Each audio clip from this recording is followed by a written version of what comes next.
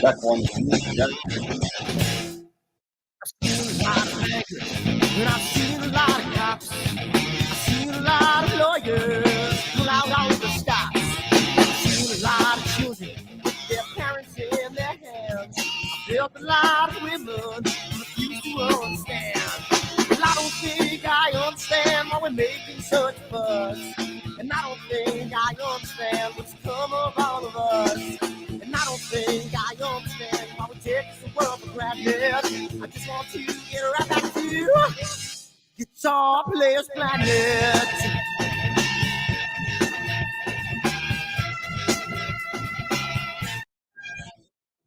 You see it in the papers, you read it every day. The riots and the fires going on in South LA. The muggers and the government, they're all wanting the same thing. They take all your money and whatever else spring. Well, I don't think I understand why we're making such a fuss. And I don't think I understand what's come of all of us. And I don't think I understand why we take this world for granted. I just want to get right back to Guitar Players Planet.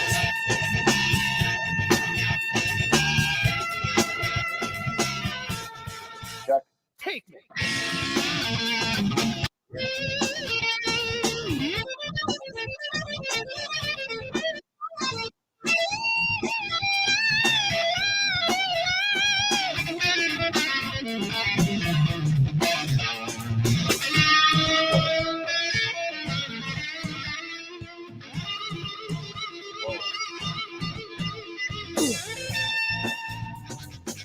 Check. Check 1, 2, check. Well, I don't think I understand why we're making such a fuss. Check I 1, don't 2, think check. I understand what's come of all of us. And I don't think I understand why we take this world for granted. I just want to get right back to Guitar Players Planet. Guitar Players Planet. Guitar Players Planet. Guitar Players Planet. Guitar Players Planet.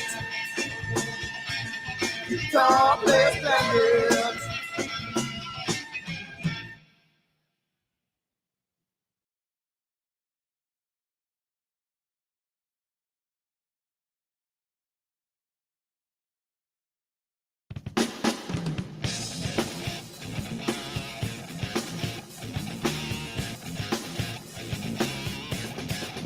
Hi everyone, Dan here, and I just wanted to put a little snippet about Astroworld and what we do because I want to start getting the word out because I think it's becoming more and more of a giant community, and I want to get the word out to some other people. So what we do at Astroworld is we hold astrophotography chats on Wednesdays at 9 p.m. and Fridays at 8 p.m. Eastern time. And we just talk astrophotography. Wednesday's more of a techie kind of advanced intermediate, and Fridays is more of a newbie kind of thing.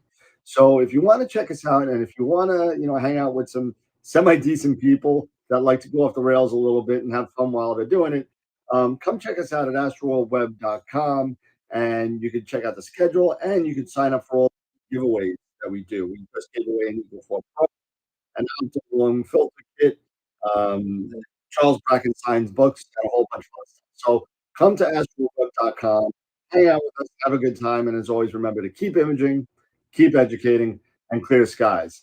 And I'll see you.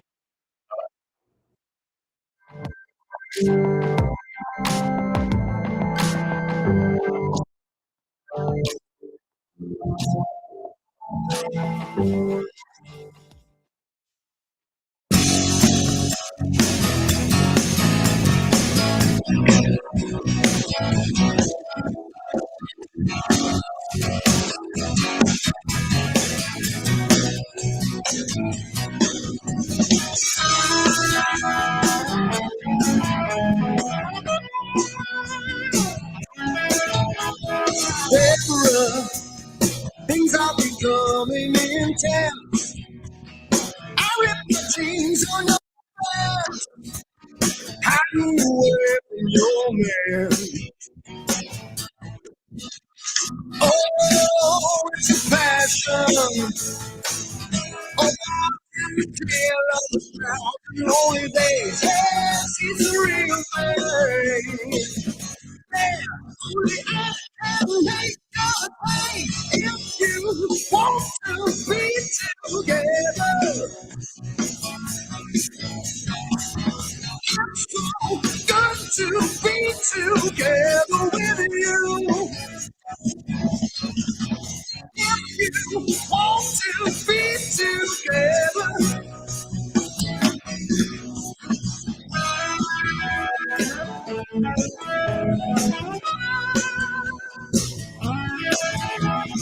Deborah, I'm getting caught in the rain.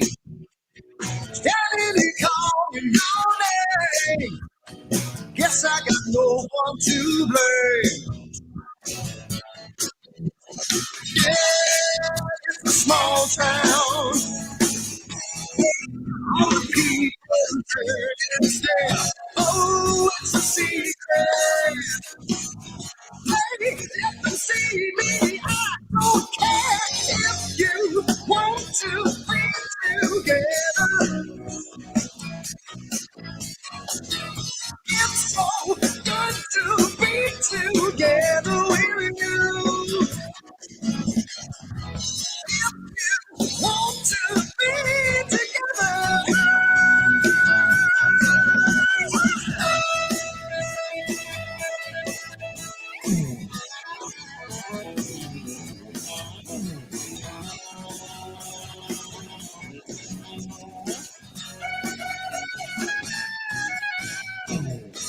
If you want to be together,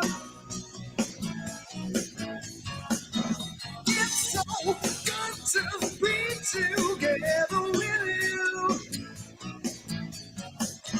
If you want to be together,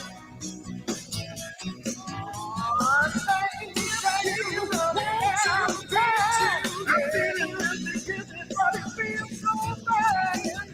Yeah, good to be together. Get together. Oh, we can do it again. I'm tearing out my head. I don't know when so good. Want to be together. Yeah. So together. Yeah, so damn good.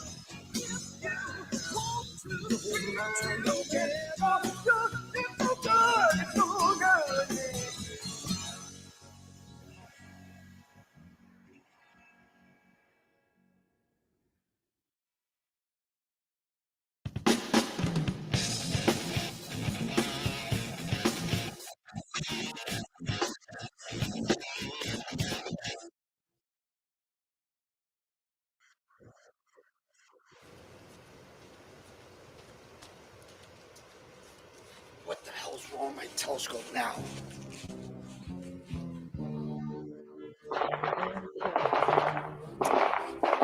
What's wrong with this thing?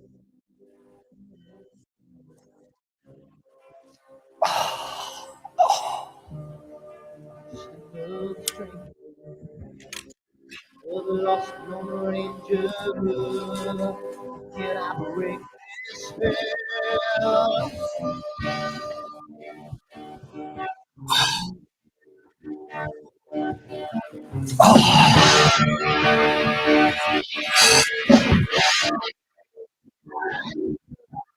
You walk in the line, you are the keys to the storm that was night. You are always there to I can hear from the right. I sleep from that dawn, and I'm breathing through the night.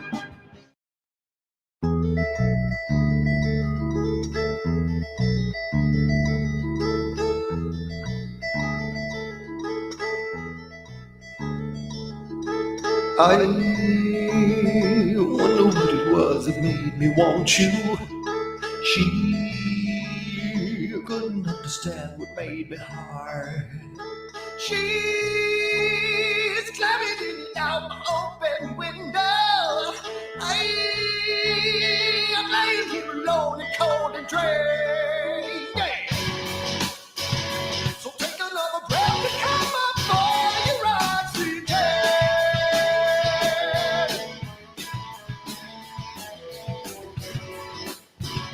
And now you wanna kiss the flesh and blood of every man, every man.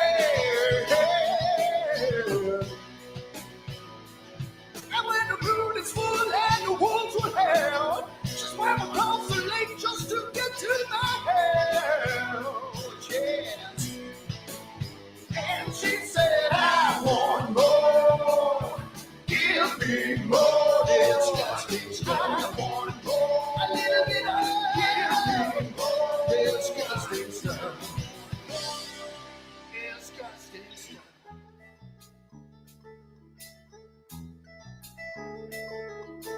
She looks upon a world that's dark and tangled. I never saw her turn her head in shame. She's climbing in and out the open window. I'm laying here alone, cold and drained. So take another breath and come up for your oxygen.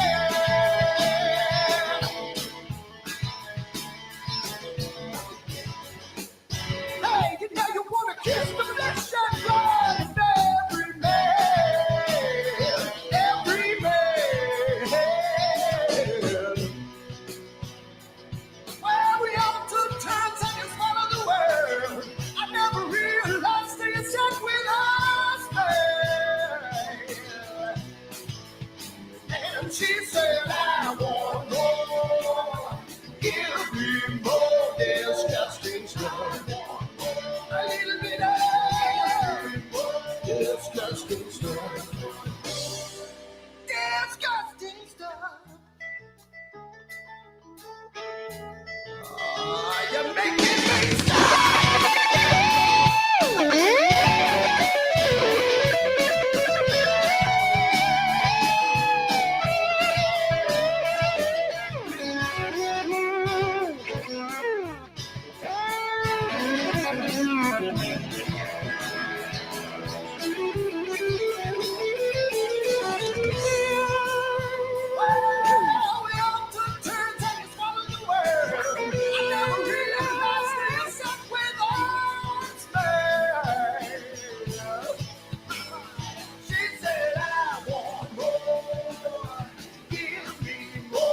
disgusting stuff.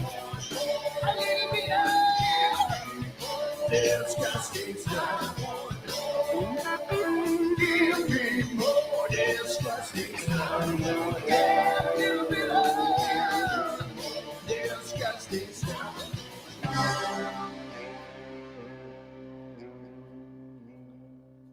I want more.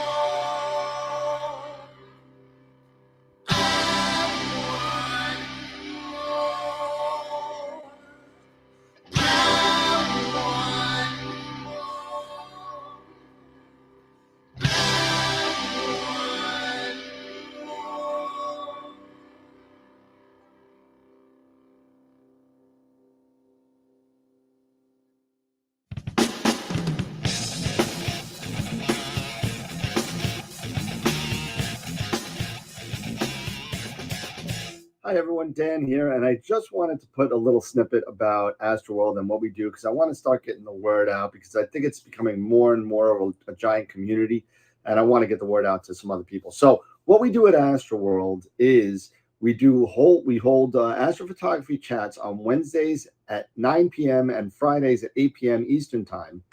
And we just talk astrophotography. Wednesday's more of a techie kind of advanced intermediate, and Fridays is more of a newbie kind of thing. So if you want to check us out, and if you want to, hang out with some semi-decent people that like to go off the rails a little bit and have fun while they're doing it, come check us out at astroworldweb.com, and you can check out the schedule, and you can sign up for all the free giveaways that we do. We just gave away an Eagle 4 Pro an Optilong filter kit, Charles Bracken signs books, and a whole bunch of other stuff. So come to astroweb.com, hang out with us, have a good time, and as always, remember to keep imaging, keep educating, and clear skies. And I'll see you soon. Bye-bye.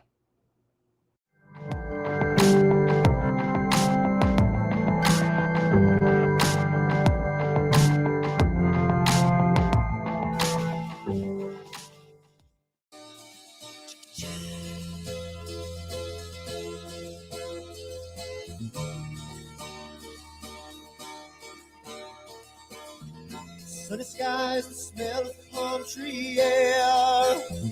Looking back, I could never feel fair. The way the music has touched my soul, the way that the South holds its control. But I've got a new way to choose. I'm gonna start running back to the lands of the new. Oh, na na na na na na.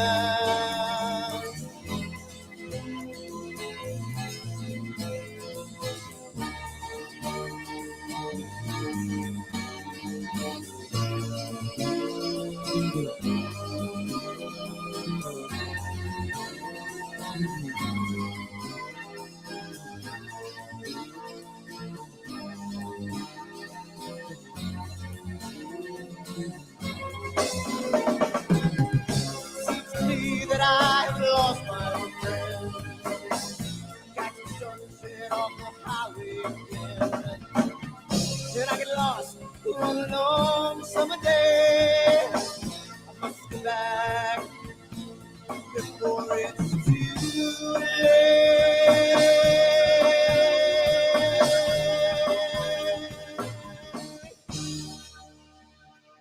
You're afraid, you're feeling alone. Time and space can never unfold. The holidays can ring in your fear. The ghostly embrace can only mean tears. And I've got a new way to choose. I'm gonna start running back for the lands of the blue. Oh, na na na na na na.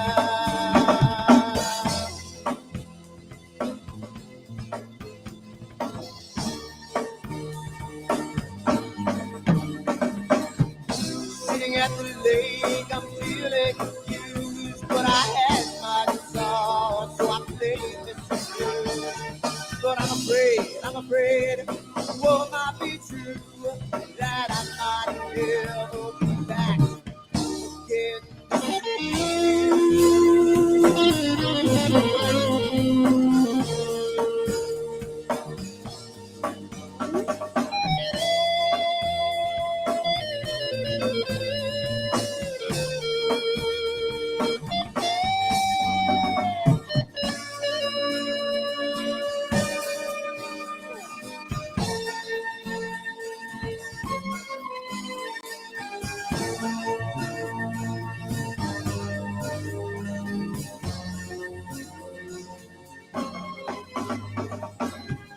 Seems to me that I have lost my friend.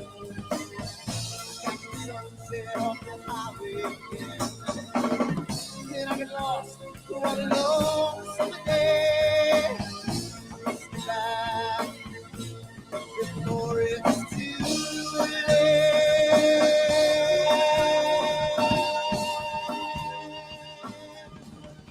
Before it's too late.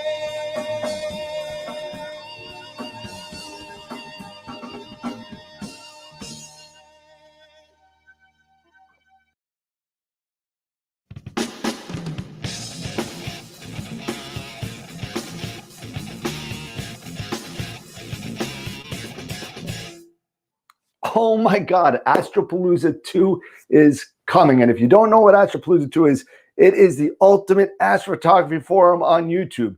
You got to check it out. Last year, we had so many people on there. We had Adam Block, we had Sean Nielsen, we had Masters of Pixinsight, we had Charles Bracken, we had all these people on, Amy Astro, Molly Wakeling, Nico Carver. We had all these people on. And we went bigger this year. We went bigger. This year, we have Trevor Jones from Astro Backyard. We got Dylan O'Donnell from Star Stuff. We have Sean Nielsen again. We got Charles Bracken. We got Dr. Sasse from My Telescope, Scott Roberts, Simon Lewis. The list goes on and on and on. You got Stacey Downton, Astro Stacey. You got to come check it out. So go to Astroworld TV and you can go to astroweb.com/AstroPalooza. And you're going to see the website. You get all the information on who's going to be on, when they're going to be on, what day they're going to be on. It's going to be December 9th, starting at 2 p.m. Eastern. So go check it out. Remember, again, www.astroweb.com/AstroPalooza, Palooza. So have a good night, everybody. Go check it out and come see us on December 9th. And as always, remember to keep imaging, keep educating, and clear skies. And we'll see you on December 9th.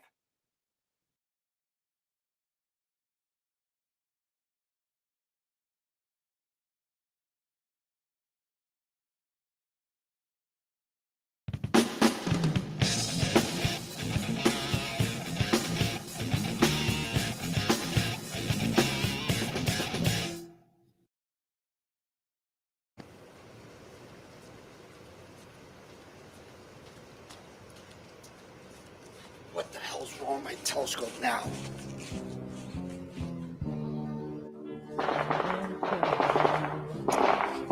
Yeah, what's wrong with this thing?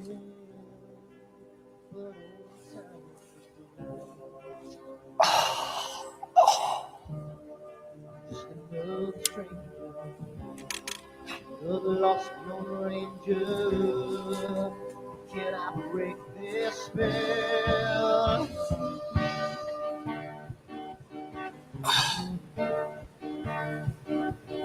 If I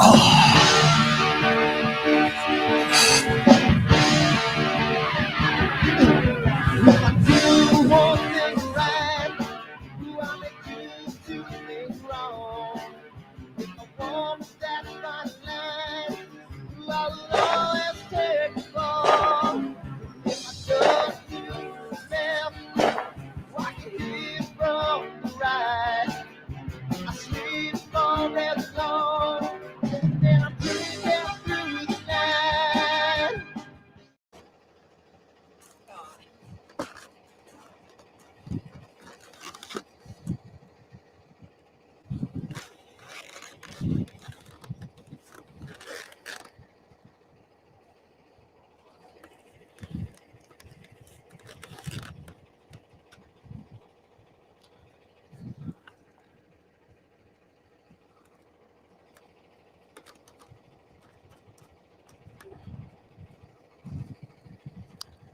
It's gotta mean something.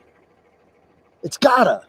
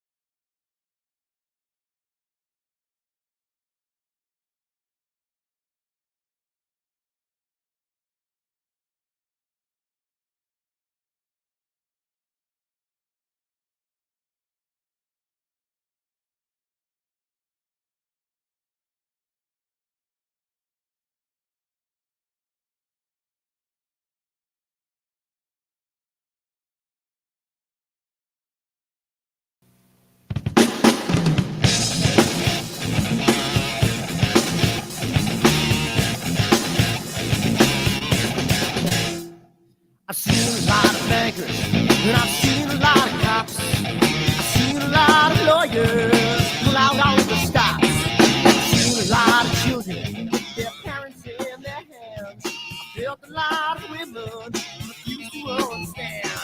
Well, I don't think I understand why we're making such a fuss. And I don't think I understand what's come of all of us. And I don't think I understand why we take the world for granted. I just want to get right back to Guitar Players Planet.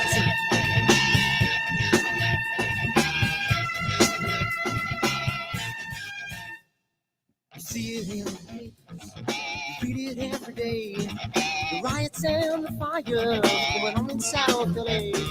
The muggers and the government, they're all wanting the same thing. They take all your money, whatever else spring.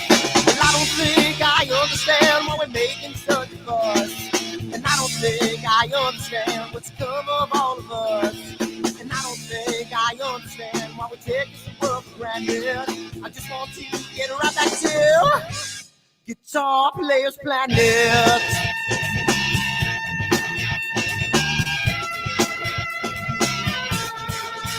Take me.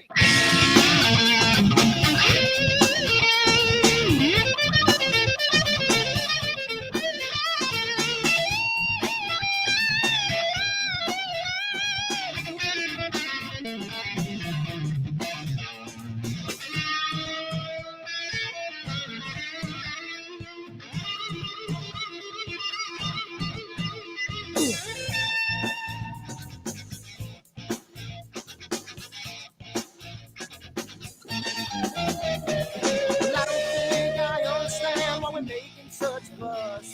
And I don't think I understand what's come of all of us. And I don't think I understand why we take this world for granted. I just want to get right back to Guitar Players Planet. Guitar Players Planet.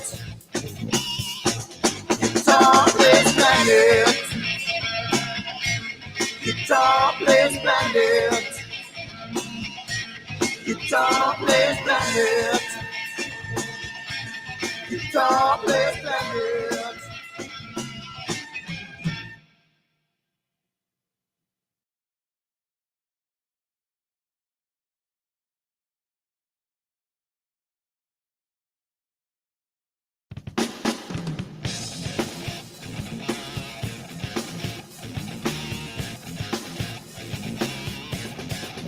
Hi everyone, Dan here, and I just wanted to put a little snippet about Astroworld and what we do because I want to start getting the word out because I think it's becoming more and more of a giant community, and I want to get the word out to some other people. So what we do at Astroworld is we hold astrophotography chats on Wednesdays at 9 p.m. and Fridays at 8 p.m. Eastern time.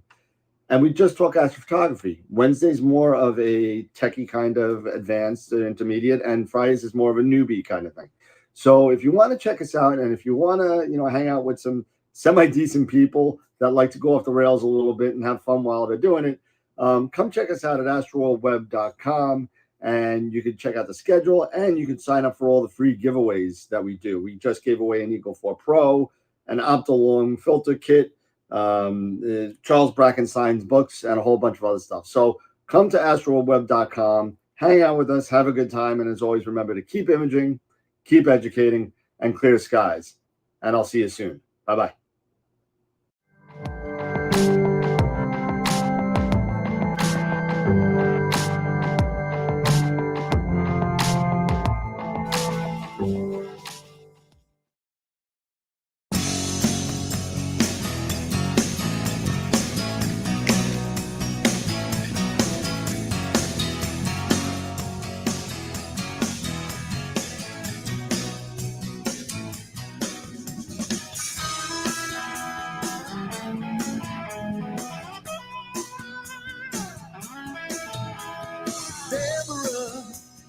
Things are becoming intense.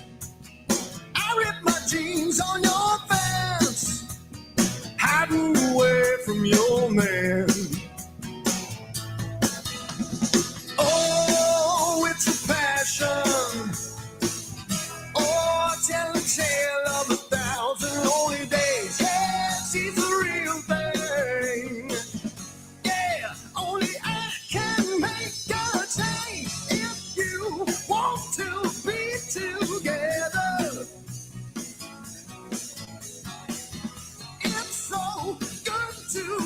together with you.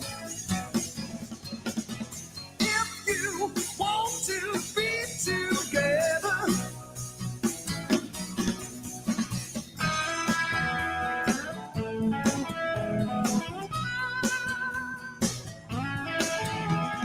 Deborah, I'm getting caught in the rain, standing here calling your name. Guess I got no one to blame. Yeah, it's a small town. Yeah, all the people turn and stare. Oh, it's a secret. Hey, let them see me. I don't care if you want to be together.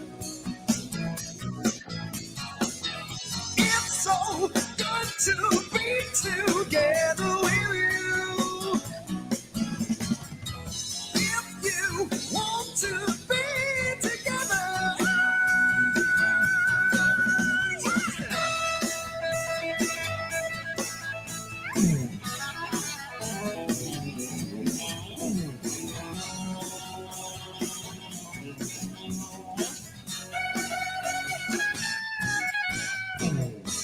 If you want to be together,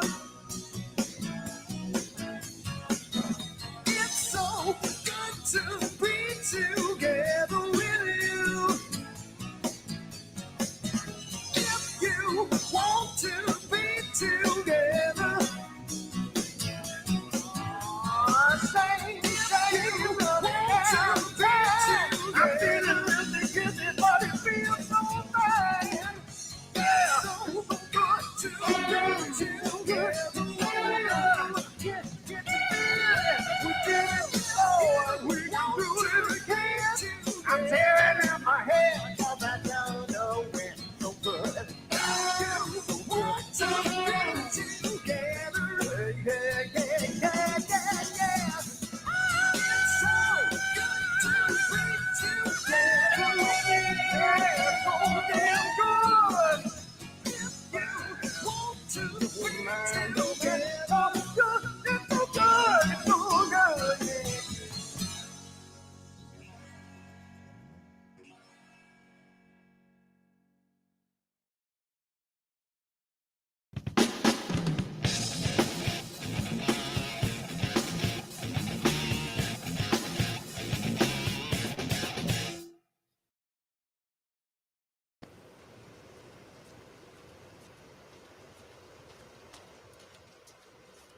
What the hell's wrong with my telescope now?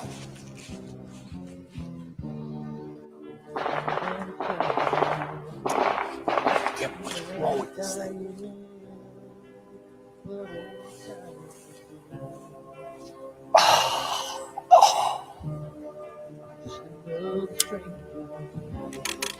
The lost Lone Ranger, can I break this spell?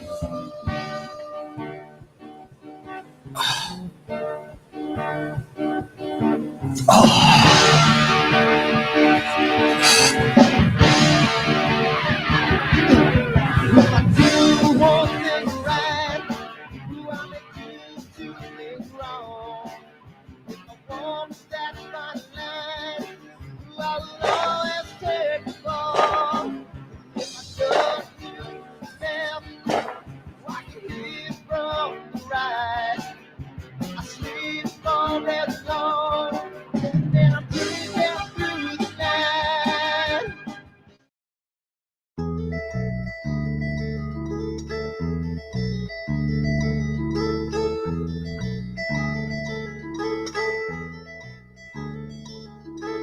I wonder what it was that made me want you. She couldn't understand what made me hard. She's climbing in out my open window. I'm laying here alone and cold and drained. Yeah. So take another breath and come up for your ride, sweet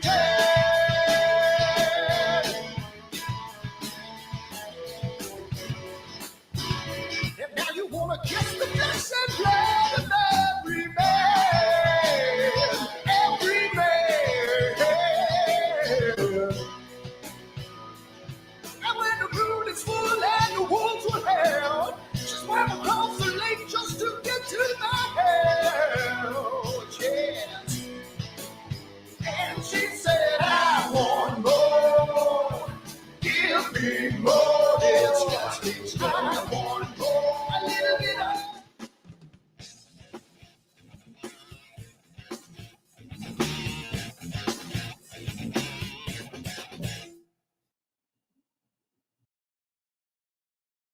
There we go. All right, rock and roll. How are we doing, everybody? I want to make sure we got Hey. audio going here. Let's just do some real. Real quick mic test, audio checks. Just want to make sure we got Eric here. Good. Yep, we're good to go. Awesome, and we are live and running, and we finally made it. I'm hearing echo in my head. Let me mute the YouTube site. There we go, and we're good. We are awesome. It's 2:00 on time. First time in a long time, Hey, and this is a big deal, man. This is a big deal. it is a Come on. big deal. It's December 9th. This is AstroPalooza 2. Welcome, everybody. It's unbelievable. I mean, look at this guest list. It's crazy. We do have one addendum to the guest list. Ron Breacher from Masters of Pixinsight won't be able to make it today. He had a last minute emergency that he had to take care of. But we still got Warren and Pete, and they're going to be hanging out with us. So it's going to be a lot of fun hanging out with them as well. So we got in a couple of minutes, we're going to bring in Wayne Parker from Skyshed Observatories. Then we got the Masters of Pixinsight crew. Picture might look a little funny. I might have to make some changes on the fly because I literally just got this information. So maybe while Eric and Wayne are talking, I could do some switches in the background. But then we got Stacey Downton, Astro Stace, coming on at about 3:25. Trevor Jones at 4. Charles Bracken at 4:35. Dr. Sasse, and hopefully, weather permitting, we're going to be having some live solar from one of the eye telescope scopes. It's going to be pretty cool, weather permitting. And then we have Scott Roberts from Explore Scientific, followed by a nice video that we made with PrimaLuceLab with Filippo and Omar from Italy. It's going to be a lot of fun. You're going to see some good stuff. A new product is going to be unveiled at this, kind of. So that's going to be good. Then we're going to be doing what we call a little catch-up time. Sometimes we run over. Sometimes we'll be doing some giveaways and stuff like that. We'll be doing that during that time. That's going to be about 6:50. Then we'll have another short video with Tom Bramwell, and then Dylan O'Donnell at 8:20, and he's going to close us out. So that's all the times are Eastern, by the way, just so to all of our people out there. So thank you everybody for coming. The first thing we should really do, because we've had such a successful year on Astroworld TV and the launch of AstroPalooza 1, AstroPalooza 2 today. It's really amazing. Don't you think, Eric? Don't you think we should do the sponsors and stuff real quick and maybe go over? Let's go over what we do, picture of the week and everything as well. Yes, absolutely. Yes, absolutely. So why don't you go over a picture of the week and what we do, not the winner, but because we got to do that today as well, right? I think. No, but because we have that picture. Today's Saturday. We did it yesterday. Oh, God. We did it yesterday. Yeah. So we announce our picture of the week every Friday. Voting opens up Wednesday at 8 a.m. until Friday at about 9:30. It was a little early yesterday for voting, so me and Dan could prep for today and get some rest and all of that stuff. But if you are interested in sharing your photo and want to have your photo perhaps be the image of the month that can be seen in our annual calendar, and we just wrapped up our annual calendar for almost. We're not there yet. We've got all the pictures of the month. Not yet. We almost have the last picture of the month for the 2024 calendar. But if you're interested in participating in Image of the Week, then go to our website, astroworldweb.com/IOTW. That is IOTW for Image of the Week. You place your entry in there. There are a few rules that you'll need to go over. Take a quick look at those. Pretty simple. You submit that for the weekly contest, And if you win the weekly contest, then now your image is thrown in the hat for the monthly contest. And if you win the monthly contest, then you are in your selection will be added for that month for the upcoming calendar. And you never know, you could also be image of the year. Wow. Which And right now, what's the big deal with Image of the Year? What are we getting? What are we giving away this year? we are giving we're giving some cool stuff this year. Not only do you have you might get a little bit of a recognition, little thing there, but thanks to our friend Sean Nielsen from visibledark.ca, who is a great partner of ours, he is actually giving an Optilong quad band narrow band filter for your one-shot color cameras. So that's pretty awesome. That is awesome. So and again, thank you to Sean for your generous gift there to add for the image of the year to the image of the year winner. So yeah, I mean, there's a lot of stuff going on for when it comes to image of the year. It's awesome. It's just a fantastic time,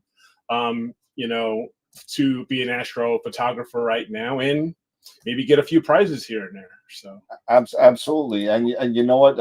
I can't say thank you enough to Sean and to all the people that have supported us throughout the past 4 years, including the people at Masters of Pixinsight, all the people that have been on the show from the beginning, going all the way back. And I saw him in the chat. Charlie Walsh was out there. Tim Cowell, yes, our sponsor. Oh, you got your stuff. Oh yeah, there'll be maybe a little unboxing if we have some time. Yeah, oh yeah, we might have some time. So you never know. Yeah, absolutely. So and just so you know, for all the giveaways we're going to be giving away the first giveaway after the first speaker, and at that time I will stop importing names. I have 62 names right now. So if you want to be involved in any of the free giveaways that we're doing, and the giveaways include free Masters of Pixinsight classes, free IP for AP subscriptions, a premium data set from iTelescope, a Visible Universe signed book by Charles Bracken and Dr. Max, an all sky image as well. And hopefully, when Charlie comes on, he could show us a picture of the image because it's just too big to put here. It's pretty wild.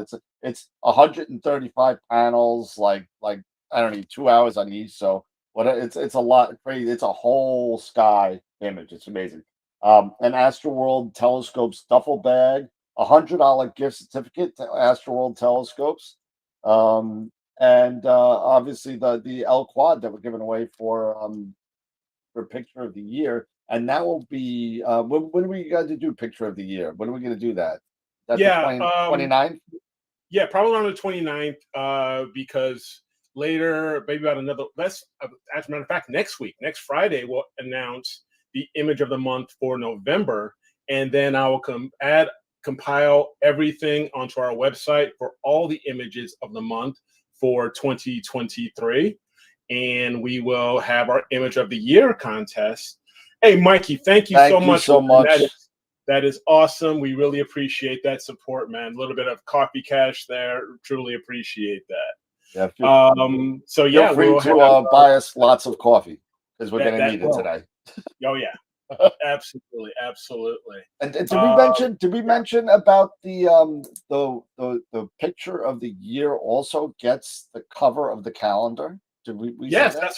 that's one thing I did miss is that, yes, as well as getting that really cool Optilong quad filter, your image will be on the cover of our 2024 Astro World calendar. So yeah, Yep. I mean, really cool recognition there, and so Yeah. pretty awesome. So go to astroweb.com/AstroPalooza and sign up for the giveaways. And also, we're selling shirts, AstroPalooza tour shirts, where all the proceeds go to an astronomy club. And if you want the astronomy club, your astronomy club available to win, then I just want to make sure something. I heard a little click. I'm sorry. Yep. Okay. Okay. If you want your Astro Club available or eligible to win the check of a donation for all the proceeds of the shirts, email me, put it in the chat. We got people looking at the chat. We'll get them. We're not giving away the check today. We're going to continue to sell shirts until the end of the month, but we are going to pick the winner today. So whoever's the winner, the additional shirt sales that we receive, that's going to go towards that Astro Club that will be selected today, right? Absolutely. Yep. Everything good. Yep. Just go and and it'd be in your best interest if you are the winner to tell your club members to buy more shirts. Absolutely. Definitely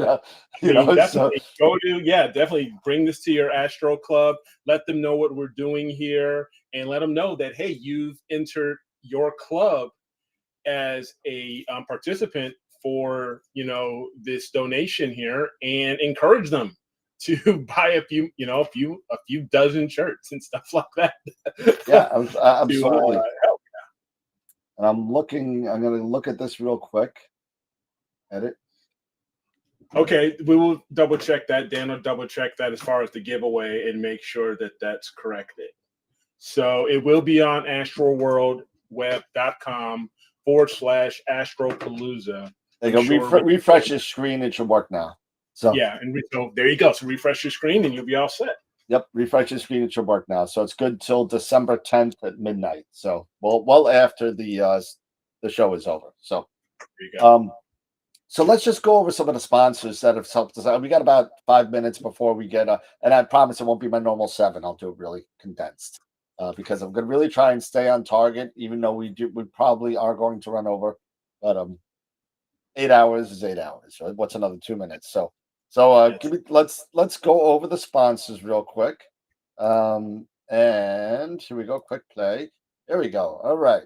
So we do have sponsors, and we have a lot of people that support the show, not only from a sponsor side, but a member side as well. So it's real important that we throw a shout out to all the people that have supported us over the years with either Patreon subscriptions or just being all around good people and giving us stuff to give away. So here we go. So our first sponsor is Woodland Hills Camera and Telescopes. Thank you. We are going to be giving away more money for Christmas from them. We have $100 left from them that we will be giving away. So if you want to be involved in some more of the other giveaways that we have, go to astroweb.com and go into the giveaways section of the website. Red Giant Level, PrimaLuceLab, Camera Concepts, and Optolong, all of whom have given us money and prizes over the past 2 years to help us out and get products out to you. One of the biggest supporters that we have right now is Masters of Pixinsight and IP for AP. These guys give us a free workshop to give away every Friday. Plus, every month we give a yearly subscription away for IP for AP. And if you don't know what IP for AP is, you should go check it out because there's a lot of great tools for not only Pixinsight, but they cut their teeth on Photoshop for new Photoshop users that are still using it or continue to use it, because a lot of astrophotographers out there use a combination of all of them. So really good stuff. And also our parent company, AstroWorld Telescopes. Feel free to give me a call if you want to get any Astro gear. We're a reseller for a whole bunch of other stuff now. So feel free to hit us up for anything you may need. Our member sponsors are really what keep this channel going. Whether you're on Patreon and you're a subscriber on there, whether you're on YouTube and you're a subscriber on there, we would just want to say a thank you to everybody that has really supported us over the years. Sean Nielsen, Bob, and John on these are the Off the Rails members. These are the guys that have the highest subscription level. So thank you to them. Our Quasar members are next. Dr. Hassan and Chris. Black Hole members, we have quite a number. Charity, George, Mike, Dave, Dan, and Tom. Red Giant members, we have a whole bunch of Main Sequence members. It's amazing. White Dwarf members, and they all go down little by little to Protostar members. And then we come down to today. Today is AstroPalooza 2, and we have a slew of guest stars today, so it's a lot of fun. Guest stars have changed a little bit. Sean, unfortunately, won't be able to be with us today. So we have Trevor, Dylan, Stacey, Scott, Masters of Pixinsight, Charles Bracken, Dr. Sasse, Tom, and Wayne. So we also have a recorded video from PrimaLuceLab from Italy. So that was nice to have. For our future guests, come check us out January 10th. Nico Carver will be coming for his first solo show from Nebula Photos. He's been on the show before. He was on AstroPalooza last year, but this will be his first solo show. So it's going to be cool to hang out with him and catch up. Maxi Faliares, Astrophotography to the Max, a astrophotographer from Argentina who has been on the show before, will be with us yet again. And I believe I spelt his name wrong again, but I apologize about that, Maxi. So at least I can pronounce it right. Adrian Bradley, Nightscaper, does awesome images, and I believe that's him in taking a look through maybe an Esprit or something. But he takes great landscape pictures, so it's really, really cool to learn a lot from him if you're into those wide field Milky Way shots. And as soon as APP 2.0 comes out, Mabula is going to be coming on and giving us a rundown of what the new version of APP has to give us. So it's going to be a lot of fun catching up with him. Image of the week, leaders. The image of the week is complete, and Tom Peter has taken away and made a new record with, actually it's 8 images of the week, because he won last week, right? He won the last one. Yeah, he won the last one. So he made it 8 as a record, took over the record from Greg Meyer, who followed up his 6 of 2022 with 5 in 2023. So he's got 11 over 2 years. But Tom, congratulations for Astro Image of the Week, for the most images of the week for the year. And then we got Image of the Month winners. November was just done. We just did that. So who won? Do you remember who won November, Eric? Not off the top of my head. That's all right. So the calendar is set. Yeah. No, we haven't announced November. November's next is on Friday. Oh, that's right. November is on Friday.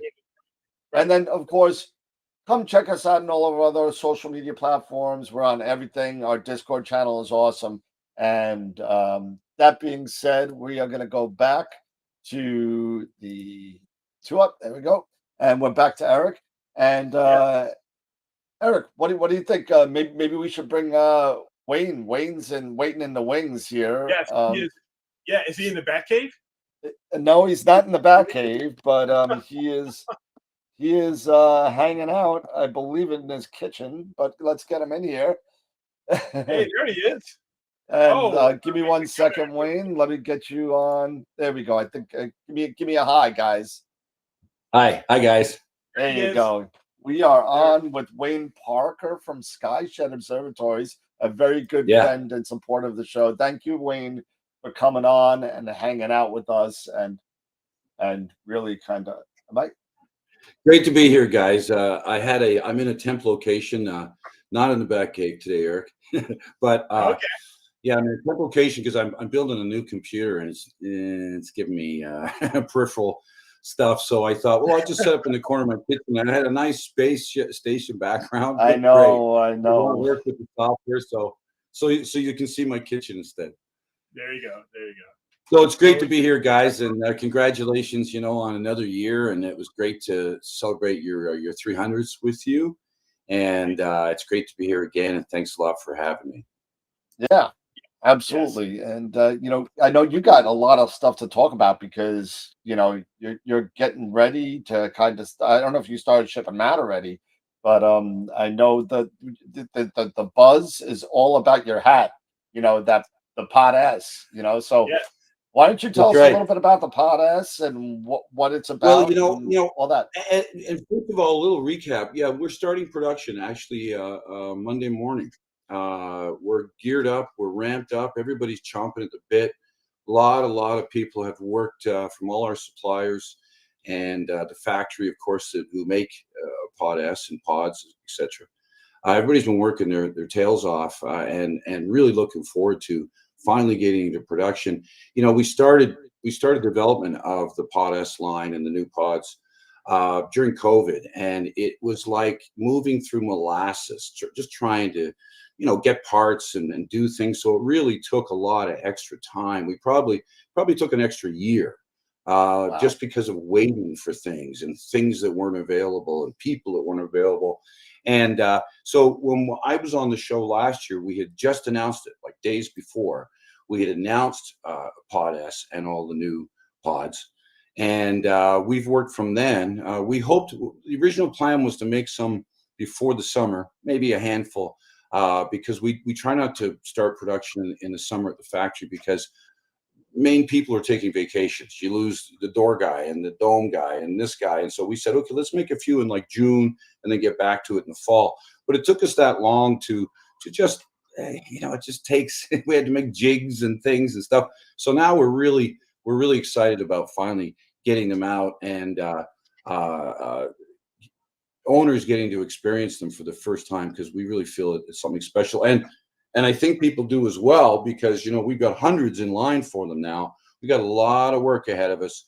We know it. We're ramping up, and we're just really looking forward to it. And of course, if you're not familiar with the new line of Pod S's, it's geared towards, let's say, astrophotography, although it doesn't have to be used just for that. It can be visual, but it's like our large Pod Max. It's a slotted dome, which means we can motorize it. So it's ASCOM, it's all those things. You can use it remote. And a lot of people are very excited about it. So, and so are we. Yeah, I mean, I am myself. I'm excited about it, excited for this new opportunity for you guys.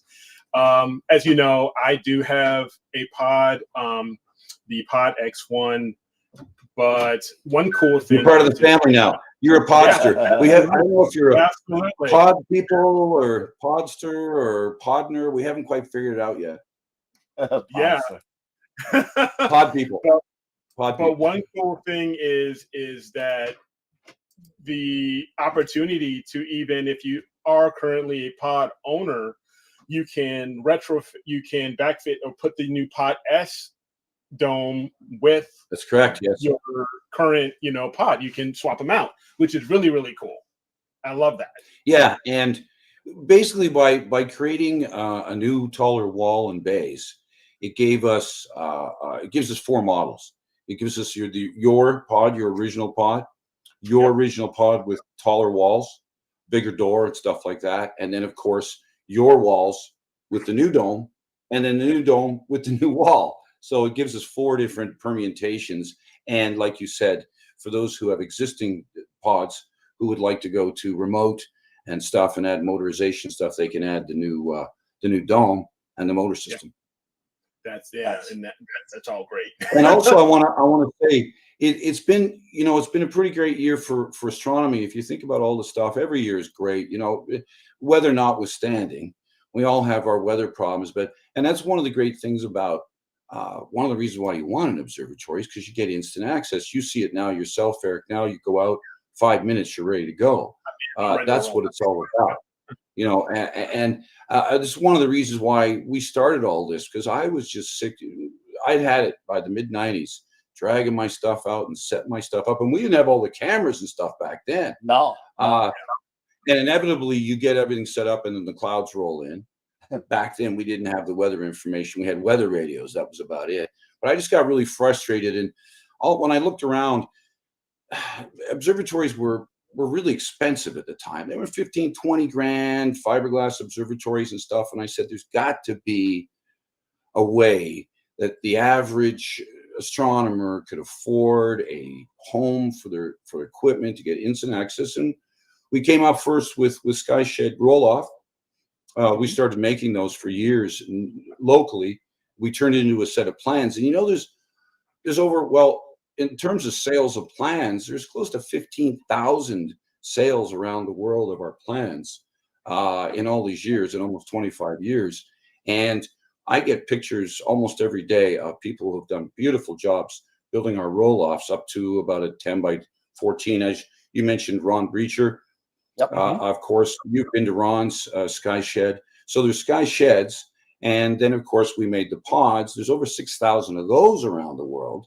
And, of course, our Pod Maxes, those are in the dozens. It's a much bigger, it's a much different animal. And now, of course, Pod, and before long, there'll be at least hundreds of those in the world. So we kind of feel like we're feeding astronomy. That is to say, a lot of the other guys you're going to have on today, and women, ladies as well, what's the first thing you do when you get an observatory? You've probably done it yourself already, Eric. You're buying a new camera, you're buying a new scope, you're buying filters, you're buying this because now you can actually use them. Yeah, we're kind of driving the industry. You know, when I think of all the thousands of scopes and things and cameras that have been maybe purchased in addition to what would have been purchased, because people now have a place to keep it set up and work with it. You know. Oh yeah, and that's so true. I mean, Dan already knows because I've already got one set here. I've got some other stuff coming. I mean, I'm like a kid in a candy store. It's like Merry Christmas, Happy Birthday, all rolled into one. Yeah. It's all because I've got observatory now. I'm going to keep going until Dan's got one. I know he's got all those wires. I know he's got all those wires. You know what? I'm going to keep going. What I'm really thinking is for me, and because the wife just doesn't, is not all sold in with the pod looking thing. So I'm thinking it's a piece of art. I'm thinking about the roll off from Sky Shed. So that's what I'm thinking. Once I get out of this house with the telephone wires and everything and all that kind of stuff, I'm not going to build a roll off roof with the chance of moving, And you need more room as well, of course. Don't forget, you need if it's a 10 by 10, you need 10 by 20 to roll off the roof and stuff. So it does take up, more room. But if you could have seating over there, you could have seating underneath the rails and stuff like that. So exactly. There's a lot of stuff. It doesn't take a big footprint, that other 10 feet, because it's just really two poles. Yeah. You're right. I've seen owners put like decking actually underneath there, put a barbecue and stuff there. Yeah. I don't know. I don't know if I want to listen. I don't know if I want to barbecue next to my roll-off roof. I don't know. That is a viral YouTube thing waiting to happen right there. Yeah. The turkey doing the turkey thing, There goes your scope, Yeah, that'd be fun. But my main thrust today is, of course, we're very excited about getting production. I can't wait until people start experiencing what we've experienced with Pod S. And when people say how is it in relation to, like, how's it compared to Pod? And I hate to use the term, it's like Pod on steroids, because that's been so passé now. It's no longer a sort of good thing, but it really is. It's, if you think Pod is tough and stuff, I'll give you an idea. The Pod Dome weighs about 160 pounds. The Pod S Dome weighs about 300 pounds. It's a tank. You pound on that thing. This thing will absolutely outlive most of its owners. Oh yeah. Wow. Sorry, I'm laughing, but I get calls from people and they say, I'm the 6th owner. And I say, what happened in the last 5? I don't want to hear. Well, why didn't they all buy one, right? Hey, Eric, what are you doing? I know, right? We knew that, the only thing we didn't build into them was obsolescence. And that, they just keep going and going and going. Yeah. We knew, to give you an idea, the factory that makes our pods, they were already making water troughs for the desert, for agriculture in the desert. And they had troughs that they made in the 70s are still in use. Wow. So that gives you an idea of how long, like, we don't even know how long this stuff will go for. I always say it'll live us all. Pods will still be standing all over the place. Yeah. So it's instant access. And now, of course, we're adding ASCOM and remote and all those things that people want nowadays. They want to be able to use it remotely. We've got it. We've got ASCOM remote with a computer. We've got telephone remote. Now that's basic functions because you need ASCOM to be able to track with your scope, and we can't really do that on your phone at this point. We may be able to in the future, but it's and of course, there's a Odroid hand pad inside, display inside, and then there's another digipad. So there's like 4 different ways to control the dome, either from inside or remotely. And we're actually going through the last phases of testing that all now with the latest software. As the electronics guys are a little bit behind us, and the reason is they were about ready to go last February, and our motor manufacturer saw what we were doing and said, hey, you know, we got a better motor for what you're doing. We can customize it better for you. We can set the RPM for what you want. And so we said, yeah, let's switch to these motors. These are great. The problem is we had to redesign all the software, the cases that go in and stuff. So it set the motor guys back probably 6 months, and they're just finishing up now again, where soon we'll be showing off how the motor system works and stuff. But it really is the guys who've done an incredible job of creating the motorization. They work in industrial movement. They do a lot of lifts and things for the military. So this was a no-brainer to them, or for them. It's you've never seen anything like neither Pod S, we feel, and or the motor system, because this is an industrial heavy duty system. This is not kind of, you know, screw on a couple of motors or something. This is an integrated industrial level. This is ready for NASA. That's what we're designing for, because we get universities and NASA and MIT and all these different people who want our observatories, and they're going to want to use them remotely. And so it's great for us as backyard astronomers, and it'll work for industry, for the aerospace industry as well. Yeah, you got a question from Josh, I think. Can you paint the shed? No. We have, as you know, we have a kind of rainbow of colors. We have white and tan and gray, a couple of grays, a couple of greens, blue. You can mix and match them to match some HOAs and stuff want you to match their house color and things. So if you have a brown house, you get a brown pod or a tan pod. Yep. But because we use polyethylene, we always say, we may have been able to put a man or people on the moon, but we can't find anything that'll stick to polyethylene. And especially paint. What happens is the plastic expands and contracts. The paint all cracks. It looks like, a desert when it's all full of cracks and dried out, gets like that. So no, you can't paint them, unfortunately, but you can, as we do, make them in various colors. We've even made special colors like orange and all kinds of crazy colors. That's cool. What about the amount of time and how many people that you need to set this thing up? To assemble, to build it, you mean? Yep. Really simple. Eric, you've built a pod. Now, of course, I kept sending Eric the instructions. And I'm thinking, I'm watching the show, I'm thinking he has not watched those instructions. Pod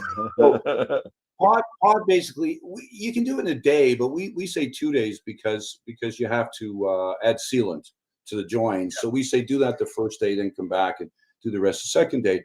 Pod S is about the same, it's a little bit more. So say a couple of days. And as far as how many people, like with Pod, there's parts of it that a lot of it one person can do. Some takes 2. And the one part that takes 4 is lifting that 300-pound dome onto the wall. That's where you're going to need a couple of buddies to stop by. Yeah, that's what we're going to have to get a couple guys. Wow. Yeah. But it's to give you an idea, there's 18 in the tall wall. There's 18 bolts, all pre-drilled. That's one of the things we'll be doing at the factory this week, working with our new jigs. The reason we've got jigs is so we can trim, and not only that, we drill all the holes for you, which makes it really easy, because for you to add the handlebar inside the slot cover, and if we gave you measurements and you're measuring on a curve, it's never going to work. So you're literally, it's like mechano. You're just bolting everything on. And so I figure a couple days to assemble it, maybe a couple of days to install the motor system and get it all calibrated and stuff. And oh, by the way, our software guru, James, he's in Maryland. He operates our test units up at the, as we call it, the back cave. And the reason for that is it's a long tunnel-like building that is rather dark when we work at night, and we invent all kinds of stuff there, so we call it the back cave. Well, he operates remotely, and one of the neat things that he's built into Pod S is auto calibration, which is very cool.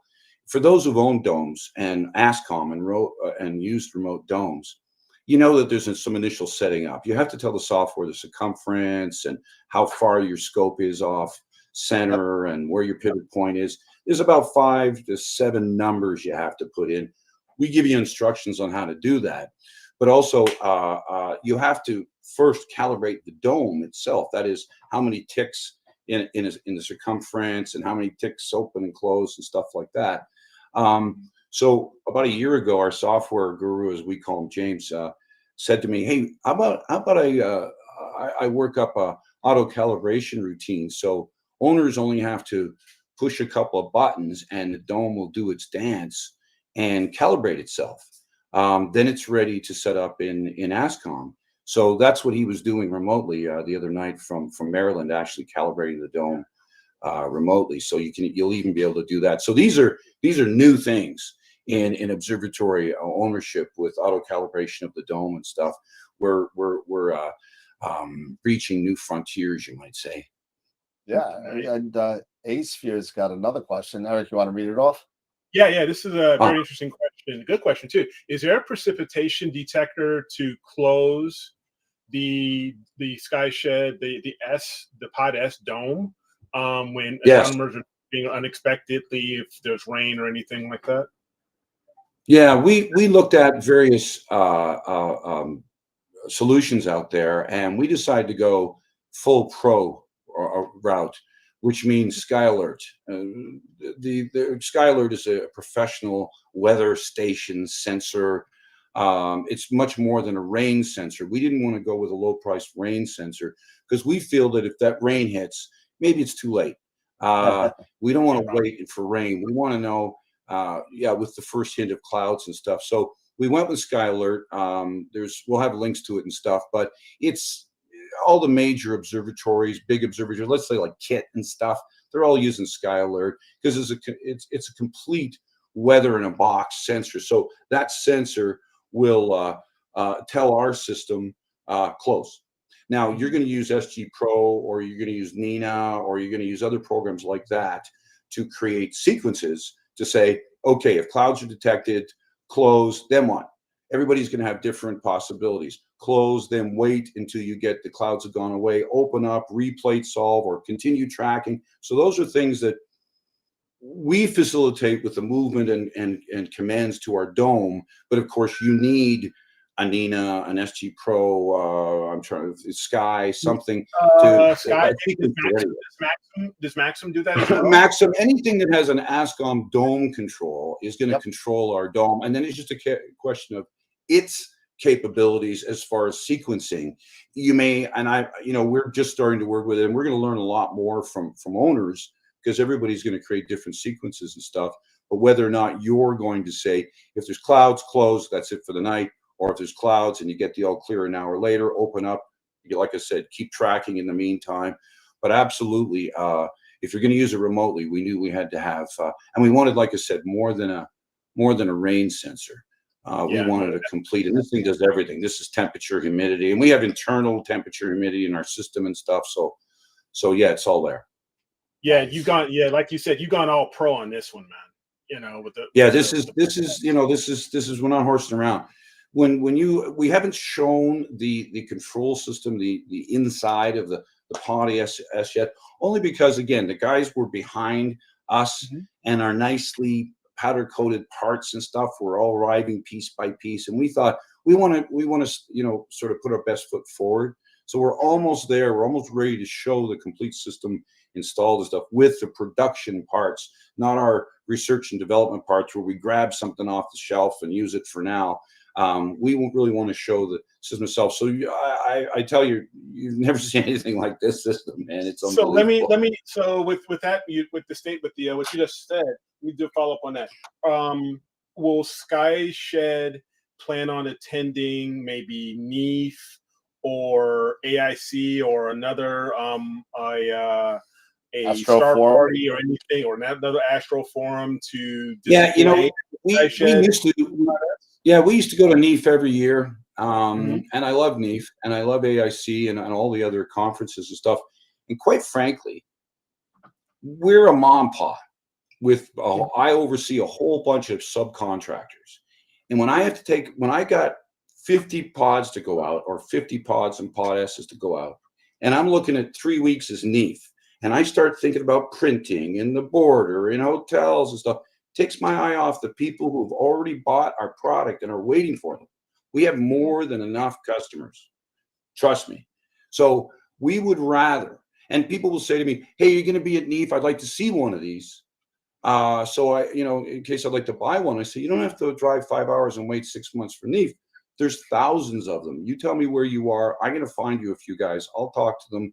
And we found guys that are 7 minutes. We found guys that are in the same subdivision who've been going out to their backyard for 20 years each. Never knew the other one was 2 minutes away doing the same thing.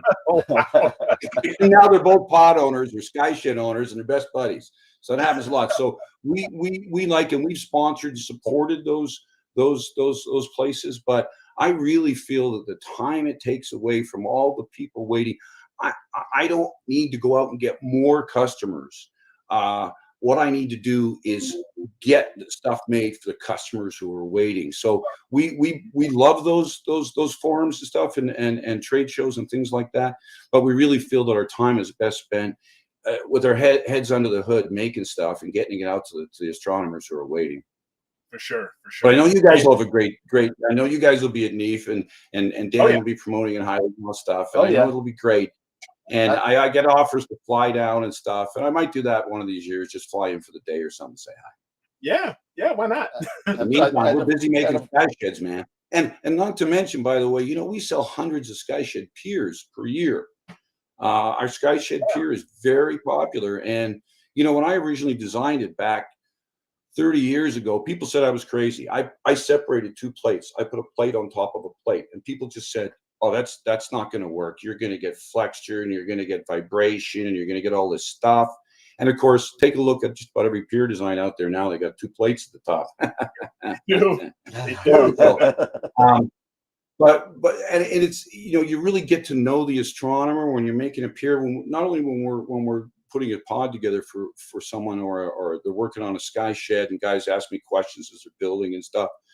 But the piers, of course, my first question is when someone says I need a pier, I say, what's your mount or mounts? And we start from there. And what are you going to be doing? And what are you putting it on and stuff? So it's back and forth and back and forth. And, by the way, it's the best part of my job. You know what I do every day? I talk to astronomers all day long, 7 days a week, 12 hours a day, or more. I love it. I love it because we see the journey. I'm seeing Eric now. He's got his pod. He's putting stuff in, and he's going to be taking more pictures and stuff. And Greg Yancey, I'm just thinking of Greg Yancey because he just got his. He's owner. He moved to South Carolina. He just got his stuff going again. Just posted a couple of killer shots in our pod discussion group, pod S discussion group, and I just love it when I watched Ron Breacher go from getting started to becoming famous, and we love it. And name names. There's just a ton of guys out there. No, and women as well. I think of all the great women photographers now and astrophotographers. In fact, I'm happy to say, I'm very, very happy to say that we're making the first dozen pod S's as a run before Christmas right now. Awesome. And half of them are women. Half of them are women owners. Women, wow. Andrea Jerome, Samara Nagel, all these. And it's not like we said, oh, let's choose half women, half men. That's who stepped up and said, I want one right now. Absolutely. We love to see that inclusiveness and bringing more people of all ages and all types and all sexes into the mix is part of our goal. Yeah. Well, you got some comedians in the chats asking. For AstroPalooza, are you willing to give an AstroPalooza discount to a pod S? Yeah. Okay, I will. Yeah. Well, here's the thing. We're already given discounts, so contact me and I'll let you know about it. You get extra peanuts in the packing. That's what you get. Exactly. Yeah. The way it works, I was telling Dan the other day, he knows what it's like as entrepreneurs. you sink a lot. You sink hundreds of thousands, maybe millions of dollars into something to get it going. And it takes a long time. Like, this is a long game. We're gonna be doing this for a long time before we see a return. But it's the karma we get, and just the fun we get out of seeing so many people getting going and getting to where they want to be. That's what really does it for us, and the money will come later. Absolutely. And TJ Connolly, I think, just put his together over the summer, I believe, up in upstate New York. TJ's one of our first. I got to contact TJ because we're making his. He doesn't know it yet. I haven't told him we're making his podcast this week. Oh, nice. And and that'll make. Yeah. I can't wait till TJ. I don't know if TJ's tuned in, but if he is, hey TJ, we're making your podcast this week. Nice big tall wall XL5. Well, we're gonna have to tell TJ to look at at the 45-minute mark. Yeah, we're gonna tell TJ to watch it. so we'll do that. Love TJ. TJ's great. TJ's great. He's a really good. He's a good friend of mine. He's only about 3 hours away from me. So that's right. Up so, near Plattsburgh. Yep. I know the area well. A buddy of mine, Rich Hubley, is asking if you could build an extension for a Skyshed pier that he bought a couple of years ago. Yes. Hey, Rich. Great to hear from you. Richard Hubley's another favorite of ours. Yep. We have so many favorites. We have hundreds of favorites. I tell you, I love them all, and we know them all. Like we remember when people say, "Hi, I'm Bob from 10 years ago." Hey, Bob, I remember you. Well, yes. I'm using one of our extensions. What we did was, because you can imagine, for the pod wall, it's about 50 inches tall. For the new wall, it's almost 6 feet. It's 5.5 feet tall. So what are you going to do with your existing pier? In the case of a Skyshed pier, we built a 12-inch base extension. I mean, it's really, in fact, I got TJ's in the back of my car right now. I'm bringing it up to the factory on Monday because he's coming up or Tuesday, we'll see, because he's coming to pick up. And I said, yeah, I'll have it at the factory. So this goes in line. So you unbolt your pier, you put and it's really hardy. You put that in and you bolt your pier to that. So now you've got an extra foot, and that's going to bring your pier up to the new height, or the same height as your new wall. Nice. That's awesome. That's a great addendum to keeping your instead of putting the product more versatile. Yeah, we put it at the base, and you just bolt them together. It uses all the same pattern you got now. They just fit in line, and like I said, we made it with huge plates and stabilizer fins and stuff. So it's really, I know I put the thing in the back of my car a couple of days ago. I was like, this thing weighs, holy cow, it's a big hunk of steel. So yeah, let me ask a question to you, Wayne. As a new to me pod owner, we were talking about this. I got the weather stripping, That's all working. It's all great, weatherproof now. It's as watertight as I can get it. What are some other things as a pod owner over the years?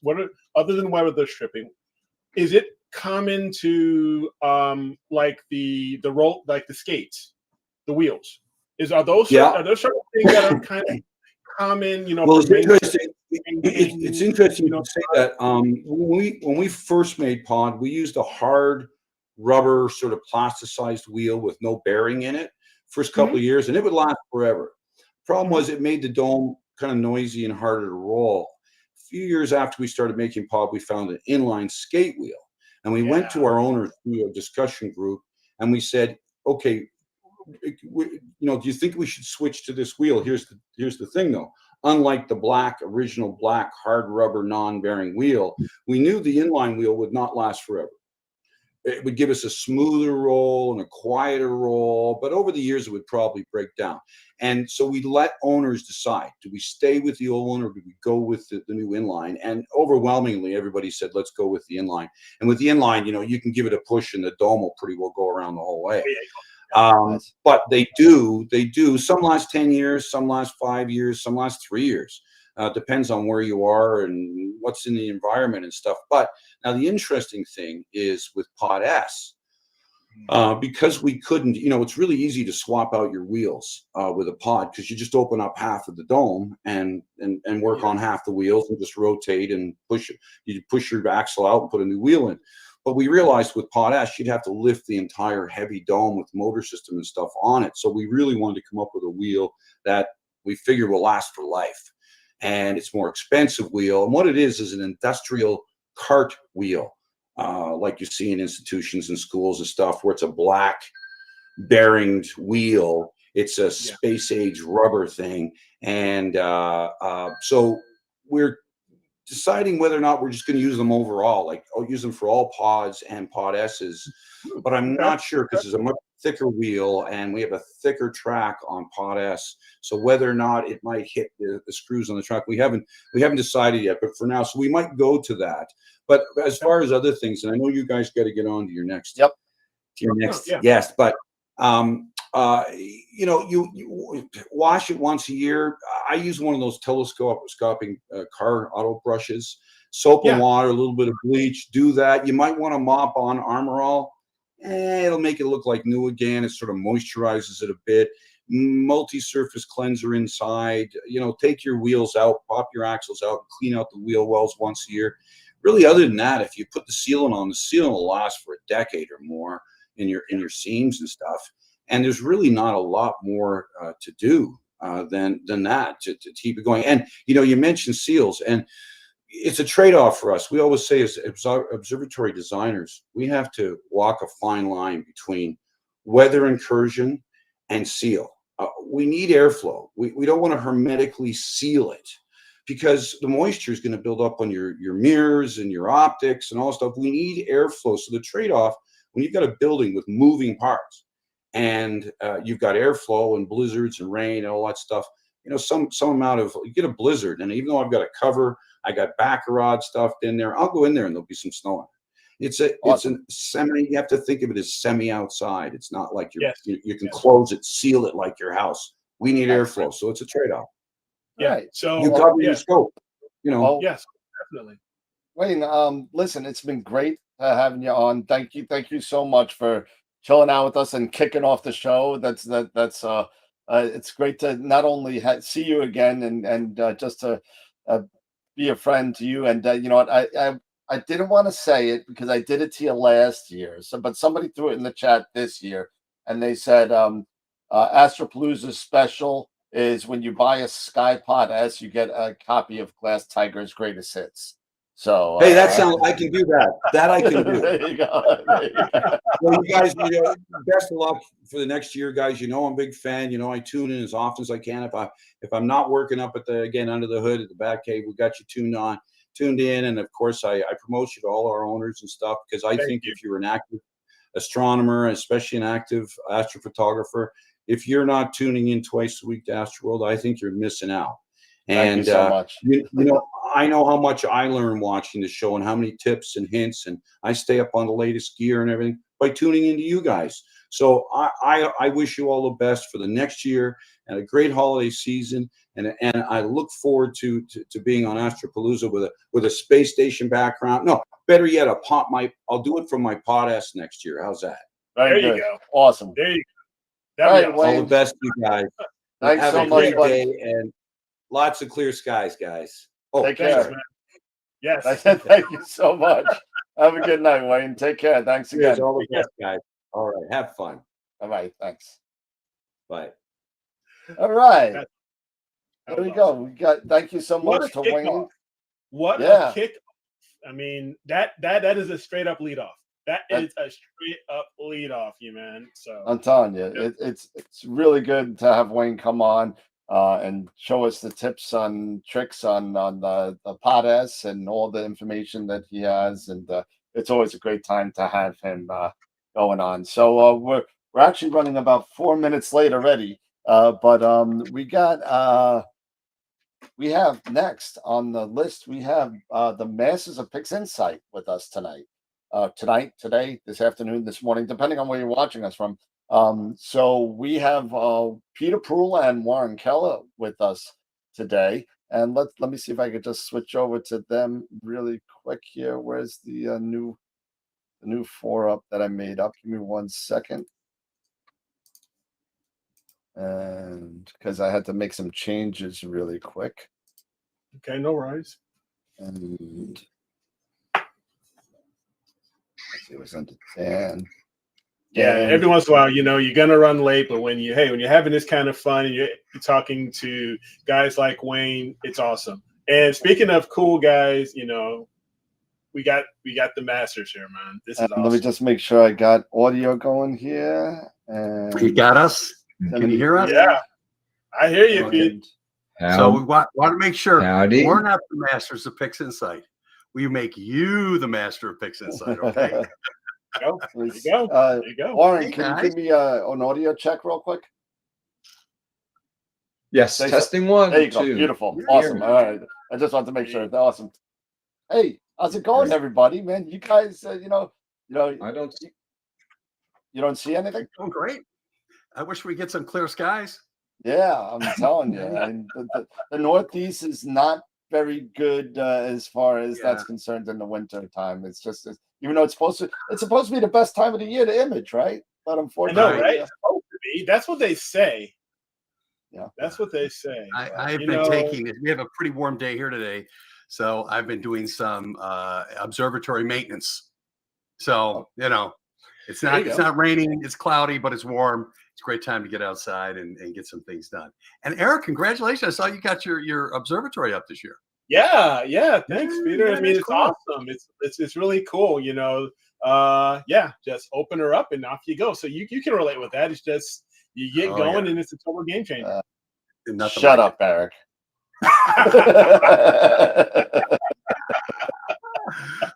So, Pete, Warren, welcome again to another edition. I believe this is your third or fourth time, maybe third on Astro World / Palooza. Third time, yeah. So thank you for coming on and hanging out with us again. And but those of you that are new to astrophotography and don't know anything about IP for AP or Masters of Pixinsight, why don't you guys give a little rundown on what's going on over there? Well, Warren, would you like? I'm going to do screens up. Yeah. Let me just take them. Yeah, I'll take you through a couple things on the site first, okay? Sure. Yeah, sure. Can we do that? Can I just share my screen? What do I do? Yes. Yeah, you could. I believe it's the little red computer, if I remember right. And oh boy.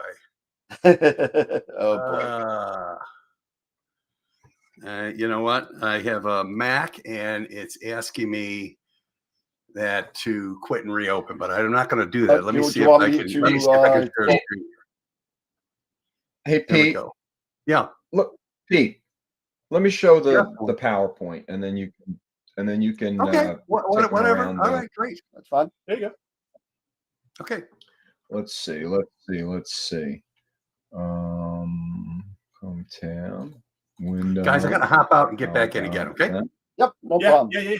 Okay. Guys, see this? Okay. Yep. The three amigos sure do. You see the screen? Okay. Yep. Perfect. Oh, good. Yeah. Okay. So this is us. That's me on the left, Warren Keller. Been imaging since around 1999. Started with 35mm film, and went up through one-shot color and monochromatic imaging. Wound up writing 2 editions of Inside Pixinsight, which for a lot of people really was the kickoff for being able to decode Pleiades Pixinsight. And Pete and I hooked up in 2006. And have been great friends ever since. Started IP for AP, image processing for AstroPhotography.com. And before the days of streaming, we did DVDs and eventually streaming on Photoshop and AstroArt and MaximDL. Remember those programs? And eventually became Pix-centric with Pixinsight. And one of our gifted students, believe it or not, was a guy named Ron Breacher. Who credits us with getting him started, and Ron and I became fast friends, and he wound up being the technical reviewer of Inside Pixinsight for me. We started Masters of Pixinsight really at the pandemic because Ron and I were going around the country doing live workshops on Pixinsight together. Chicago, Buffalo, Mesa, Arizona, Los Angeles, Chicago. And when that got shut down, Pete, our puppet master, as we call him, our webmaster, and fearless leader. He had the great idea to get started with a virtual workshop type situation. So we really are friends. So we offer live workshops, which of course are recorded for later viewing, and also the video tutorials. So we have a 6-part newbies series. We have a 4-part intermediate series. We have 17 now, what we call photons to photos, P2P series, which is really that watching Ron or watching myself go A to Z through an entire workflow on a particular image. We've done band, narrow band, a mix of broadband, narrow band, monochromatic, one-shot color. So these are great. These are all recorded videos of the workshops themselves. Very affordable, $35 a pop. And as I mentioned, image processing for astrophotography, we still have a whole series there, Photoshop Foundations, which I originally did with Rogelio Bernal Andreo. And in addition to the actual videos, we give you data sets and also process icons, which we'll see in a moment. And of course, unlimited viewing of the video after the fact. So the next workshop, lucky you guys, is this very coming Tuesday, December the 12th, 2023 at 7 p.m. Eastern Standard Time. It's going to be Photons to Photos number 17. Ron will be working up the heart and soul, or embryo, or whatever you prefer to call that other nebula. And again, you'll be able to look over his shoulder and watch him as he processes. And then I'll be in the chat room answering questions live on the fly. And of course, that will be recorded as well. And Pete has put up a $5 off coupon, which will bring it down to only $30, and it's just a pod. Let's see what else we got. So the story, again, the pandemic changed everything. We were putting these on the road shows together, a weekend of Pixinsight, and we switched to virtual tutorials. We've had as many as probably 150 people on a go-to meeting at any one time, and frequently don't have any less than 50 or 60. The secret sauce, again, is that live interactive learning. You know, we're not YouTubers. It's not a path that we've decided to go, although some of our friends and are really our mentees that we've helped along the way have some great YouTube channels. But for us, it's kind of this family, this community. We have a Facebook group where we answer questions and all of that good stuff. And so it's really about kind of holding hands, taking people through the journey in a very personal way. And as Pete said a moment ago, our mission is not to be the masters of Pixinsight, but to make you a master of Pixinsight. Pete's always on about the APOD button. We don't have one of those yet, but given the advances in AI, machine learning, neural network training, particularly Russell Croman's RC Astro plugins, it's getting easier and easier. And so I'm going to just show you something real quick today to show you that the daunting, terrifying Pixinsight really isn't. It's certainly no more daunting than when I started with Photoshop in 1999, when there were really no resources to learn this stuff. Today, we've got great resources, and we would really count ourselves among some of the better resources, particularly for beginners or people that really just want to get to the heart of the matter and get going quickly. So there you go. I'm going to take us out of there, and I will put up our Pixinsight. So there you go. So we've got a beautiful M31 Andromeda here. We only have the end of your slideshow right now. Okay, maybe I need to change the I think the window just again. did the window. Yeah. So let's see. Now I want to share this one. There you go. Beautiful. There we go. Very good. All right. So a lovely M31 Andromeda here. This was taken by Ron at his Doghouse Observatory in Guelph, Ontario. And anybody that's familiar with Pixinsight, and if you're not, by all means, go to mastersofpixinsight.com. If we have a moment, Pete can show us that. But we have a primer video free giveaway on the front page now. Our new homepage is really geared for the beginner, and we'll take you through all these primer videos that'll give you a good introduction into the program. But these are new instance icons. They're a quick way not only to open processes and sometimes scripts, but also will store your own settings, your custom settings, and kind of make a process easier as you start from a starting point that's not necessarily factory defaults. Pixinsight keeps a full running history of everything that's done to an image, which is great. So if you come in here a month from now or a year from now or tomorrow, you'll have the entire project chronologically. You can back up in steps and reconstruct what you've done and all of that. So let's take a look at that. So we've got a linear image here in its initial state. Linear, we know when we come off a camera, it's very dark, very dim. We need to manipulate those pixels to get things happening, right? So let's see. So the very first thing we did was we changed the name of the image from the long master RGB that came out there to just M31. It makes it easier to work with. And we'll jump over here, and you can see that view identifier tab is now changed to M31. Then we decided to do a dynamic crop. Now we can't see anything, so let's see what that's about.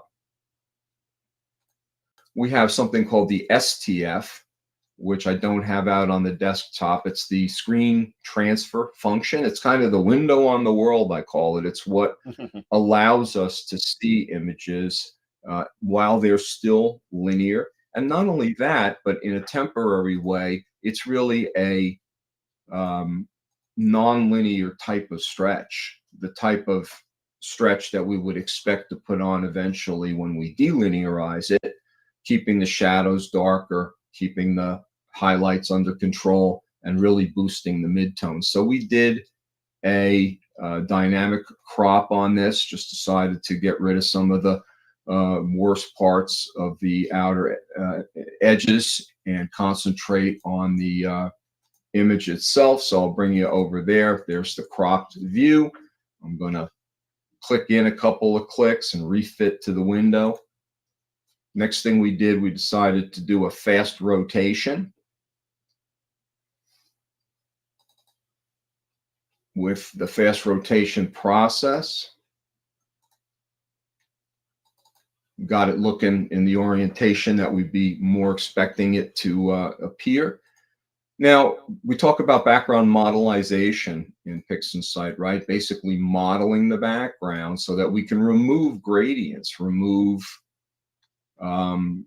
light pollution, anything that's affecting the image. And you can see there's quite a bit of a gradient in there and some unwanted color. There are a couple of different tools in Pixinsight to remove backgrounds. Automatic background extractor, ABE, is the easiest way to do that. DBE is a different algorithm and generally more powerful, a little harder to use. And there's also a wonderful third party now called Graxpert, which is benefiting from AI, machine learning, which in a single click, without even worrying about it, generally does a really great job. But in this case, I used ABE.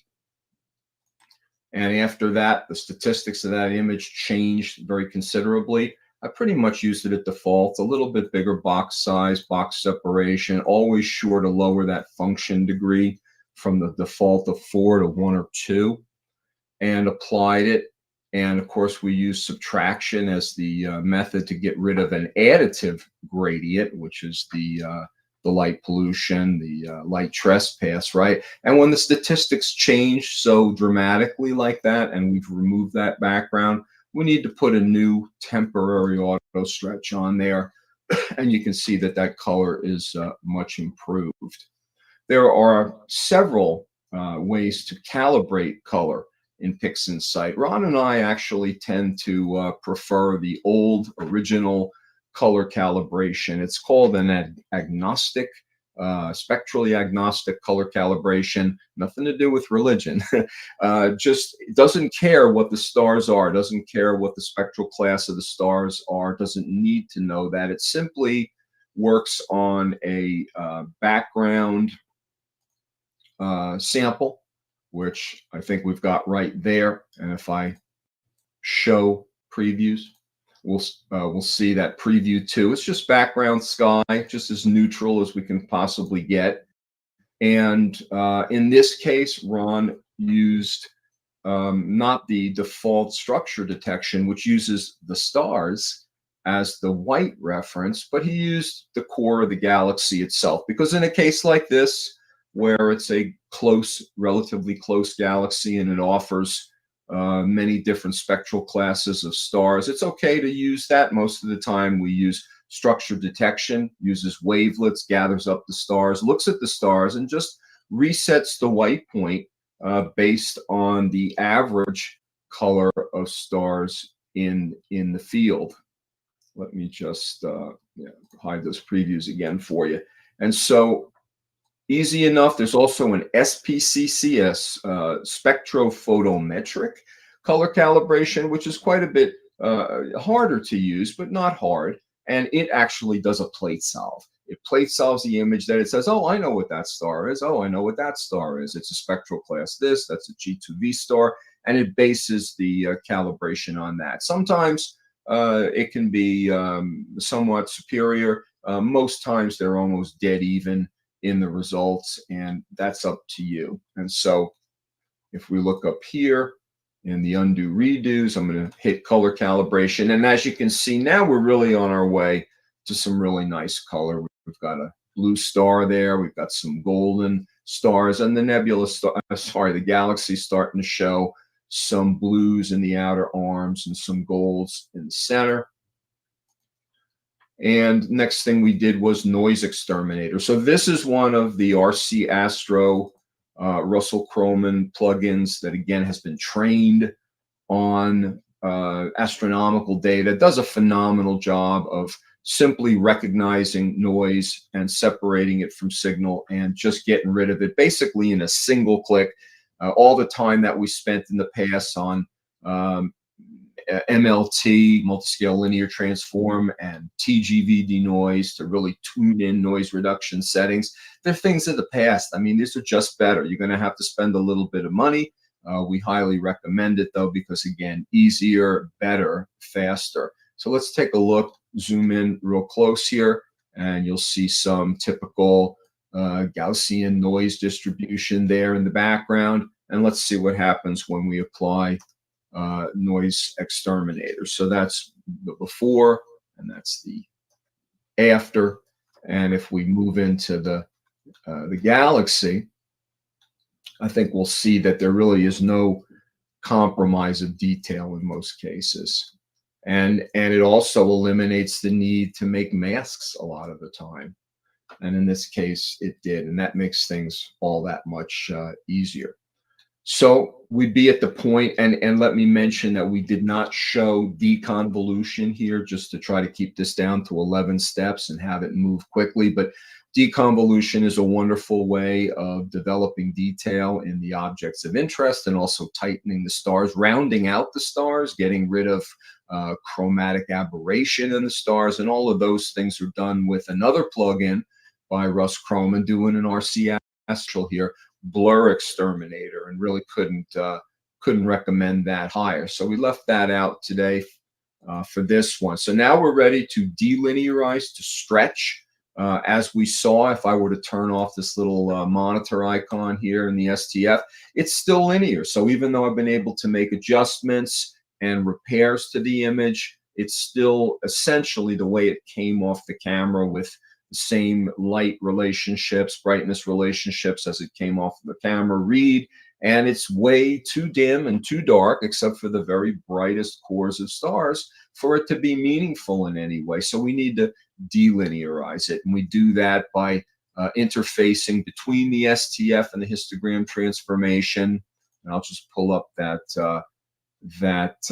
histogram there. You can see that we've got a shadow slider, and we've got a mid-tone slider there. And the preview window is showing us more of what that histogram will look like after we actually apply the delinearization. And that's typical. You start out with a very narrow spike there because, again, all these levels of gray all the interesting stuff lies in a very, very small space because there's so little variation between the brightness levels. But after we apply this curve, which you can kind of just see there in the combined RGBK channel, now we've got a fatter histogram, a more developed histogram. Those values are spread more across the graph and has also moved more to the right, outside of the out of the shadows and more into the midtones. So let's see what that looks like applied. And there is our delinearization with histogram transformation. There's a few tools for delinearizing. I would call that one the workhorse. Then we wanted to develop a little bit of contrast in the galaxy, make it pop a little bit, and we're using a tool called LHE, local histogram equalization. It's local contrast. For those of you who have worked in Photoshop, it might be familiar with the term, but it works on a kernel radius, the same as a pixel radius in Photoshop, larger scales, smaller scales, big stuff, small stuff, and boosting the contrast limit and having an adjustment to how much we actually want. But to really concentrate those changes, the contrast enhancement on the galaxy itself, we wanted to use a mask. And as you can see, PI is telling us that I used a mask when I ran through this. You notice that the view identifier tab is no longer gray, it's brown. And that means that there's a mask in place and also active. And if I use a keyboard shortcut of Control K, you'll see that mask. And it's revealing or selecting the bright stuff, the higher signal stuff, and it's protecting the darker, dimmer, noisier, potentially noisier stuff. I'll show you that mask. It is the image itself, and it's a good idea to do that because it's got natural gradation and it looks like the image itself. And if you darken up the darks a little bit and you brighten up the brights a little bit, again, you'll have select, protect, reveal, conceal. That's the idea behind the mask. Very similar to what you do with masking tape when you're trying to keep paint off a door frame or something, right? So I'm going to hide the mask again. And let's look in real close on the galaxy and see what the first application does for the contrast. So before and after, before and after. Wow. Pretty subtle, but you can see some of those larger structures developing, right, in the dust lanes. Yep. Ron's got a good expression. If you can see what I did too much. I'm a little bit more. Yeah, I'm a little bit more in your face processor. So I say, if you can see what I did, that's okay, as long as you don't think I did too much. And then we used LHE a second time. You'll notice now I'm really going for the larger kernel, the larger structures. And let's see if we can see that. Probably also going to be subtler. Before, after, before, after. And I'll go back two, I'll go back 2 spaces like that. And then like that. Wow. And I'm always zooming in and out, you know, to make sure things look good at all zoom levels, because what might look good as a close-up might not look as nice when it's in the actual full image. Finally, I added a little bit of, well, not finally, yes, pretty much, color. And I love color saturation. I tend to do that on the earlier side of things than later, because I really want to see what things are going to add up to. And for that, we used curves transformation. And we actually have 2 curves here. So you can select to just view one curve, because you've got many, many channels where you can make more than one adjustment at a time, or you can choose to see multiple curves. And in this case, in the saturation channel, S, right, for saturation, I've got a color boost there. These are less saturated pixels. These are more saturated pixels. These are the mids. And then I've also got something going on in the lightness channel. And in the lab mode, lightness is the inherent grayscale of the color image. And you can see this is kind of what we would call an S curve. S as in Sam, a classic S curve, which is a contrast booster. Let's see what that does by looking at it in the real-time preview. So now we've got, again, some nice contrast enhancement, a nice big color boost. And of course, we also have the option today of removing stars with Star Exterminator, yet another Russell Croman plugin, where you can just move the stars out and have an easier time of processing directly on the image, on the object of interest, I should say, itself, and then stars back in when you're ready. So that's the next step. The last thing I did is actually convert the ICC profile to sRGB IEC. Good idea, because that's the official color space of the World Wide Web. Any browser that's color managed is going to read that and display it the way it looks on your hopefully calibrated monitor, and also for printing. So you'd be ready to save this as a TIFF, as a JPEG. You could take it as a FITS into another Astro program, but more times than not, maybe you want to tweak with a Photoshop or a Lightroom or something, and you can come out of PI with a TIFF or a JPEG. Tons of stuff to know. As you can see, there's a gazillion processes. There are a semi-gazillion scripts. But at the end of the day, and let me just load mine. This is my process icon stack. And more times than not, I'm using these and maybe one or two others to get my final image done. So hopefully this demystifies PI a little bit, at least to the point of being able to take a deep breath and saying, yeah, I might be able to do that. Both Ron and I do one-on-one instruction. We'd like you to know that. We work with you one-on-one. But Masters of Pixinsight's a great place to learn. If we have any time, I'm going to turn it over to Pete, if that's okay. And you can take absolutely. a little website. All right, cool. Awesome. So Thank you, Warren. That's awesome. Thank you. Awesome. Thank you. So, fellas, how much time do we have? Let's see. Is Stacey on yet? Let's see if Stacey's online yet. I don't see her yet. Got my screen up real quick. Okay. Let's see. Yeah, we got some time. Go right ahead, Pete. Okay. Yeah, you know what? I just wanted to, if those out there aren't familiar with Masters of Pixinsight, we are a truly international audience. This just blows my mind. I get a report every day that shows me what's going on. And, we like to say we're on 6 or 7 continents. And whoever gets on the 7th continent and subscribes to our site gets a free 1 year subscription to everything. Okay. There you go. So you know, but yeah, there you go. But we've got, the thing is that this is we've built a huge audience. And what's great about, again, what we do, I think, is that it's live, it's interactive. Warren, Ron, and myself are very accessible. And, we just want to, thank everyone that is subscribed to us and has enjoyed our tutorials. We recently changed our homepage to what we call the Start Here page. And in this, Warren shows you how to process an image in as little as 6 steps. And if you go through here, we have a 5-part tutorial on the primers, on a primer, on the interface of Pixinsight. So many times people get into it, and the interface can be confusing. So we try to take that confusion out with our 5-part primer series.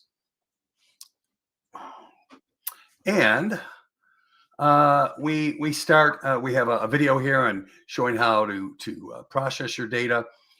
We introduce you to Blink early on, and then yes. Yeah, are you showing that information? Because we just see your. Oh yeah, we just see the one page. Let me. I am showing that. Let me see what's happening here.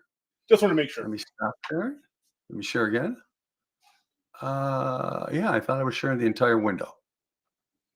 There you go. How's that, Ben? Okay, all right. Start Here page. Process images in little as 6 steps. Got plenty of free videos here. Again, I mentioned the 5-part primer series. Show you around these. Then we go into Blink to evaluate your data, and then pre-processing of your data with weighted batch pre-processing. We provide a data set here for you. And then Warren showed you in 11 steps how to process an image. He's going to show you how you can do it in 6 steps. So again, we are here to teach folks. And if you're new, a complete newbie, this is a great place to come. Tell your friends about it. Warren mentioned we have our workshop coming up, our Photons of Photos number 17. There's a $5 off coupon code of APOD if you'd like to attend this session this coming Tuesday. Put that code in on the checkout.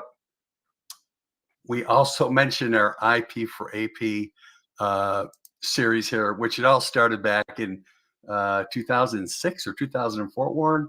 And this is our classic series. And this is book inside in Pixinsight, but in a video format. And lots of good information here. And then when you join our site, you purchase one workshop, you have access to our quick tips. And this is a free quarterly workshop we do. Every workshop that we do, and something's not loading here, but every workshop that we do is recorded. There's always data available for you, process icon sets and things like that. So that's about it. If you're unfamiliar with us, again, stop by the site. Opportunity to take a look at some of our videos on our Start Here page, our homepage. But that is about it. Warren, you got anything else? Snow, maybe? Let's see, where is... See, can Warren hear us? You should. Yeah. Okay. Let's Okay. see. Did we lose Let me get Warren? Let's see. No, he's Okay. still here. There you go. He's here. There we go. Hold on. Oh, hey. Everybody's back. There we go. Everybody's back. But we enjoy supporting you guys. You do a great job here. My favorite thing to do is to tune in when I'm imaging. Okay. In the live chat and everything like that. And it's like an ASMR thing, right? It's like, ooh.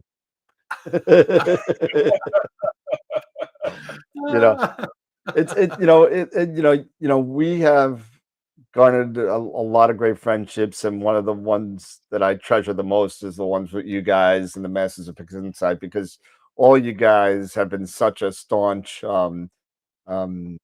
just supporter of us and what we're trying to do here. And I could just say thank you to the friendships that I've garnered from Warren, Ron, all you guys have been great for the show, and it's been awesome. Terrific. Yeah, it's been a great friendship, great partnerships, absolutely, and great support. So we couldn't. Well, that's good. Yeah, he's got his shirt on. Look at it. Look at these guys. Well, I think I got both yours. So don't forget. I think I got everybody's address for Masters Pixinsight by now. So you'll get another thank you little present from Astroworld for being, and that goes to everybody that's presenting on the show today. So guys, thank you so much for hanging out with us again. I appreciate all the support. I'm looking forward to a lovely 2024 coming up in a couple of days. Absolutely. Another year, season 5 of Astroworld TV coming. I'm telling you, wow. Crazy, unbelievable. Crazy. Totally off the rails. Totally. But Warren, Pete, thank you so much, Warren. Good luck tonight. Break a leg or don't. I don't know if we say that anymore. but hey, if I was down in your neck of the woods, I'd definitely be there rooting you on. But good luck. Absolutely. Okay. But Pete, Warren, again, thank you so much. I appreciate it. Have a great night. I know you guys got to go, and just thanks. Have a great night, and thanks for the tips. Appreciate it. And I think there's some great prizes that we have at the end. You're drawing for some Master Pixinsight prizes. That's right. I apologize. I was such in a rush. I'm so rushed this year. I don't know why. So we have 50% off Masters of Pixinsight workshops. We got free Masters of Pixinsight workshops and free IP for AP yearly subscription this year. So all gonna happen today as we go on throughout the day. But you want to do one right now, real quick? You want to do one right now? No. I'm just saying, everybody stick around for that. Oh yeah, everybody stick around. You don't have to be. You know what, Dan? Why don't we go ahead and do one? You pick one. Whatever. Just do one while while the guys are on. Sure, we'll do the free Pixinsight workshop right now. And give me a second, and I'll put it on the screen. Here we go. There's the spin, and here we go. So this is for a free Masters of Pixinsight workshop that is this Tuesday, right? This Tuesday, the 12th, I think. Right? Yeah. So or one of our recorded workshops, or one of them. Anything you want. Pete'll give you all the information to get your information. So here we go. Free workshop. Got to get my pen out. Here we go. The free workshop goes to George Albrecht. Yes. All right. Awesome, George. Great. And that email. Yep, I'll send that email tomorrow, and we'll get that rolling.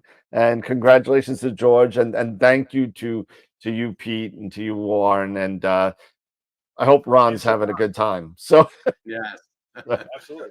Actually, it's Ron's wife's birthday. I know. Birthday today. Yeah, happy birthday to Gail. Happy birthday. So happy birthday, Gail. Happy birthday. Well, Gail, Ron, have a good time. I hope you guys have a great time. And next time you're gonna have to bring Gail on. I don't care if it's her birthday or not. Awesome, fellas. Thank you so much. We got to move on to Stacey Downton, who's waiting in the wings. So thank you, Pete. Thank you, Warren. Have a great day and enjoy the gig tonight. We'll see you. All right. All right. See you soon. All right. And we're gonna go to so back to the two. So we're a little short on time here. So we got to get going here. We're about 5 minutes behind. So we have now waiting in the wings. We have one of my favorite people, Stacey Downton, and she's been on the show before, and this is actually her first appearance on Astroworld or Astro.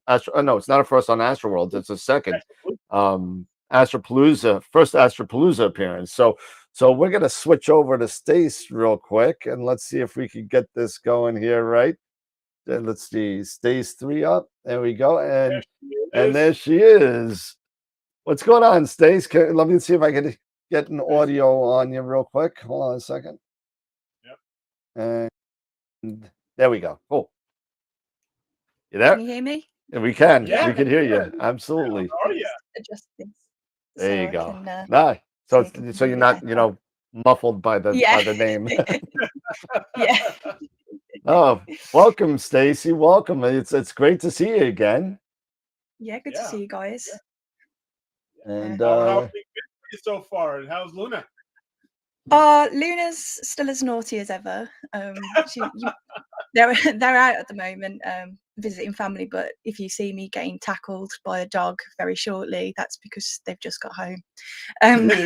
That's okay. It'd be great if it happens in like the next 25-30 minutes. That'd be hilarious. She's just like a cannonball. She just appears and just flies through the air, and then Luna's a character. It's a pretty good, just like the mommy is a little crazy. Yeah, she's more popular than I am, I think. People like fuzzy balls, So yeah. I've got 3 of them roaming around upstairs, so I can totally get it. So Stace, why don't you, because this is AstroPalooza, and this is one of the biggest kind of. Let me see if I can get this this name thing off a little bit. Let's see if we can do that. But fade that. We'll fade that in a second. I'm on the wrong one. I had to make some last minute changes to everything, so I apologize about that. It's all good. But why don't you tell? I know you got a little PowerPoint going, but why don't you tell a little quick synopsis about yourself and your YouTube channel and everything? Yeah, I'm an afflicted astronomer, astrophotographer, because I live in the UK. Not really had any clear nights this season at all. I mean, it's clear now, but we've got sort of gale force winds, and if I take my huge Newtonian out, it's just not gonna it might end up in next door's garden, and not because of me, that I've like thrown it over the fence, in disgust. But yeah, so yeah, I started a YouTube channel. Haven't done much on it in a while, but really, I tended to do sort of beginner videos, like trying to explain things that, because people do stacking, but do they actually understand what stacking is? Talked about having a look at the sensor of your camera, doing like sensor analysis, all the things that people tend to do, but maybe not quite know the ins and outs of it, really. So yes, dog tackles are fun. Yeah. But yeah, I've been a follower of AstroSace for a long time, and I've learned quite a lot from you, and I'm sure that everybody else has too. People are saying hi, Stacey, all over the place. You got about 15 hi, Stacey's all over the place. So there's another one, and another one. But I tell you, the chat's showing you a lot of love here, Stacey. So it's all good. And I will say, just like Dan was just mentioning here, you as well as maybe a very small number of other YouTubers who were doing beginner videos. You were one of those first, because I've only been doing this now for maybe 5 or 6 years, and you're one of the first to really help me understand, as well as so many others. So again, I know I've mentioned this to you before in the last time, but thank you for the for the videos and everything. They've been so informative and a lot of fun. So appreciate that. Thank you. Just let me know if I drop out, guys, because apparently I've disabled everything, but I'm still dropping out. So. No, actually, your video on our side's fine. So you're all good. You're good. Yeah, so sometimes on the person that's on the other side, they you just and then it comes back, and then but it's good on our side, so you're good. But were you able to log into Internet Clicker, or do you want me to do your? No, I can do it on share my screen if that helps. Oh, if you want to do that, that's easy too. We can do it that way. That's a lot easier. Apparently, I've been finding out. I thought this was going to be a good thing, but apparently it's more confusing than what it's worth. So why don't you just go and share your screen, and we'll get it rolling.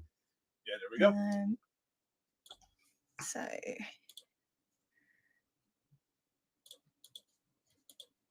yeah, we got a few comments. Hopefully you can see. Yep. Yeah. So I just thought I'd do a bit of a presentation sort of on my journey, because it's been a bit up and down. So hold on, I think I'm only getting half of it. Hold on a second. Yeah, we're only getting maybe a half. Let's do that. There we go. There we go. I got it. Okay. You got it now? Good to go. Yeah. So, where I began, what got me into this, some of my first telescopes, because I've had a few that I class as my first telescope, getting into that hobby, that rabbit hole of astrophotography, and sort of learning the middle years and where do I go from here, really. And of course, had to put a picture of Luna in, because, everybody likes, Luna. So for me, it started in 1997, and you can see here that's me and my mum in 1997, and it was when Comet Hale-Bopp lit up the skies, and I was on the way to Brownies, which is like Girl Scouts in the UK. We have it here. Oh, okay, yeah, cool. And I spotted Hale-Bopp first, and then much arguments ensued between me, my mum, and my dad about who spotted this comet first, but I maintained that it was me first. I spotted it, so there we go. But my mum was a massive Trekkie. Dad hated it, so me and my mum on Sunday afternoons would just sit and watch Star Trek. Nice. They did get me a telescope, but it was like one of those toy, those little plastic things, and it was just about good enough to look at the moon. And actually, I seen one in a charity shop the other day, and I was going to buy it. I think it was like £2, and I was like, "Shall I buy it for nostalgia?" And I was like, "No, I've already got like 6 telescopes. I don't need any more." There you go. Yeah. So fast forward, I was still into astronomy, and I was like, I want to take pictures of space. So I bought a DSLR, and I was like, yep, I've got a DSLR. I can now take pictures of space. How wrong was I? I didn't even think about tripods. I didn't even know anything about mounts or anything. But I did start taking some arty farty like profile pictures, you know, the era of MySpace. Nice. Does anyone remember that? Yeah. So this was my first telescope. It was, you know, Celestron AstroMaster 130. I didn't have any clue how to work it. I mounted the OTA backwards. Like the worst thing was that when I was putting the weights on, and you know, I had no I didn't even read the manual. You can see it at the bottom, still in the wrapper. And yeah, I trapped my finger, and I nearly chopped the end of my finger off with this telescope. So that was the first. Yeah, I've still got no feeling in my ring finger, Oh my like the God. end of it. Yeah, it was. So me and this telescope did not get off to a good start. The So war always wounds read of the manual, astronomy. kids. Yes, exactly. RTFM. But I did. Yeah, that's exactly what I'd say.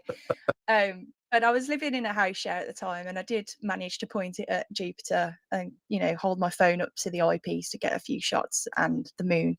But I had no concept of polar aligning. I just literally pointed it at what I wanted to look at and wondered why it was going out of view rapidly. So always read the manual. Yep.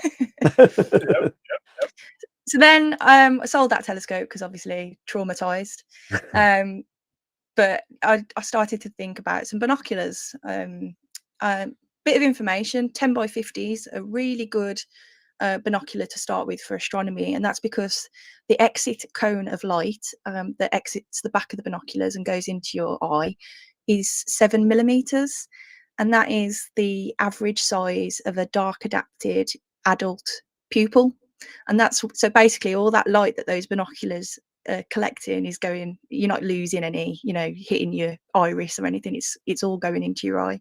So I often recommend 10 by 50s as a good place to start. But yeah, I used to hang out the bedroom window looking. I spotted Andromeda and the double cluster. And this went on for maybe a couple of months. And then I was like, I'm getting a telescope. This is it now. So still not really doing any research about astronomy and astrophotography. And at this point I was like, yeah, I'm just going to do some visual. That's it. I managed to find a Celestron 130 SLT. I love this telescope. It was brilliant. And I then started holding up the phone to the eyepiece again. Of course, though, I could get better images this time because it was a better telescope. Practically the same optical tube, but there was a little bit of tracking. And I managed to spot the the Orion Nebula for the first time. And you know, when you just get that like tingles, like the hairs on the back of your neck stand up, that was it for me. And then I decided, okay, I don't want to just look. I want to take photos, and I want to do it properly. So that was that photo with the pumpkin was taken in October. That was when I bought the telescope. And then 27th of November, I saw the Orion Nebula for the first time. And by December, it was sold. And what would a presentation be without an inspirational quote? So know first who you are and then adorn yourself accordingly. I am an astrophotographer, and I always was meant to be. So of course, December, same year, literally a couple of months later, I'm not quite adorning myself. I'm not wearing the telescopes, but I was equipping myself, and I purchased a Skywatcher ED80, the Pro, lovely telescope, and a second-hand EQ5 Pro. And quickly, I plugged in my Canon 1100D that, I'd had for years, because I thought, I can do astrophotography now. The mount was secondhand from an Astro shop, from Rother Valley Optics, and it had a traumatic delivery.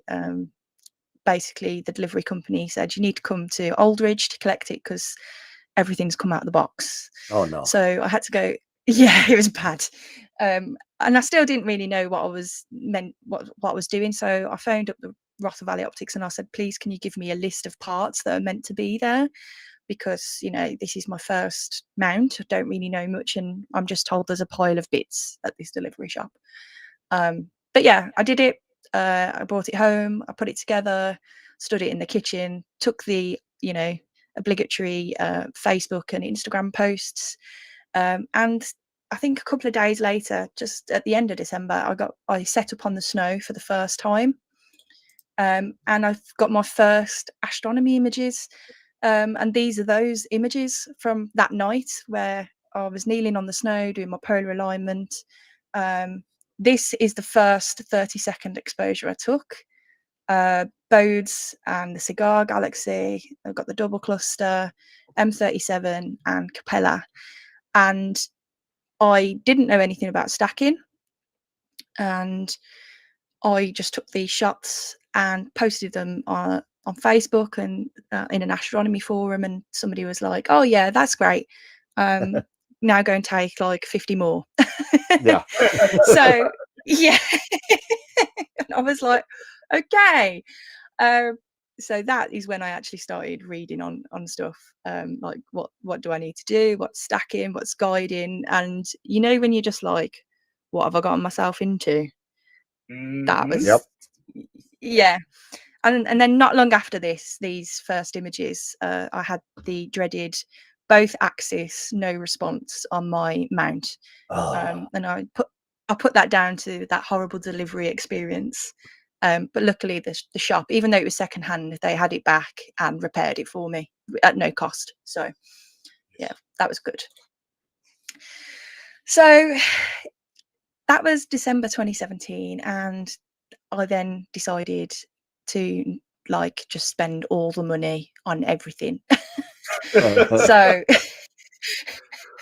I was imaging at every opportunity, losing sleep obviously and my sanity. And I remember a Sunday morning sitting there with a coffee and tweeting Trevor, I know he's on the show later, and asking him his opinion on the Altair 183C Pro, because I think he'd had one to try and do a review on, and he said it was great. It was a great camera, and I literally bought it there and then. But that wasn't the only thing I ended up buying. I ended up trading in selling my EQ5 and getting a HEQ5, which is the one that I should have gone for in the first place. I then got a Canon 200D as well, and a new telescope, Altair 72 EDF Deluxe. And yeah, that joined my Hypercam Pro. So rapidly, within a few months, I practically got a whole new setup, which was really daft and very expensive. But then after that, I rapidly progressed. And here's a couple of my images. So I've got the North America and the Pelican Nebula, the elephant trunk. Started getting better pictures, of galaxies. Here's M106, and also with my DSLRs, I tried my hand at Milky Way photography as well. And this was taken down in Dorset, a really, really dark place. It was lovely. As with everybody, you get aperture fever, and I spotted this on a local selling site for like 50 quid, £50. This monstrous telescope. It was a Skywatcher 150 PL, the L standing for really, really long. It was so long I couldn't even reach the back. I couldn't even reach the back to collimate it properly.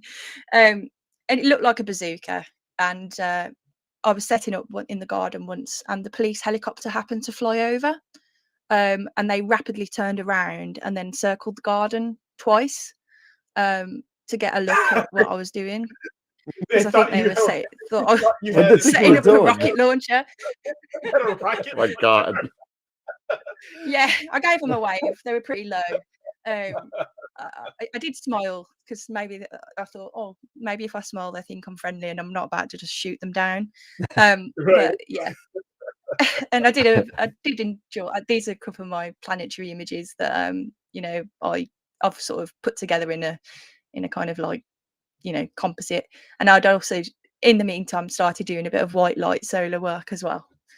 So Awesome. yeah, but that scope was huge. It didn't last long. I decided not for me. And then I got another refractor. And this was a great period.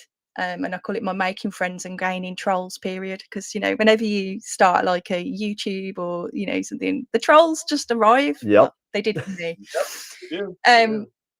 Yeah, so I joined lots of forums and my images were improving quite a bit. As I mentioned earlier, I started that YouTube to try and demystify astrophotography and aspects of astronomy. You know, and the channel gained traction. And I started, you know, I purchased Pixinsight, APP. I then built my Pier of Doom, which, you know, people told me it would rapidly collapse. It's still there now, hint, hint. And I got the EQ6R. My skies are rubbish, so then I started, you know, looking seriously at filters. So you know the dual band filters. They've been a real godsend for me because the light pollution where I'm at is terrible. And I got the 115 Apo from Altair as well, because I love those. The Altair guys are really great guys. So I tend to try and get most of my stuff from those. And then I had a terrible year. 2022 was just awful. Lots of bereavements. I think it was, you know, after the pandemic as well, he was just trying to like get back to normal. Work was really stressful. I ended up slipping 3 discs in my neck, C5, C6 and C7. And but you know, it was a pretty rough year, but it wasn't all bad. I did end up on BBC Sky at Night. Some interesting information is for my segment on Sky at Night, they were at my house for like 8 hours. Oh my God. And then they ran out of time. So but they couldn't stay long enough to do like the night shots. You know, me looking up gazingly, lovingly at the sky, you know. So I had to film that all myself on my own DSLRs and then send them the footage because the rental car was you know, he needed to get back. And also I got engaged, and instead of an engagement ring, I got an engagement telescope. So, you know, when you're going to propose, people out there, when you're proposing, if your, you know, significant other is an astronomer or astrophotographer, definitely consider an engagement telescope, because it comes with telescope rings, doesn't it? So, you know, that's always there you go. an option. And I got that 200mm f5 Newtonian, and you can see Naomi and Luna looking through the eyepiece just there. And it's huge. And considering I'd just slipped 3 discs in my neck, it probably wasn't the best idea. Oh. But never mind. We all do silly things. But I was crap at collimation, and it was, you know, so big. It wasn't as long as the one I'd had previously, but I decided to invest in an OCal collimator, the electronic collimator, and that's been amazing. That's awesome. Sorry, yeah. And then I decided f5 wasn't quick enough, so I got a Starizona Nexus coma corrector and reducer. So that took the scope down to f3.75. You just weren't happy with the speed of an f5. You wanted to go now light speed. You wanted to go. Yeah, that's exactly it. But that comes with a trade-off, especially when you use quite a large sensor that's in the 26C. So it's a big sensor. So I've got some bad corners, so I always just crop and forget. But I might look at getting a 533, which is like the square sensor in future. But at the moment, saving for a wedding, and I'd probably be dead meat if I did that. However, it produces some amazing images, so I'm happy. And here's one that I took with the Newt and the Star Arizona, you know, after I got it. And then I decided to make things harder and better, maybe. I modified my Newt by flocking the tube. I'm getting a CNC spider. I've got a laser cut aperture mask. There was a bit of light leakage at the back, so I got a shower cap with unicorns on. Oh, there you go. Yeah, you know, makes things better. And then I had an accident and I scratched the mirror, and I was devastated. But I heard a story of a telescope mirror that's, you know, in America somewhere, where a disgruntled employee like shot 5 rounds into it or something, and that telescope's still fine. So I was like, It wasn't me. Scratch. It was not me. Oh, that's good. That's good. Yeah, so, you know, it's not all bad, and it hasn't affected the images in the slightest. And here's some of my Newtonian pictures. And I love it. I love this telescope. It's just so big. So we've got the Western Veil and Eastern Veil. That's great. And what's the focal length? So it's 1 meter standard, so 1000 mil, and then obviously it's reduced by something. Is it 0.75? So 750, I think. Okay. Yeah.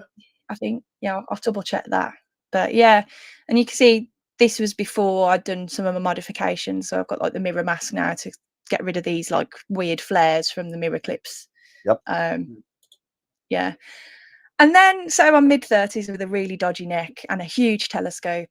So I got myself a Pia truck from a UK company called they're called AstroPhotography, and I can wheel it around, can wheel it to my back door, load up at the back door, then wheel it around the garden, and it's absolutely solid. Yeah, so that's always an option, and it has helped me a lot. That tough truck. And I Lee's a mean, great guy. I'm trying to get in touch with Lee, and it's all my fault. But you know, he's you know, it's totally my fault. It has nothing to do with him. But you know, it's just I definitely that's a great little. If you know, like the wheelie bars or the JMI wheelie bars, this is a heavy duty kind of wheelie bar, and it's really constructed really well. So yeah, and he's started some new designs now, like smaller ones, and mine is the Pia truck model, so it's got the Pia, but you can just have it so that you can use your own tripod. But yeah, real lifesaver. So yeah, where am I going from here? I've got a mono setup here that I've just never bothered using, and because I live in the UK, I've bought myself a weather station. So I can just confirm that the weather's bad. But yeah, I'm going to get myself a CNC spider to firm up the my Newtonian, and, you know, really help those spikes out. And it is, I say it all the time, but it is really fully my intention to get back into producing, you know, those helpful YouTube videos. So yeah, that's it. And thank you for listening. And here's a picture of Luna looking very regal. That's awesome. That's awesome. Yeah. And then we'll go So yeah, I want to see if there are any questions here. So now do you still use both? Do you still use the refractor, or are you primarily Newtonian? Gone back to Newtonian. Newtonian at the moment, but it comes downstairs because it's so big, and where it would live, the Christmas tree's there. So whilst the Christmas tree's there, I'm going to go back to the refractor. Nice. Yeah. And then I will say, I also have the OCal, but I use it for my Schmidt Cassegrain, and it's fantastic. Yeah, it really is. So it's really cool. So I love that piece of equipment. And you mentioned white light solar when you had one of your planetary shots. Is that something you're thinking that you're going to be, you know, with the weather being so bad, maybe at night? Is that something you'll probably do a little bit more of during the day if you have the opportunity? Yeah, I absolutely love solar, and I did do a bit in the summer. I borrowed, so I've got white light filters, as well. But one of my friends lent me their Quark, and I really enjoy it. Nice. Yeah, but as you know, they are very, very expensive. Very worth it. Oh yeah, But and they just went up too. So, oh, did they? you know, they're about 1,200 US right now. So. Oh gosh, So, yes. wow. Yeah, Yeah. maybe someday, if I get if Robin gives me a bigger allowance, maybe I'll go and get one. But Do it, do it. I think Stace, I think we lost your video for a second. Okay, But it's kind of let me. That's all right. It's all good. There we go. Beautiful. There we go. Yeah, Awesome. I'm going back and forth for that, so we'll see. Yeah. Well, Stacey, thank you so much for sharing your journey with us, and you're always welcome back. And I've been watching you on Facebook, and you're like, oh my God, I'm doing my first presentation. You were fine. Don't worry. Thank you. Thank you. You're fine. It was great. And whenever you ever want to come back and just hang out another show, you are more than welcome to come and hang out. We'll do another Saturday. Yes. Brilliant. Something a little bit more that's more accommodating to the time zone. So yes. But Stacey, well, thanks for having me, guys. No, thank you so much for hanging out with us, and it's been great. And if I don't talk to you, have a great wedding. Oh, I'm sure we'll talk before then, though. I'm sure. Yeah. Thanks, guys. All right. Have a good one. Take care, Stace. Thank you. Bye. Take it easy. All right. There we go. So that was Stacey Downton, Astro Stace, and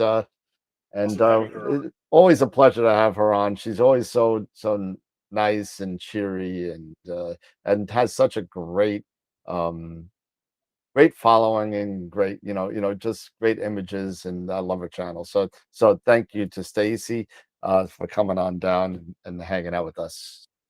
Yeah. So now we have waiting in the wings. We got Trevor Jones with us from Astro Backyard, and we're gonna flip it over real quick, and let's see, TRB, and there we go. We got Trevor on with us, and how's it going, Trevor? Let me get your audio up real quick, and your audio's on. Good.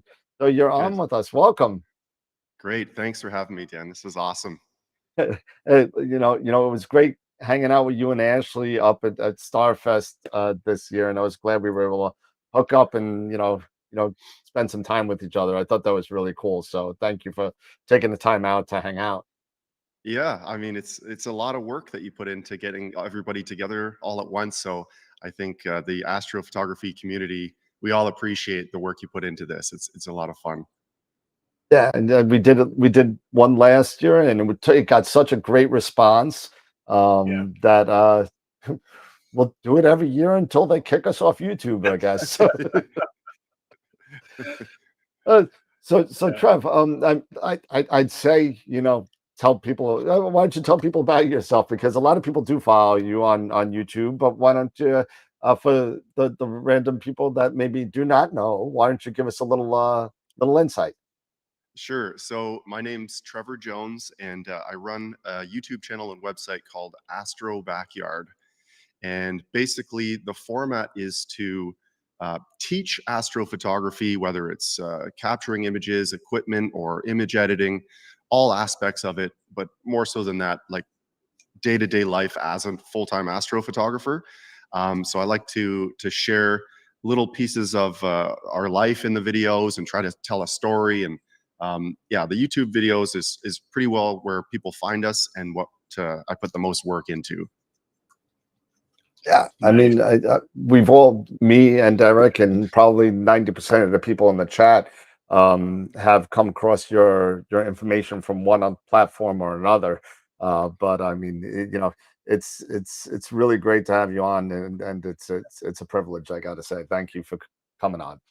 And real quick, before we get started, because this is my first opportunity to speak with you, in person, it's great to finally get a chance to meet you, at least this way. And I know a lot of people also in the chat, and I already mentioned this as well. you were one of the pioneers for me, as far as getting into astrophotography, starting with my DSLR and all of that stuff.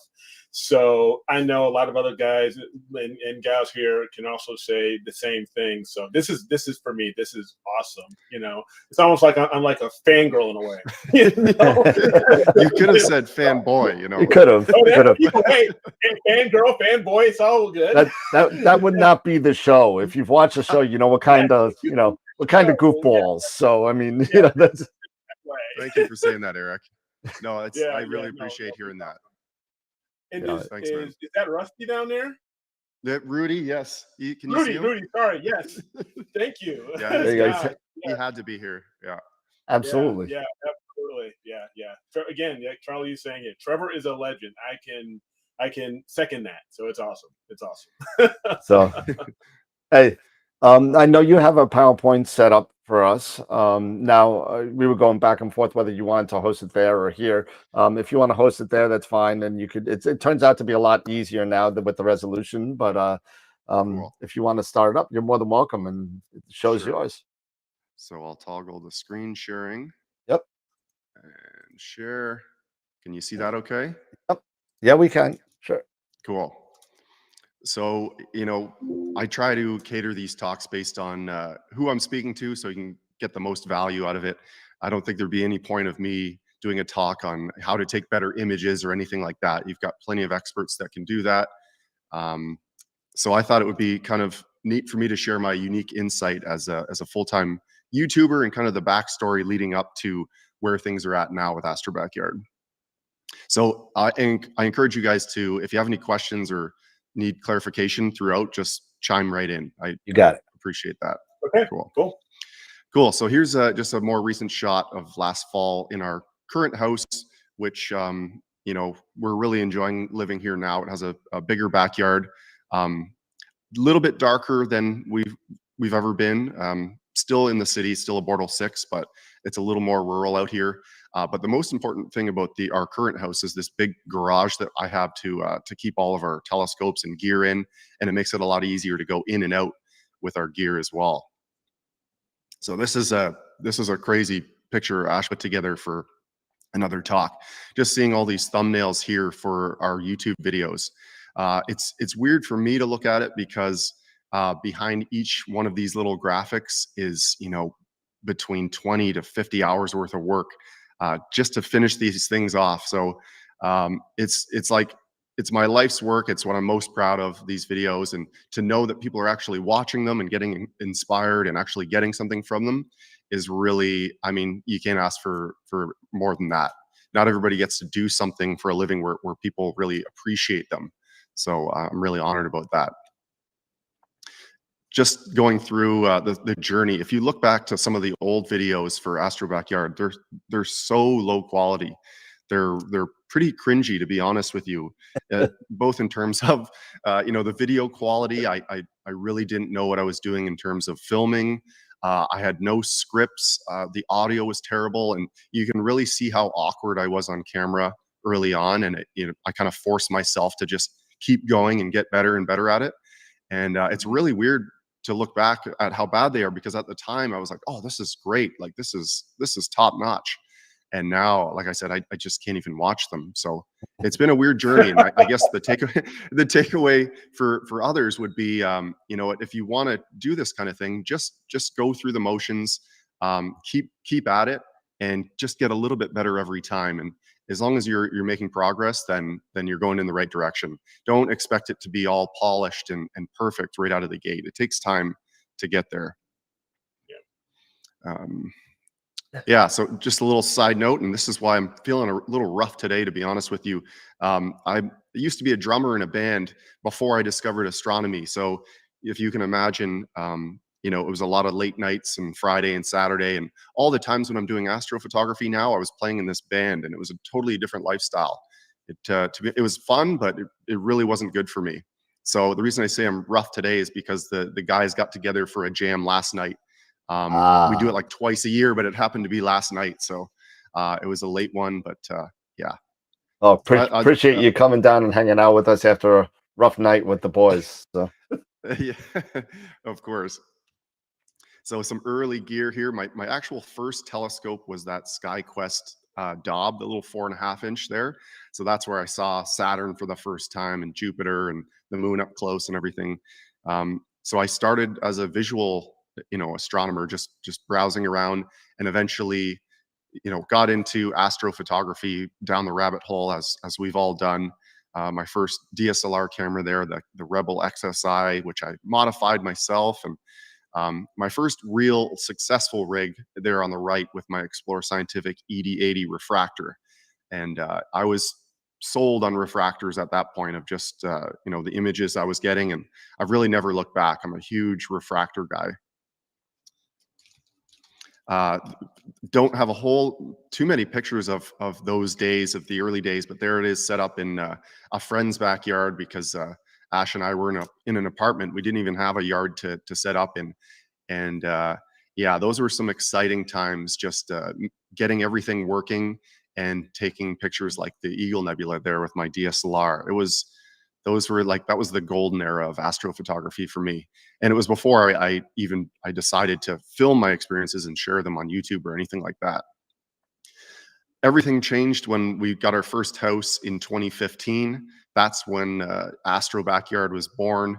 And the idea behind the name is just, astronomy in the backyard. I was so proud to have a space to do astronomy in after, a really late start. I was 30 years old when we got our first house. You could say I'm a late bloomer.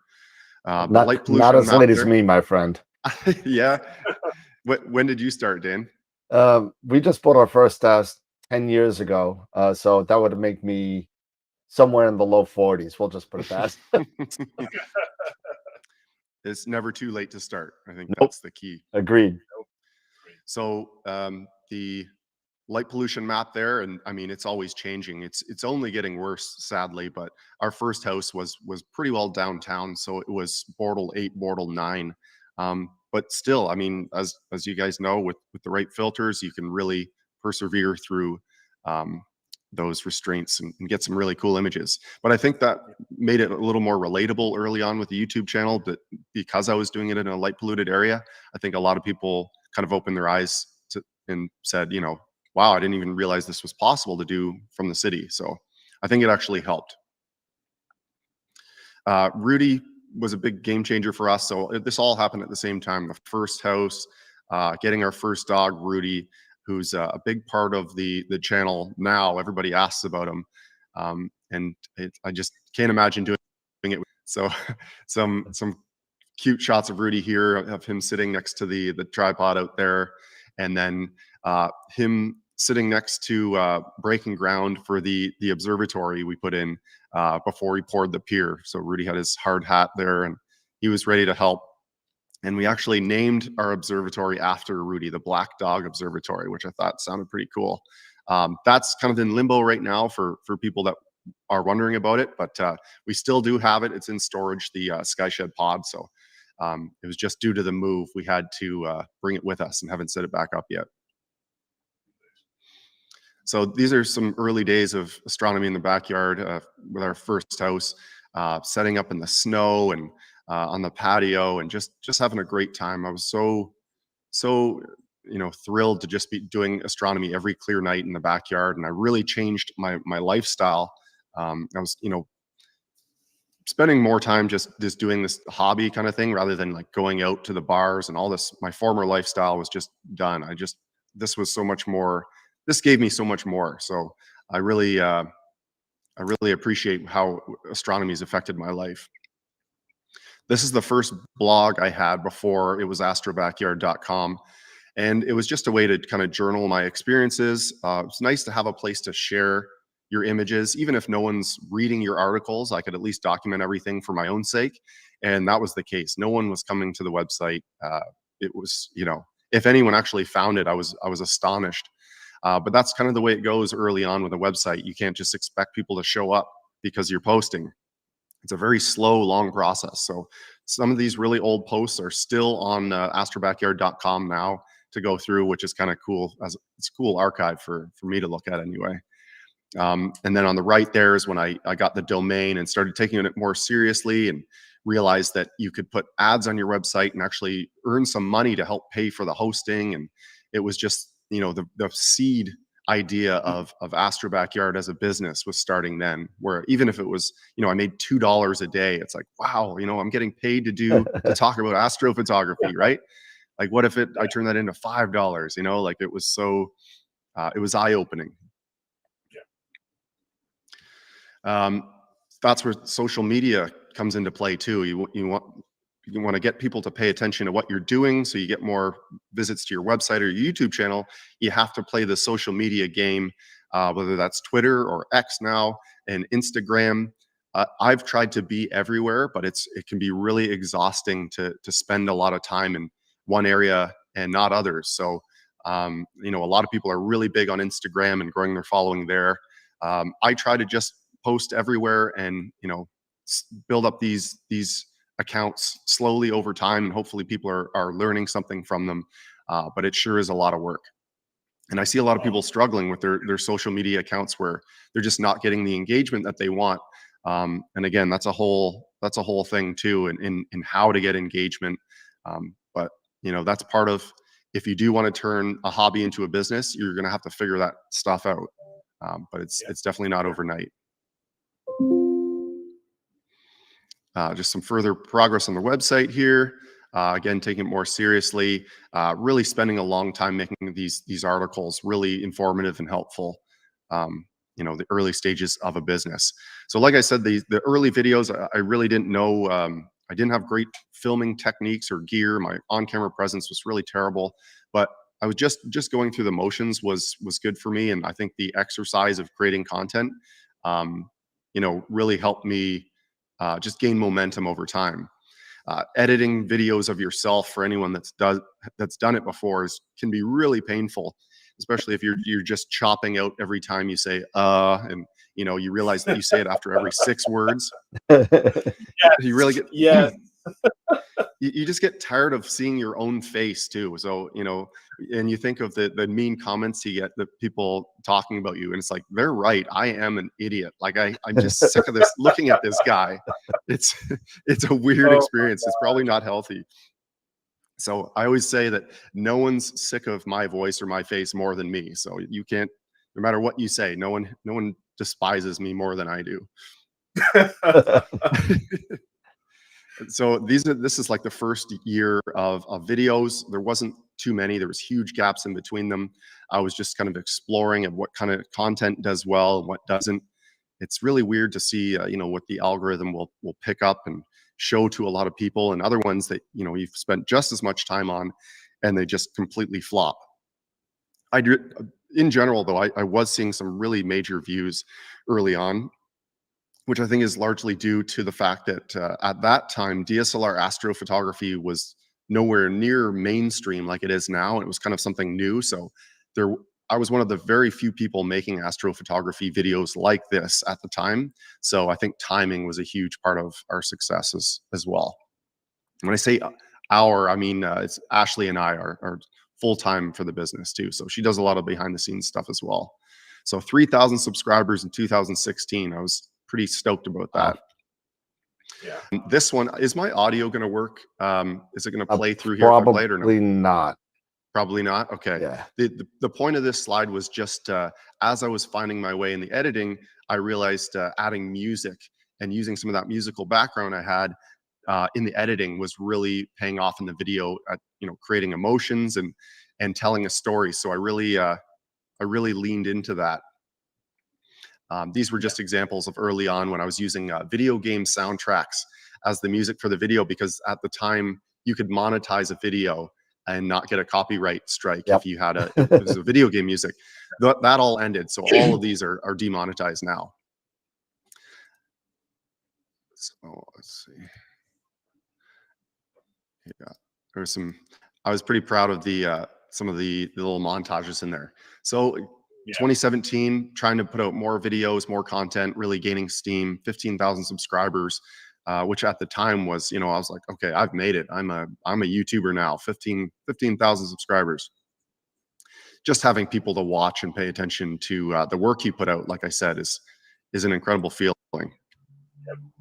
more videos. 2019, this is when things got serious. I actually quit my job in early 2019. I worked in content marketing for a software company, while on the side having this side hustle of Astro Backyard with the dream of doing it full time. But when your channel takes off, you're earning a revenue from the ads that play in front of the video, and it was just enough to offset, what I used to make at my other job. Nothing crazy, but enough to justify, doing it full time. Ashley, of course, had her full time job, so something to fall back on. But it was a big leap of faith to go full time with this. This one's just to show, when I was talking about the algorithm and views, you never know what's going to take off and what won't. So, same amount of work into both these videos, and one just did so well and the other just completely flopped, in the grand scheme of things compared to the other one. This is a really cool slide. Oh, here's one this is the first one that really popped off for me, that I was so excited, that the first one that went over 1 million.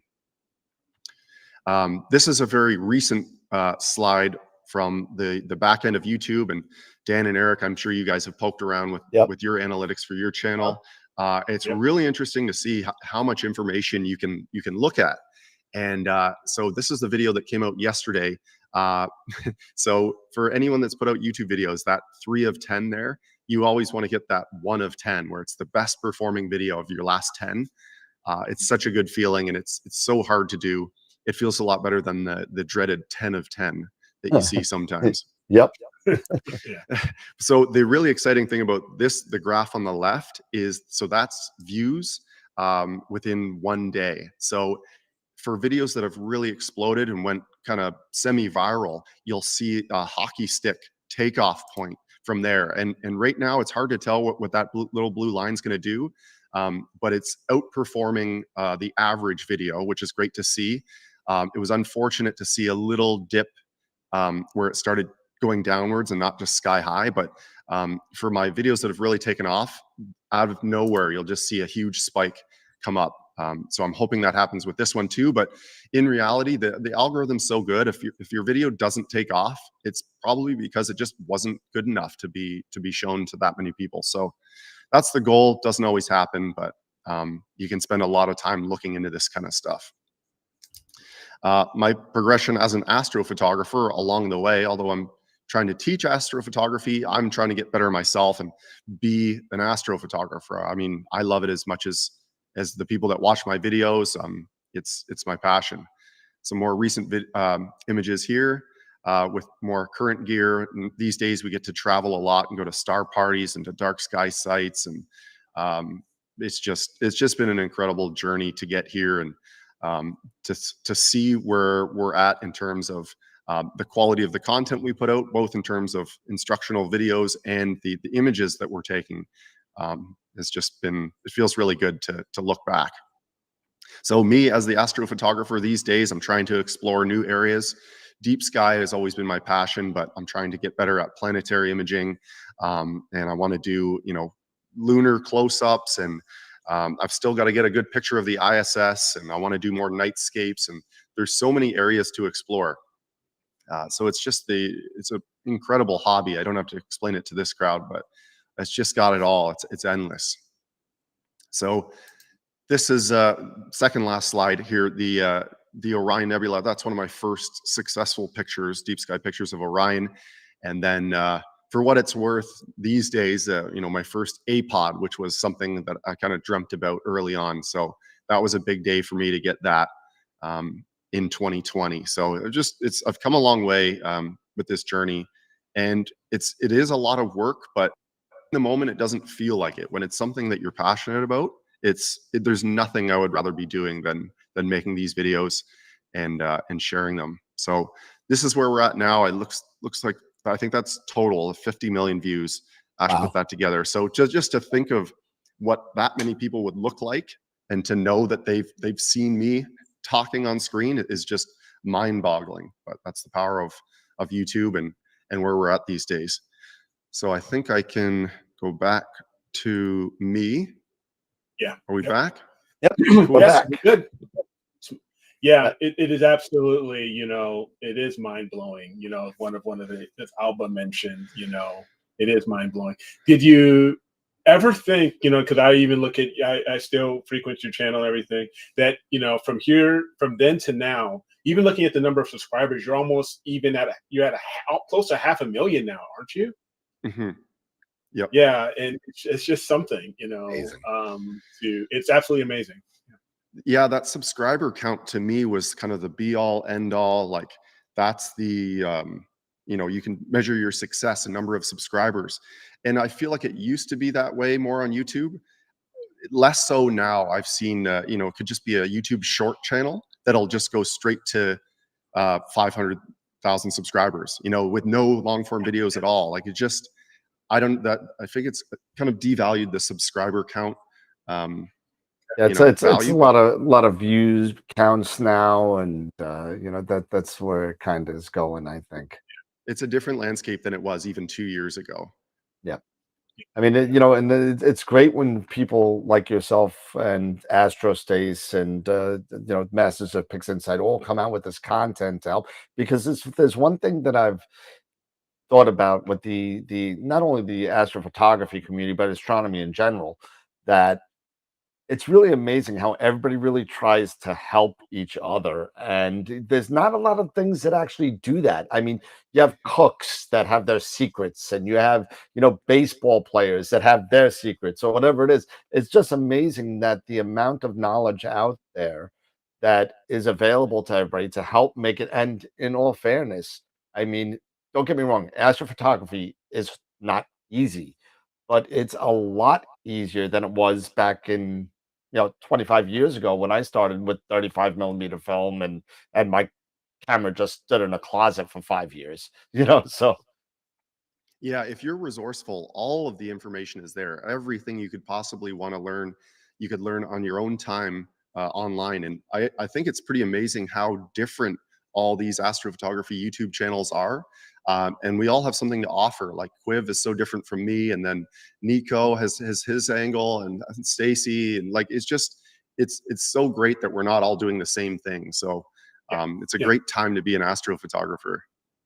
Yeah, for sure. Really, and I believe Wayne said it at Starfest, if I remember right. Wayne Parker, when he did his presentation in the tent, it's like this is the golden age of astrophotography and astronomy, because the technology that's available to us now, it's really amazing. And it's not making, with more technology brings more challenges, but it also makes the old things easier, and the new things you just got to evolve with. Right. The image quality, just the benchmark these days, what the average person can do with a small refractor on a star tracker with a duo narrowband filter and a color camera, and with the new tools and Pixinsight and everything, you can create these incredible images that even 5 years ago would just be the best image ever taken. So the benchmark has just got so high. Yeah, for sure. And I know for me, and even in the chat, you mentioned all the other fellow YouTubers and everything, and you're absolutely. I've taken a lot from you, as well as Dylan, from Stacey, from Chuck, so many others. So it is a great collaboration, of this community, because say in your case, you introduced me personally to William Optics. Love their scopes. I have one now. I sold 4 of them. And then you bought 2 back. And I got 2 back, and the Edge, the CGX. Now I have a Sim 60 now. So a lot of that, based off of your content, your reviews, your information, and the same thing with Dylan. And I'll let Dylan know, with Schmitz and things like that. So it's just that everything that you and others have done for this community and for this hobby, it's just incredible, and I'm grateful, for what you guys have done. So yeah, it's like anytime something new comes out, we all learn about it at the same time, because someone will, like Blur Exterminator. It's like now everybody's using it, right? Like it doesn't take long for it to just spread. Yeah, exactly. I want to see if there was anyone who had any questions here. Well, I got a question. So what as a photographer do you see um, the next evolution of the lifestyle of astrophotography? What do you think is the next kind of leapfrog that we made a lot of leaps over the past 5 years? I mean, from well, make it seven. You know, with the CMOS. With the CMOS integration and then all the AI coming forward. So where do you think where do you see it going? I think it's a really interesting time. I really don't know where it's going to end up, but where we're at now is that, even using the ASI Air, which I love now, it just automates everything where it's almost like, you set it up, let it do its thing, and you're really so hands off. For me personally, I want to be involved in taking the picture. So the more you automate, the less you're really doing anything. And I think everyone has kind of their level of involvement that they want. But if you look at the C Star, which was the video yesterday, you literally set it down, turn it on, and just tell it what to do, and you've done nothing. Like, so some people were commenting like, did you even do people consider that photography anymore? Like, you did, all you did was buy the thing and turn it on. So I mean, I guess that's what we've always wanted, right? We wanted these things to make things easier, but how far does that go? It's almost too easy now. So I think, easy, it'll be interesting to see where that ends up.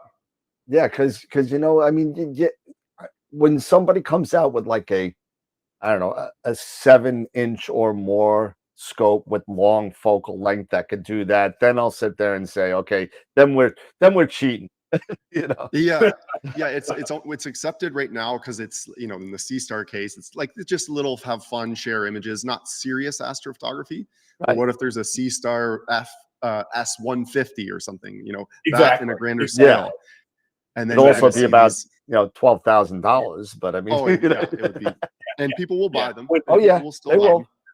I mean, when you start seeing at when you start seeing at Okie Tech or the Nebraska, Star Party, when you see a whole slew of nothing but automated C Stars or Unistellars or stuff like that, then something's up. Something. Good. Yeah, I mean, so like already astrophotography for the visual guys is like, okay, you're not really enjoying astronomy and being outside in the dark anymore. So you can imagine if you don't even look up from your phone the entire night you're out there. That is the extreme. Yeah, yes, that's why when I used to do now I bring 2 imaging rigs with me, but I used to bring 1 imaging rig and 1 manual. So I would sit there, I'd have my whatever I was using at the time, probably like an Esprit or something on my EQ6R. And then right to the left of that, you'd have my 18-inch Obsession. So I'm sitting there and I'm like, so I'm seeing all these ARP galaxies and everything. And this thing is just running on the side. That's the way to do it. I like that idea, right? Because if your imaging rig is running, you really don't need to touch it. So then you have time to explore and actually get that visual experience on the side. I think that's the sweet spot. That's what I try to do. Yeah. That's awesome. Yeah, and let's see if there was any others. Yeah, I mean, when it starts getting the introduction over the past couple of years, thank you, to RC Astro with AI has definitely been a game changer. And now you have Graxpert, as well for background extraction, everything. But to your point, it's going to get to a point that for me, I'm going to miss the challenge if it gets too easy. Yep. I totally agree.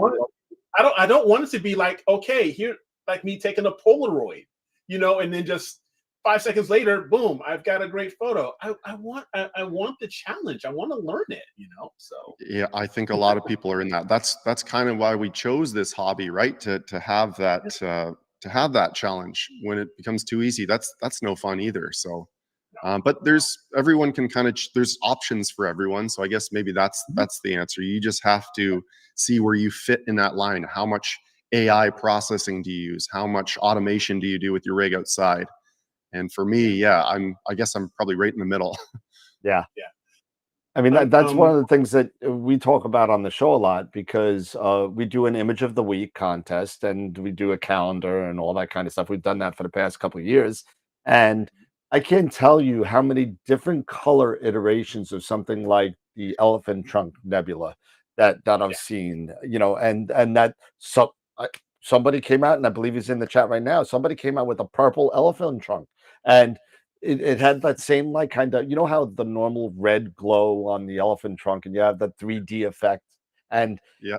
he made it purple, and it looked awesome. I was like, that is an original composition, and I'm hoping that if they do come out with that, APOD switch where you just the APOD button that everybody is dying to get, I hope that there's like a little asterisk or something like that in the metadata that shows what was done to that picture, and that I think that would help a little bit. But I mean, it takes away a lot of the originality of some of the pictures. One quick question from Go ahead. Jerry, Go if you ahead. don't mind. He was one question for Trevor, please. Any interest in scientific areas such as exoplanet research? I'm interested in it, but I don't see me shifting gears to my bread and butter, which is the photography and more art side of it. Although, like I said, if I'm doing this in 20 years, who knows where I'm going to be at? Maybe I'm just tired of photographing the Lagoon Nebula and I want to do something different. I bank on the fact that there's different areas to explore in this hobby because it is going to be a lifetime commitment. So yeah, I haven't thought about it recently, but yeah, maybe. Nice. Okay. And for me, I do recall you went to sorry, Dan, real quick. I knew you went to I know a video of you going to Costa Rica at one point. Do you have any other times where you're going to go back to the Southern Hemisphere and do some imaging? Yes, Southern Hemisphere next year is happening. I can't share the full details of that, but yeah, that's going to be an epic trip next year to the Southern Hemisphere. Yeah, that's going to be awesome. That's going to be great. That's going to be awesome. It's going to be a lot of fun. But hey, Trev, thanks so much for you to come down and hang out with us for AstroPalooza 2. It's been a real pleasure having you, and thanks to Ashley too for letting you come on. It's been great. It's been great meeting up with you up at Starfest, and hopefully this year I'll catch up with you again for the next one. And absolutely, thanks so much for having me, guys. I really appreciate what you guys do for the community, and I see why you do it too. It's just so much fun just to hang out and talk Astro, and I'm sure I'll be back for another live stream soon. I'm going to hold you to that because 2024 I'm starting to book guests. So I mean, so before it gets to be nice weather and we're both traveling all over the place, maybe somewhere up to April or after October, somewhere in between. We'll definitely get together again. But I really appreciate you spending the time. Thank you so much, Trev. Thank you. Really. Thanks, guys. Awesome. Take care. Thanks, Trev. Have a good day. Bye-bye. See you guys. Bye. See ya. All right. All right. All right, guys. Real quick, because somebody brought up this point, Ernie brought up this point. If you are enjoying AstroPalooza and you're liking, the content, these guests, and everyone who's coming on and sharing their expertise, their information, their experiences, do us a favor. Give us a thumbs up here on YouTube. If you're on Facebook, I don't know, Dan, if we're showing on Facebook or not, or just yeah, we're on Facebook, Twitch, everything. Give us a thumbs up, give us a like, share this show, share it public, share it, if you have a way of sharing it through X, Twitter, whatever. Just let us know how you guys are doing, how we're doing, and what you guys think of AstroPalooza, 2 so far. So we would really appreciate that. So thanks, guys. Appreciate it. Yep. And thanks to all the guests so far. So far, we've had on Wayne Parker. We've had on the Masters of Pixinsight, Astro, Stacey Downton, and Trevor. And now we have Charles Bracken is coming on with us to hang out with us again. A numerous, what do you say? What's the word I'm looking for? Oh yeah, he's been on. He's been a guest with us multiple times. and he and Dr. Max Whitby, and a great author. I have several of his books. I know I'm sure a lot of people in the chat do as well. So this is another person that I'm looking forward to seeing here again. So all right, yeah, let's bring him in. Here we go. Cool. And there he is. Hey, Charlie. Hold on one second. Let me get your audio back here. Give me a second. And there we go. You're in. Awesome. All right. How do I sound? Good? Perfect. Yeah, good. Right. Perfect. Hey, good to see you again. And guess what, Charlie? You're not last at like 11 o'clock at night. I feel proud. I'm moving up the roster. I don't even know how that happened, but I guess I don't know. I don't even know, but you're here again, and it's always a pleasure to have you because you're such a great guy, and you have such great information, and do such a great thing for the Astro community. So thank you for coming on again. Appreciate it so much. Yeah, happy to be here. So what I did, I basically tried to cram in as much information I think as we can do in 30 minutes on narrowband filters. So that's the topic I've prepared. And we'll go deep into multiband filters, and maybe this is the slightly controversial video where I trash talk multiband filters a little bit today. So nice. We'll got that to look forward to. And just so you know, everybody, and if you haven't signed up for the giveaways, Charles has actually been gracious enough to give us two things. One is a signed copy of The Visible Universe, which was written by Charles and Dr. Max Whitby. And also, and I don't know if you have a picture of it. Maybe you could show it later on because it's too big to bring out and I'll ruin it. But as a matter of fact, he's probably going to go get it.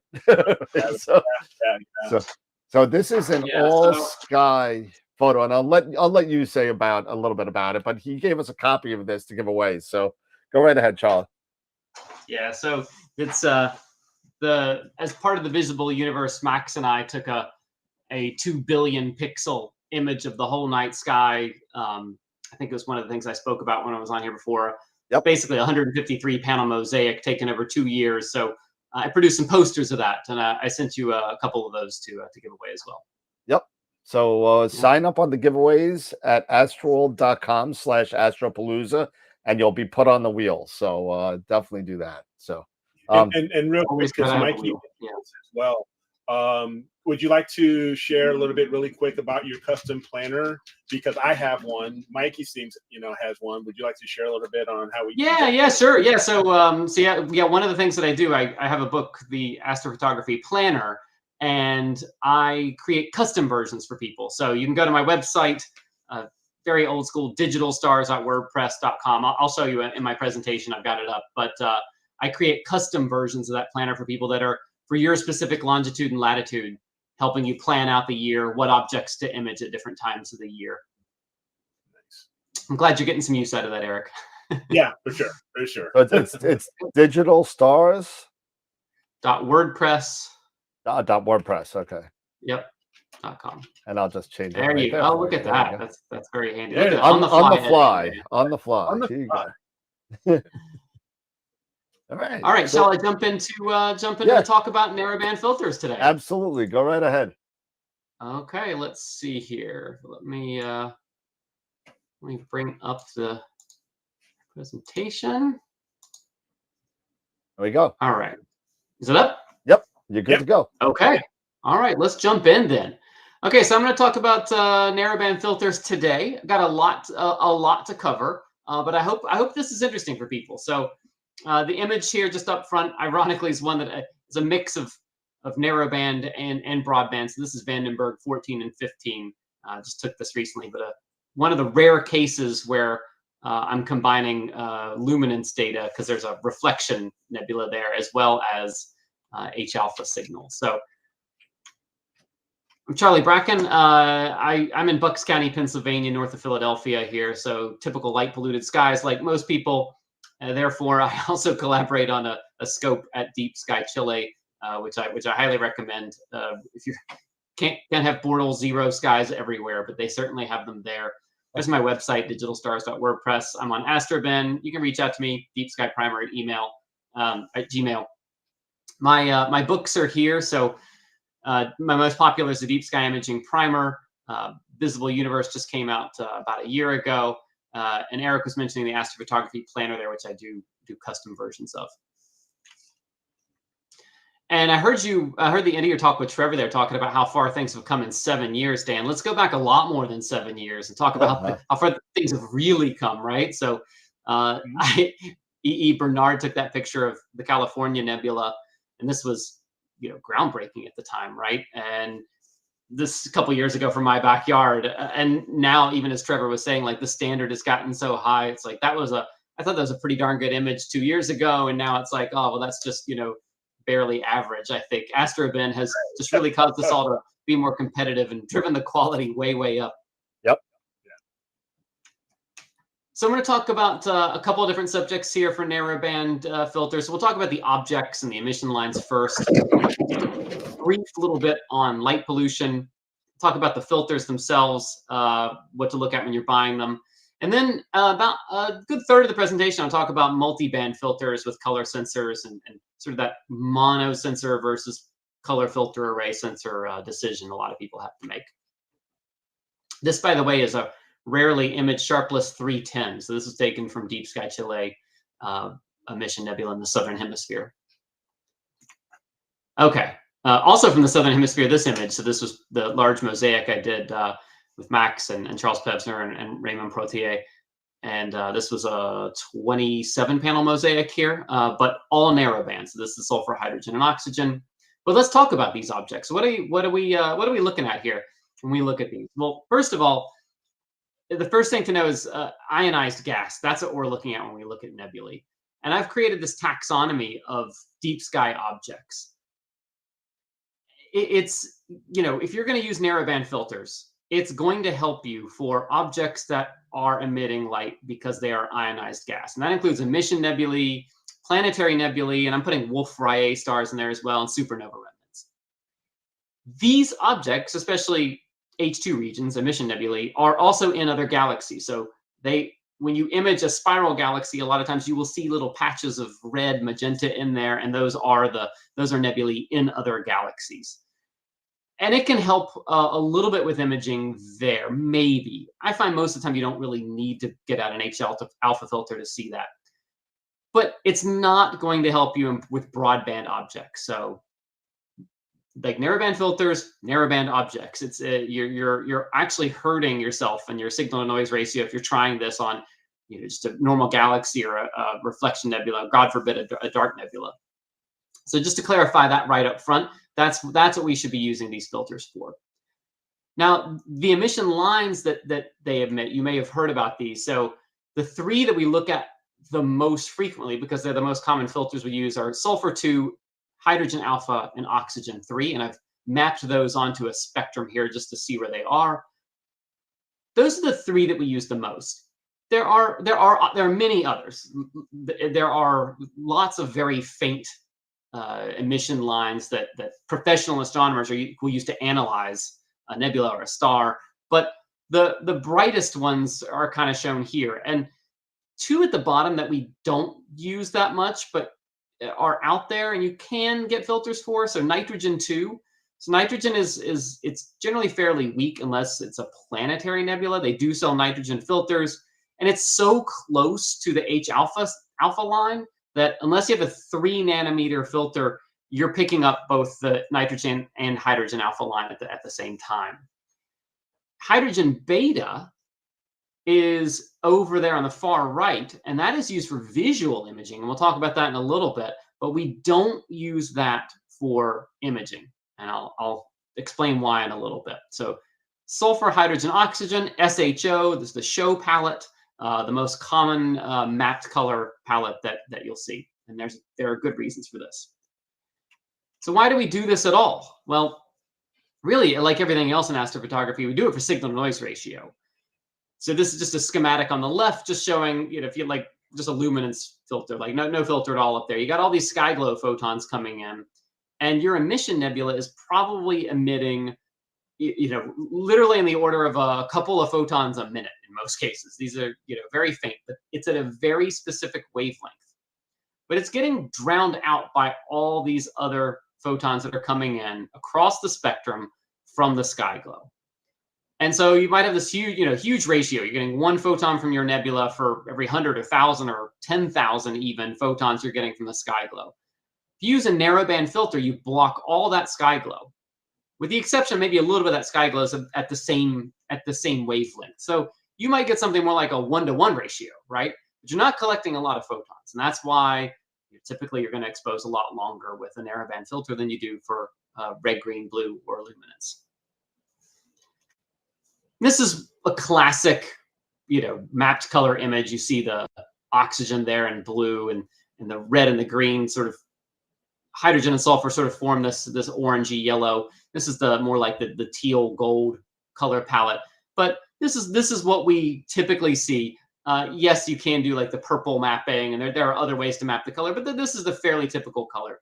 And we call it, I don't like calling it false color. I mean, yes, it's true. They're not necessarily the colors that you would see if you could see these objects in a much brighter form, but they do represent something structurally important. So it's not like these are a lie to have these images, right? So it is telling you where there are different gases, just not the way your eyes would naturally see them. So there's something structurally true about them in the sense that we're taking colors and mapping them to different types of gas.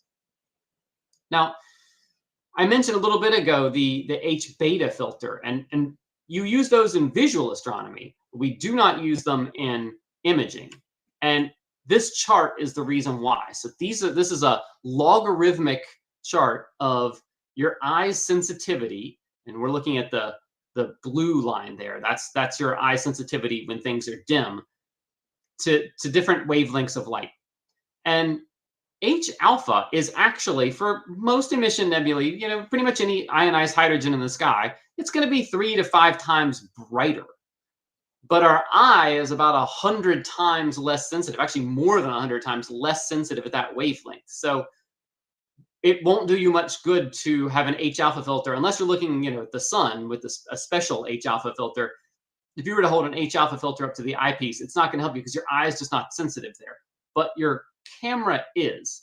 And so the reason we don't use H beta in imaging is because you're still looking at hydrogen. It's going to occur in the same places. So it's not adding any new information.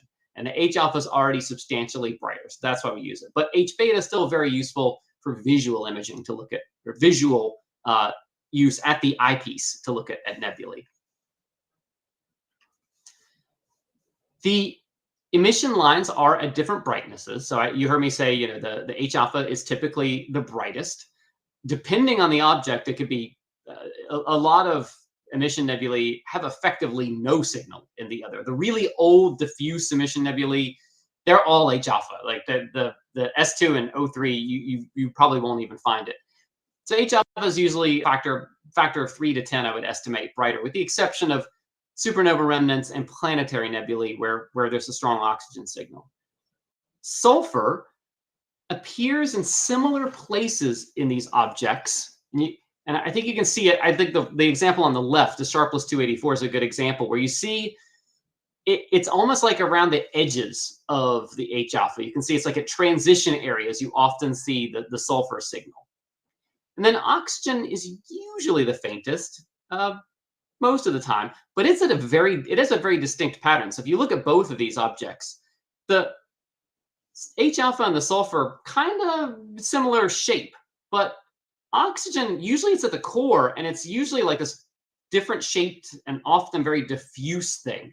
And that's what provides a lot of visual interest in the images. Okay, so I mentioned all that sky glow. I just want to take a brief detour here because I'm setting myself up for later. But light pollution is really hard to block these days. And that's because of LEDs. So at the top, I'm showing the typical type of outdoor lighting that used to be used. It's still a little bit in the US, but you see low pressure sodium, mercury vapor, high pressure sodium. Low pressure sodium, wow, that's great. I wish all street lights were like that. You can have a filter and just block that out with a notch, and boy, that'd be great. We'd all be under Bortle 0 if we had that. I wish. Mercury vapor, sure, you can create a filter to knock out those. High pressure sodium, even, okay, great. Like, let's just cut out some of these longer wavelengths. LEDs, they just fill the whole spectrum. And as the world goes more toward LEDs, light pollution filters are really just going to stop working. I know they've certainly stopped working where I am.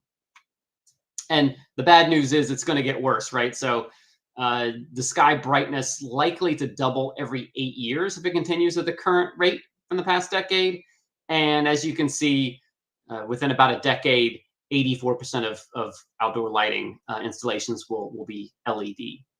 So it's getting brighter and it's getting broader spectrum. So that's what we're up against. That's what's driving a lot of people toward narrowband imaging.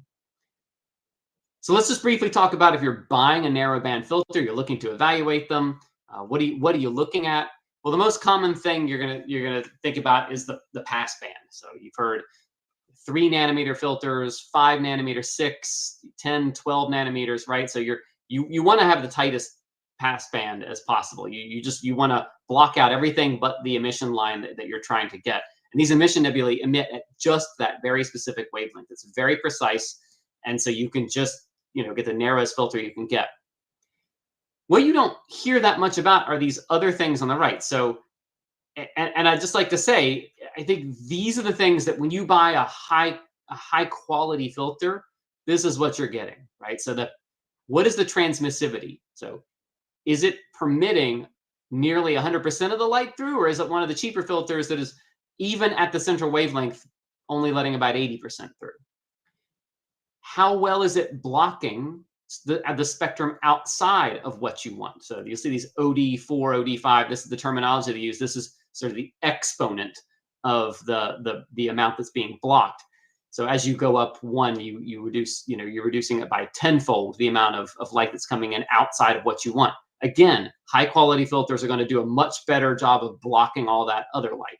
And then, frankly, it's hard to quantify it without just trying the filters, but halos. Halos are such a big problem with narrowband filters. That's one of the other things you get when you buy a really high quality filters. Hopefully, you get a lack of halos. So this is pretty straightforward, right? So how much money do you have to spend? What kind of narrowband filters do you want to buy? Where it gets interesting now is the latest thing that's out there, these multi-band filters. And these are designed to use with color filters. So let's talk about these a little bit. I will say this image, taken with a mono sensor, normal narrowband filters, not a multi-band filter. So let me say up front, you can produce and you can find tons of great images taken with these multi-band filters and a color sensor. But I want to explain a little bit about why it's not ideal. And it's likely you're going to find yourself moving to normal narrowband filter, single band, and a mono sensor at some point. First of all, the example objects you see a lot of times are going to be the few objects like supernova remnants that are bright in oxygen. So you're going to see a lot of example images of those objects because that's where there's a strong oxygen signal. And hey, this object, right? So the Cygnus veils are going to look great with a multi-band filter and a one-shot color camera. But this is not representative. There's only a dozen or so objects like this that have oxygen where it's as brighter than the H alpha. The reason people buy these multi-band filters is, and I totally understand, it's so much easier and cheaper to work with a one-shot color sensor, right? It's the sensors are a lot cheaper. You don't have to buy a filter wheel. You're just buying one filter at best. It's a little bit easier. But the downsides, I'm going to talk about 4. So you're going to lose resolution. You're going to lose efficiency. You're going to lose distinction between different narrowband channels, and there's contamination between the channels. So the first, lost resolution, right? So with a mono sensor, the light passes through the narrowband filter, and it's just going to hit the mono sensor. But it has to pass through a second filter with a color sensor. So here, illustratively, I've put an H alpha filter in front of a color sensor. You got that bare array over it. And after the H alpha filter passes only the H alpha signal, it's only going to fall now on the red pixels, which is 1/4 of the pixels of that color sensor. It's going to be blocked by the green and blue for the most part. So right away, you're going to lose some resolution. You're also going to lose efficiency. So I just brought these curves up. The dark line that you see at the top, that curve is the mono version of the camera's quantum efficiency. So the percentage of photons that are converted to electrons in the sensor. You can see the colors. This is the color version. You can see how the color, those lines don't reach as high, right? Because you're losing 10 or 15% of the signal in the filter itself. So you're going to lose some efficiency by using a color sensor anyway, and in particular for narrowband. Now, this isn't a terrible loss, I will say. You also can't separate, for instance, two of the key emission lines. So I put H alpha and sulfur on here, and you can see they're both primarily hitting the red channel, and you're really just going to get no way to separate them. They're just as far as your sensor is concerned, they're both red photons that came in. No way to pull those apart. Now, more interesting, I think, is what I'm calling contamination. And it's a little bit more complicated, but I want you to look at the H alpha line that I drew on here. You can see that not only are the H alpha photons coming into the red channel, but a good chunk of them are allowed through into the green and even a little bit into the blue channels of your color filter on your color camera. So bear in mind that H alpha is usually a lot brighter than oxygen. And so, as we'll see, that has a lot of ramifications for when you look at the blue and the green channels. What you're actually looking at is probably a lot of it's hydrogen. So here, this is just a multi-band filter schematic, right? So now it's a great idea. You can let H alpha in, you can let oxygen in, you can let all these narrowband emission lines in, and now you're not wasting pixels. You're not sort of losing as much resolution, so to speak. The Bayer array is letting each of the pixels is getting some kind of signal, hopefully. And I just created this table just to talk about the different types of these multi-band filters. There's kind of the general light pollution, and then you kind of work your way down. You got quad, you got tri, you got dual band. The latest technology, right? You got these amazing quad band filters and stuff. But I want to make the case that if you're going to buy these, that actually the dual band is the way to go. So I pulled the spectral pass bands for each of these filters. So the classic light pollution filters here on the left, I think for most places in the world now, these are not going to work nearly as well, especially not for broadband objects. And then you get this other kind, which is sort of aimed at nebulae, where you're just passing. These are the ones on the right. They're just designed to block everything, but pass big chunks of the spectrum around the major emission line. So the idea is that, hey, let's just block everything, but around the nebula line. So these might be somewhat helpful for emission nebulae. But why not take that a little further, right? And so these existed for a long time. So now the later generations get even more narrow. But what I'd like to remind you is that look at the O3 line there and look at H beta. Those are both being passed, and makes sense, right? I want to get more photons into my camera. This will make the signal stronger. The problem is hydrogen and oxygen, as we saw earlier, are structurally different. They're in different parts of the nebula. So when you merge them together like this, you lose any distinction between them. So we actually generally wouldn't want to do that. And I'll show you an exercise here in a second, but this is kind of what I'm against. And you see this in most of these filters. So if we go to the quad band filters, whether it's two separate pass bands or just one big fat merged pass band, these are letting oxygen and H beta in, and they're letting both those hit the green and the blue parts of your sensor. Tri-band filters, same thing. Both the Optilong and ZWO filters, H beta and oxygen 3, both being let in and within the same pass band. The only ones that don't do this are actually the dual band filters. And this is probably what I would say is your better bet here. A good narrow dual band filter that just passes H alpha and oxygen 3, just those two. not letting in H beta. Now, why am I complaining so much about this H beta? Well, let's do a quick example. Let's assume we're looking at a nebula. It's sending per minute, let's say 100 H alpha photons.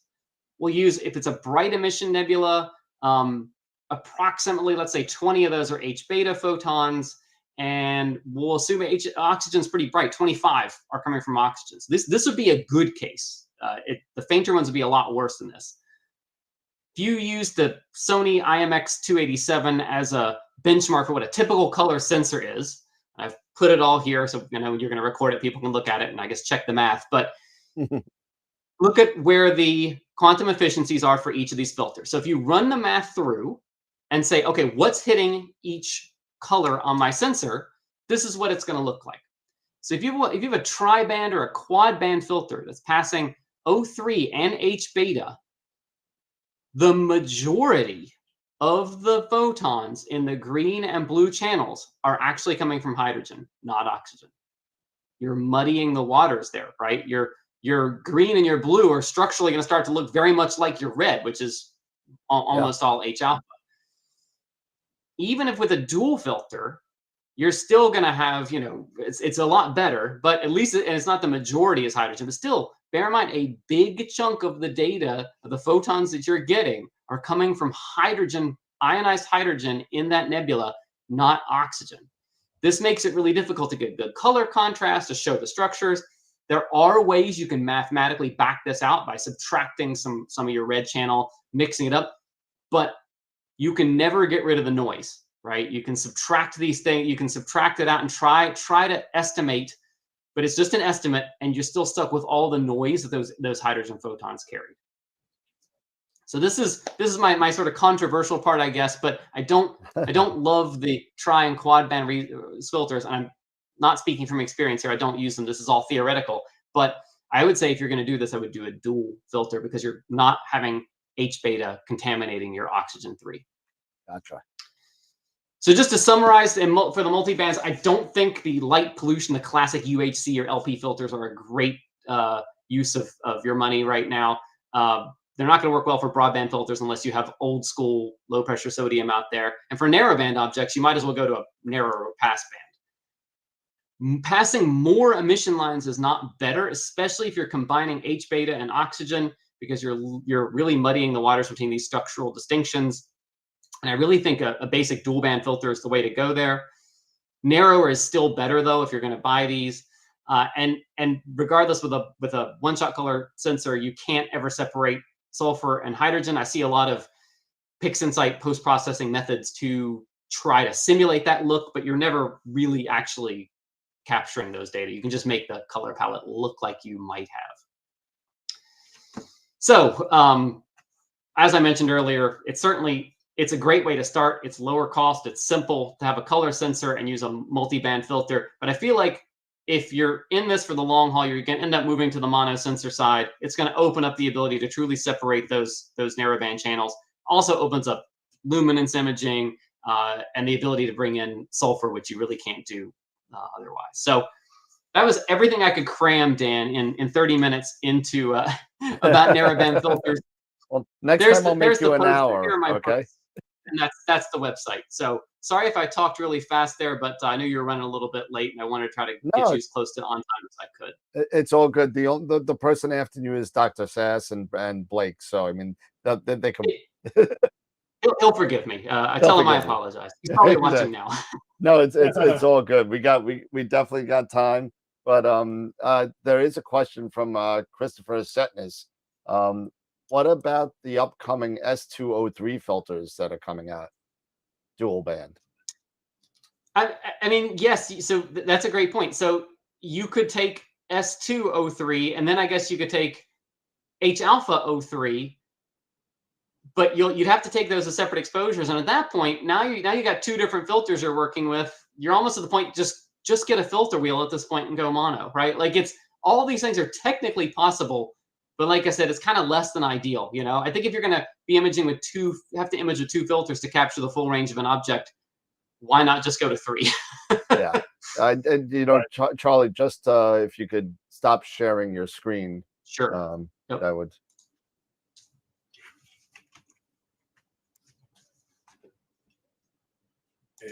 There we go. Perfect. There we go. I just broke my pen. Uh-oh. But yeah, I mean, there are new filters coming out that are splitting bands a little differently as well. So I mean, it's going to be interesting to see. But I could definitely see your point. It definitely opened up my eyes about how close these bandwidths are together, where you're kind of, you like to use your term, muddying the waters. And I could definitely see that becoming an issue when you're doing that. That there's an The MBZ MBZ, filter. there you go, Eric. You got the right one, huh?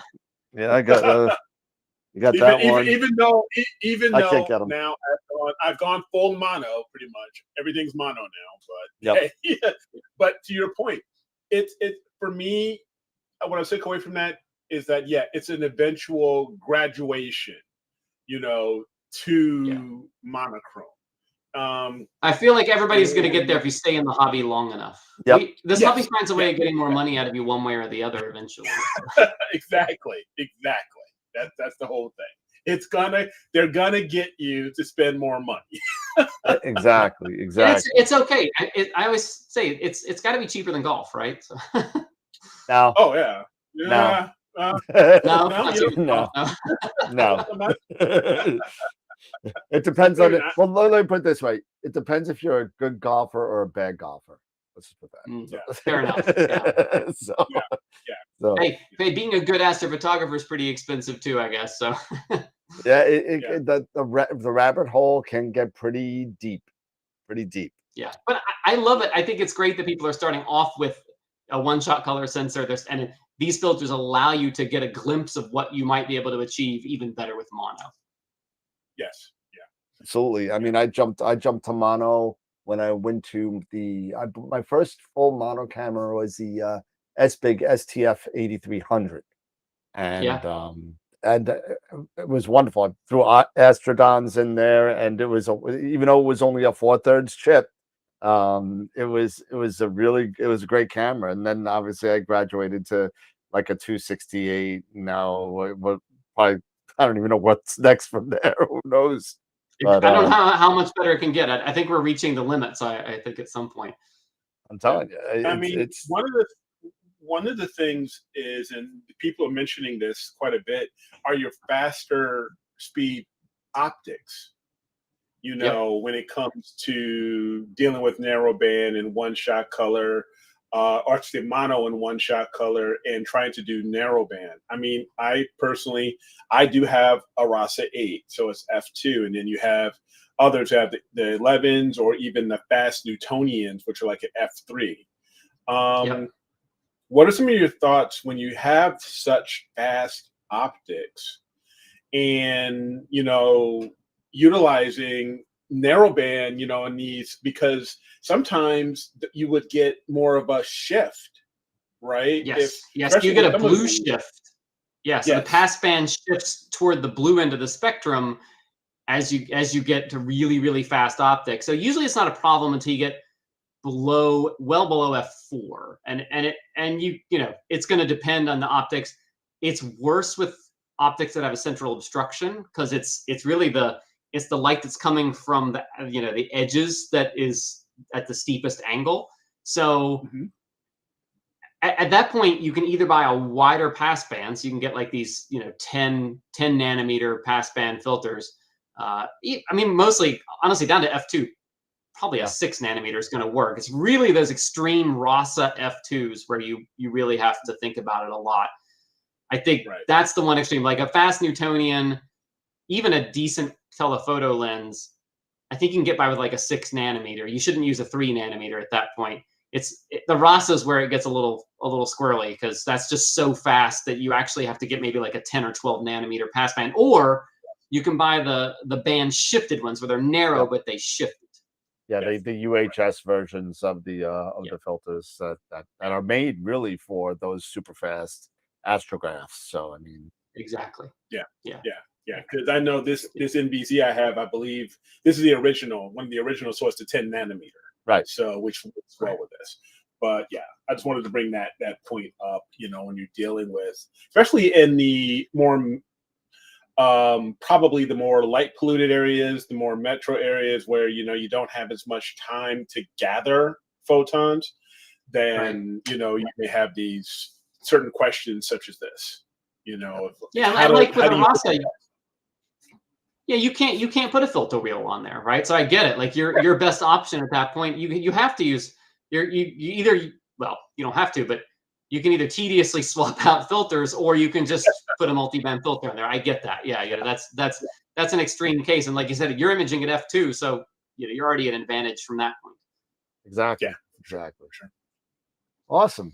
Yeah. Well, thank you. Hey, thanks, Charles, for coming on, and it's been great as always. We got to have you and Max on for another redo of the show. You know, I know you put love the whole explanation of the narrowband filters. It really kind of opened up my eyes to a lot of things because that's what I do mostly. I have a mono camera, so I don't have to deal with the dual band stuff. But I mean, it would be nice to kind of do some things with a color camera in New York, but it's almost impossible. So yeah.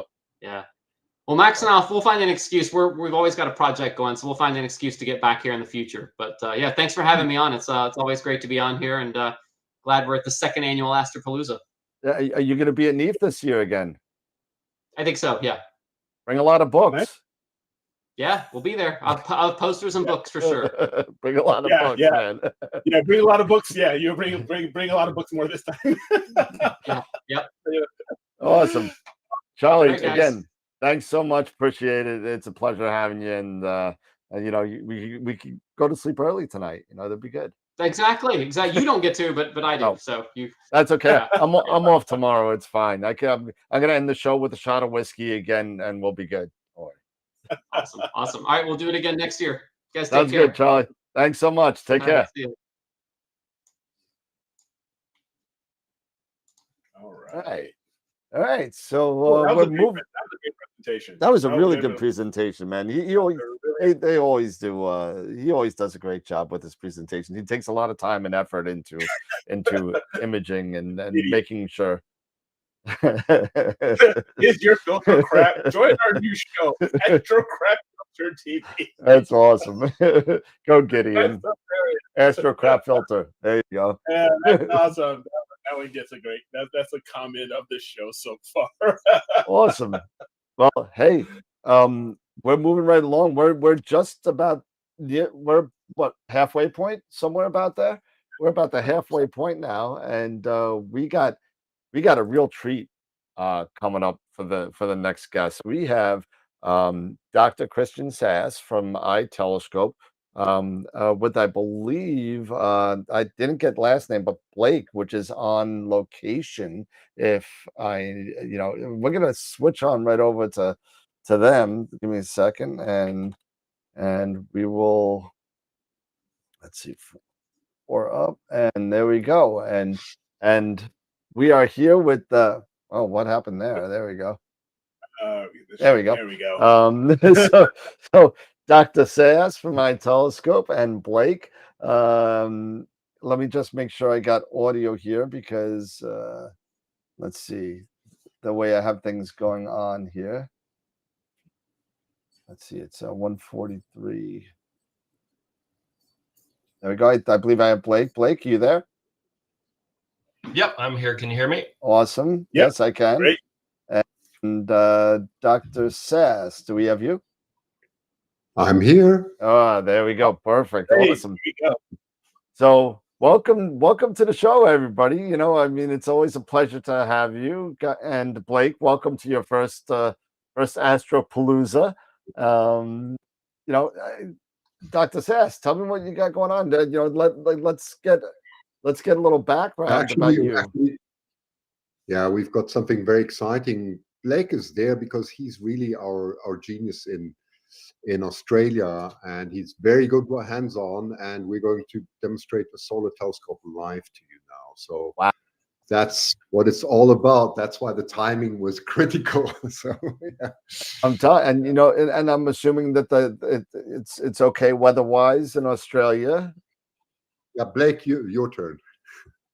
Yeah, so we've got a couple of bushfires going on, probably about 120 Ks out. So it's slightly smoky here, but it's still manageable. There's no clouds that have come in yet. So we have a beautiful live image of the sun at 0.3 angstroms and H alpha, and we're going to share that with you and what we got going on here. Great. That's great. And while Blake's setting that up, Dr. Sasse, why don't you tell us a little bit about, I mean, I know about it. You and I have been friends for a couple of years now, and way before. Wow, I remember talking to you over with the Southern Sky Challenge back a long time ago that we got to get that back together again. Yeah, But get back together. why don't you give a little background about iTelescope to the people that may or may not know about what goes on? Yes, of course. So iTelescope is exciting. I mean, you've got a lot of great backyard imagers, and I'm one myself because I really enjoy it. But as you know very well, that there's the other side where you just just don't have the possibilities of having Bortle 1 skies, and that's what we're really about. So that's the complement to backyard astronomy, that you can get access to high quality telescopes. And iTelescope was actually originally called Global Rentoscope and goes all the way back to the early 2000s, where the automation in the internet just happened. So it's a very exciting time. It was actually originated in Los Angeles, of all places, right? That's where it came from a person called Arnie Rosner. And later it turned into 2011, it moved to Australia, took over by Brad Moore, who then developed iTelescope. And he's also the brains behind the whole concept. So we have over 20 telescopes online in different locations all over the world. And you can hopefully get on Bortle 1. The worst we have is Bortle 2 skies across several locations. And we've got these new things where you can actually test the telescopes for no money whatsoever. So we have these full moon happy hours, so you can have a blast, especially with narrowband. And Charlie Bracken was talking about narrowband, a very nice talk earlier. So you can see how that really fits in, and you can give it a go. Now, at the same time, a lot of people have been questioning us. Well, what about the sun? What about the moon and other planets and so on? And it's quite popular. And we usually had to decline that because, as you know, we're going to the opposite side. I think you're just talking about the RASA 8 at F2. We're going right to F34. It's the F32, I think it is. So we're going very long focal lengths to look at the sun. And that's what Blake was telling about. I can't see the screen, Blake, but can you also maybe show the external dome live? I'm not sure if you can, Blake. I'm sorry. Oh, yeah. I can't see the picture. Maybe I'll see if I can get on my iPhone. But what you're seeing at the moment. But I don't know if you can actually show the dome, the open dome at the moment with the solar telescope. Yeah. So let me. Give me just one moment. I've just got the telescope on. No problem. Yeah. Okay. Yeah, you have to be a bit patient. This is all live, and as you know, anything that goes live is quite complex. Yeah, not a problem. Not a problem. We're waiting with bated breath here. Here it is now, and here we are. Can you see? That? There we are. Yep. Yes. Yep. There we go. So that's our solar telescope. We are on the sun. So let's have a look here. So there it is in all its glory. Wow. Wow. Look at that detail. And we can just. I'm sorry. Look at the detail on it. Yeah, I was asking what solar scope this was.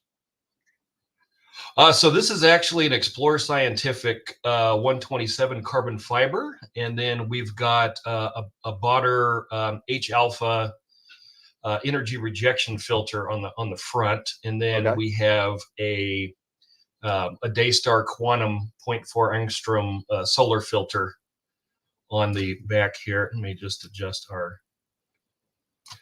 histogram, and we can just have a drive around the sun here. What that is, because in usual in narrowband imaging, you're talking about 3 to 5 nanometers, right? And for the for the dual filters, it's even a bit more. That's what Charlie was explaining, right? And we're going 100th of a factor less than that. It's so you go from 1 nanometer, that's 10 angstrom. You're looking at the size of a hydrogen atom now. That's the dimensions. And then you're going 1/10 of that.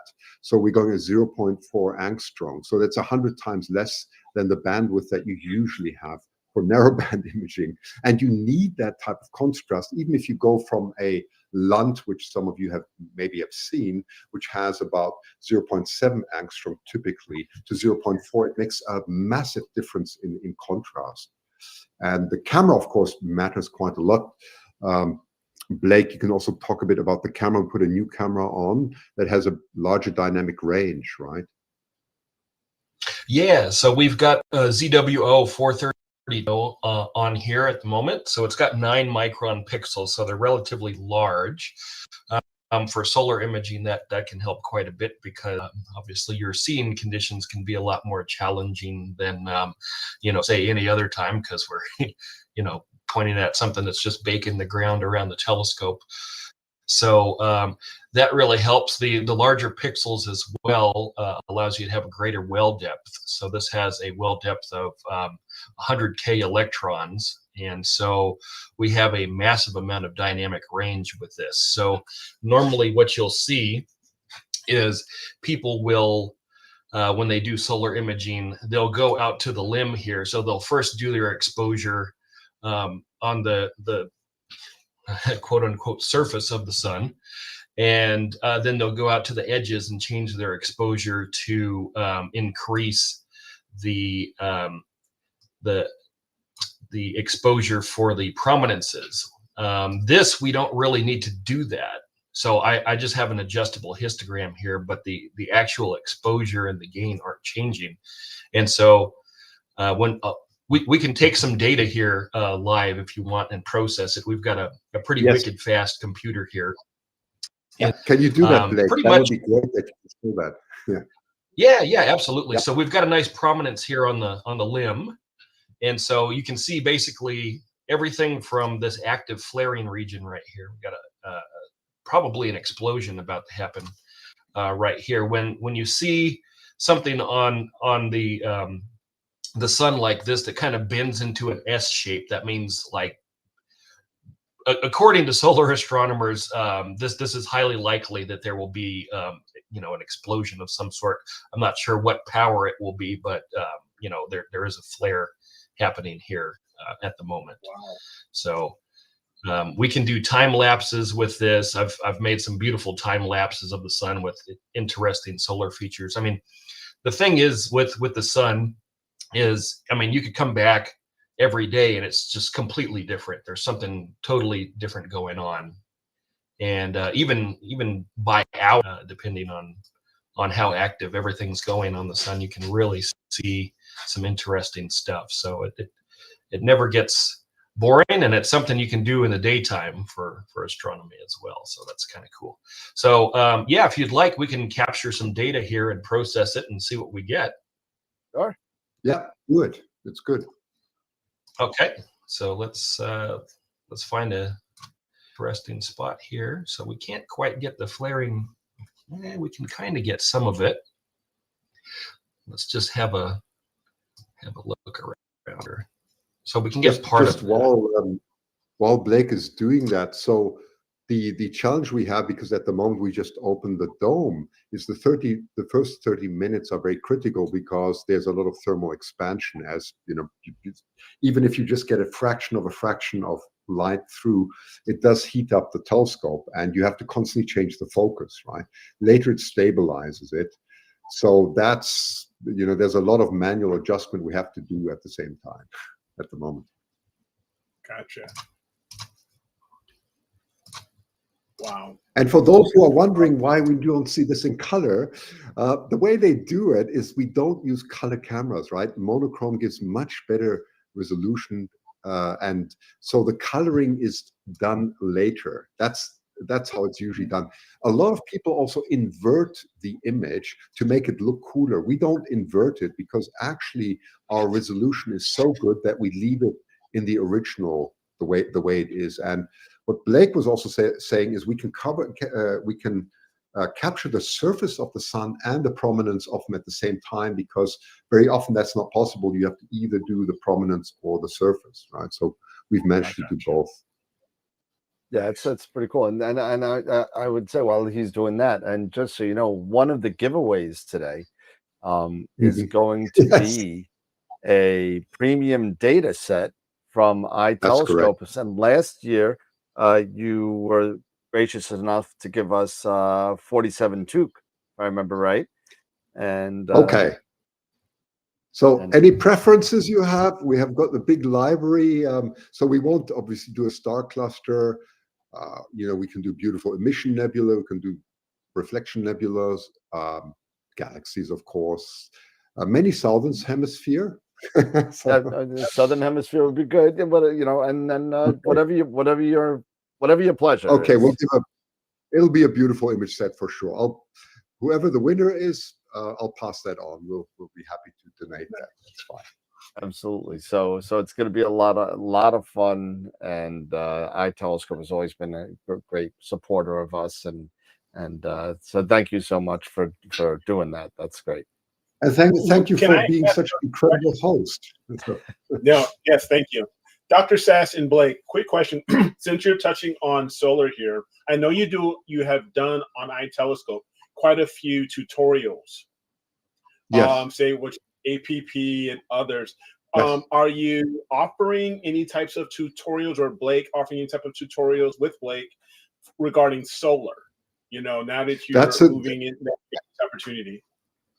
Yeah, that is a great question. It's something contrary to what you have in astrophotography, where you have APP and Pixinsight, those are the leading ones, and then you have many others that you can use. It's very different in solar. So we actually are going to hold hands. So the idea, we're opening this probably on the 15th of December. We're releasing this to the public, and so you're going to get personal assistance. There's going to be someone like Blake, or some very nice young person helping along and holding your hand through a 45-minute session and doing whatever you want.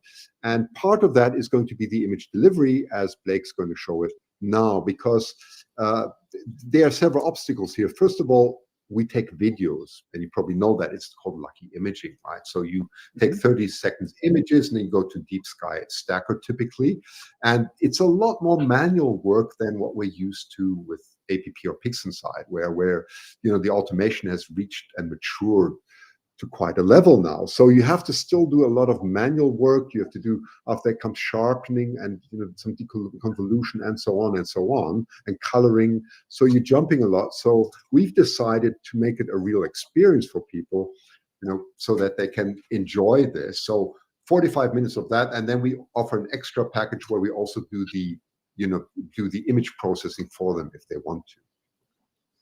Oh, nice. That'd be awesome. Thank you.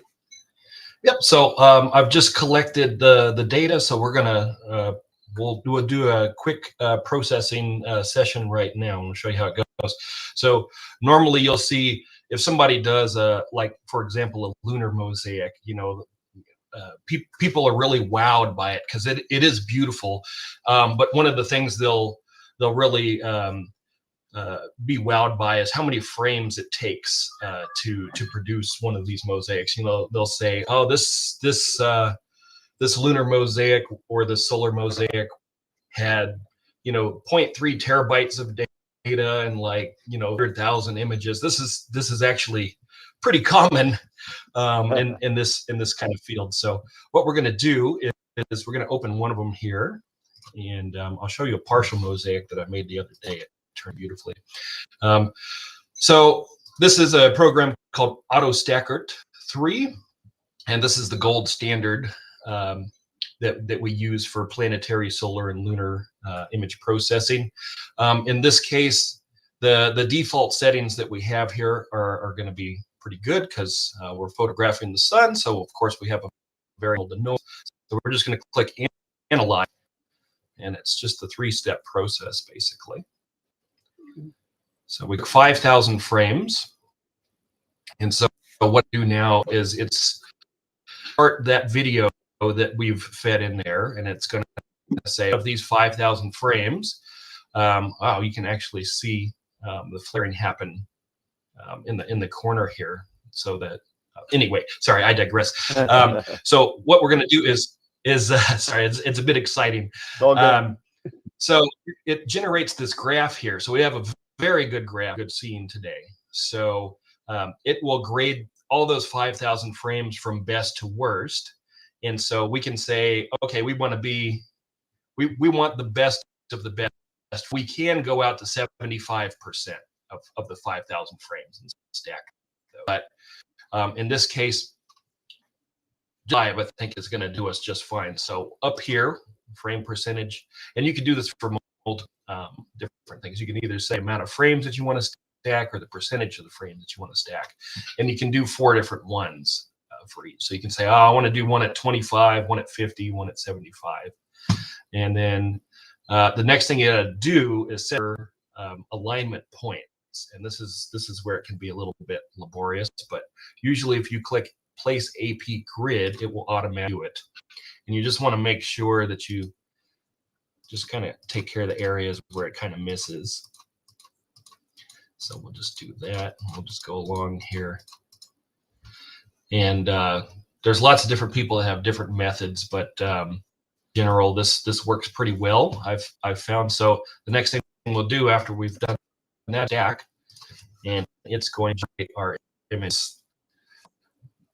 The next step is where it gets really cool. So we just get a few moments. Luckily, it's not on my computer because we're another 10 minutes. This is a really good computer that we've. That was pretty quick. Yeah, it is moving right along pretty quick. Gotta love. Yep. Nothing beats building your own computer and just using it instead of somebody's. Eric and I have built our own, and he's got a. What do you got? You got the Intel in yours. Yeah. This one. I got this one's got I believe 128 gigs of RAM, i9. It just rips. I got the Ryzen 9 128 as well. So. Oh yeah, it's a beautiful system. So we've finished our processing here. So the next thing we're gonna do, we can close out of this, and we can go to good old Registax 6. Wow. Okay. And we'll do our wavelet processing. So we'll just go up to our current folder. Yeah, this is really cool. This is where it gets really neat. Okay, so here we go. I have a setting. You can save your available schemes in here. And check this out. This is pretty phenomenal. There's our wavelet processed little area. So if we click do all, there is everything there. This is pretty neat. So there's our sharpened image. And then we can further go in and process all sorts of we want to do with it. Like we could add to it. Let me see if I can find you the mosaic that I made the other day. So typically we're looking at 1/27th of the sun. That's the resolution, right? So if you want to do a mosaic, you have to do at least about 27 images to get the whole sun, right? So gives you some idea. Yeah. Wow. Yeah, and maybe you could just talk a little bit about the preset that you have for that, because people are asking that I guess maybe they didn't know that they could save a scheme on it. So maybe you could get into that a little bit. Yeah, absolutely. So here, let's we'll so let's see here. We can go save scheme, and so we can just reset these. So if you right click on it, you can reset these. And there's also there's normally an area up here that you can say reset wavelets. So let's see. What is this? Let's see. something like that. So in general, depending on who you ask, better to do 2 wavelets if possible, 2 wavelet layers. So we'll just make these kind of default. So the wavelets that we have in here, these sharpen details from smallest to largest. So let's just try and put this, and then we'll actually overcook it a little bit and show you kind of what happens. Because when you in the planetary processing or solar, you want to try and have an image that's of course as sharp as possible. You're kind of tempted sometimes to really take it to the max, and it can overdo it. So you can kind of see this little preview box here, and as we adjust these wavelets, let's just go over the top and just really make it wild. I used to do it, and you get a pretty good result, but it can potentially add noise, and then you can further sharpen these details. You know, let's just go a little crazy on it.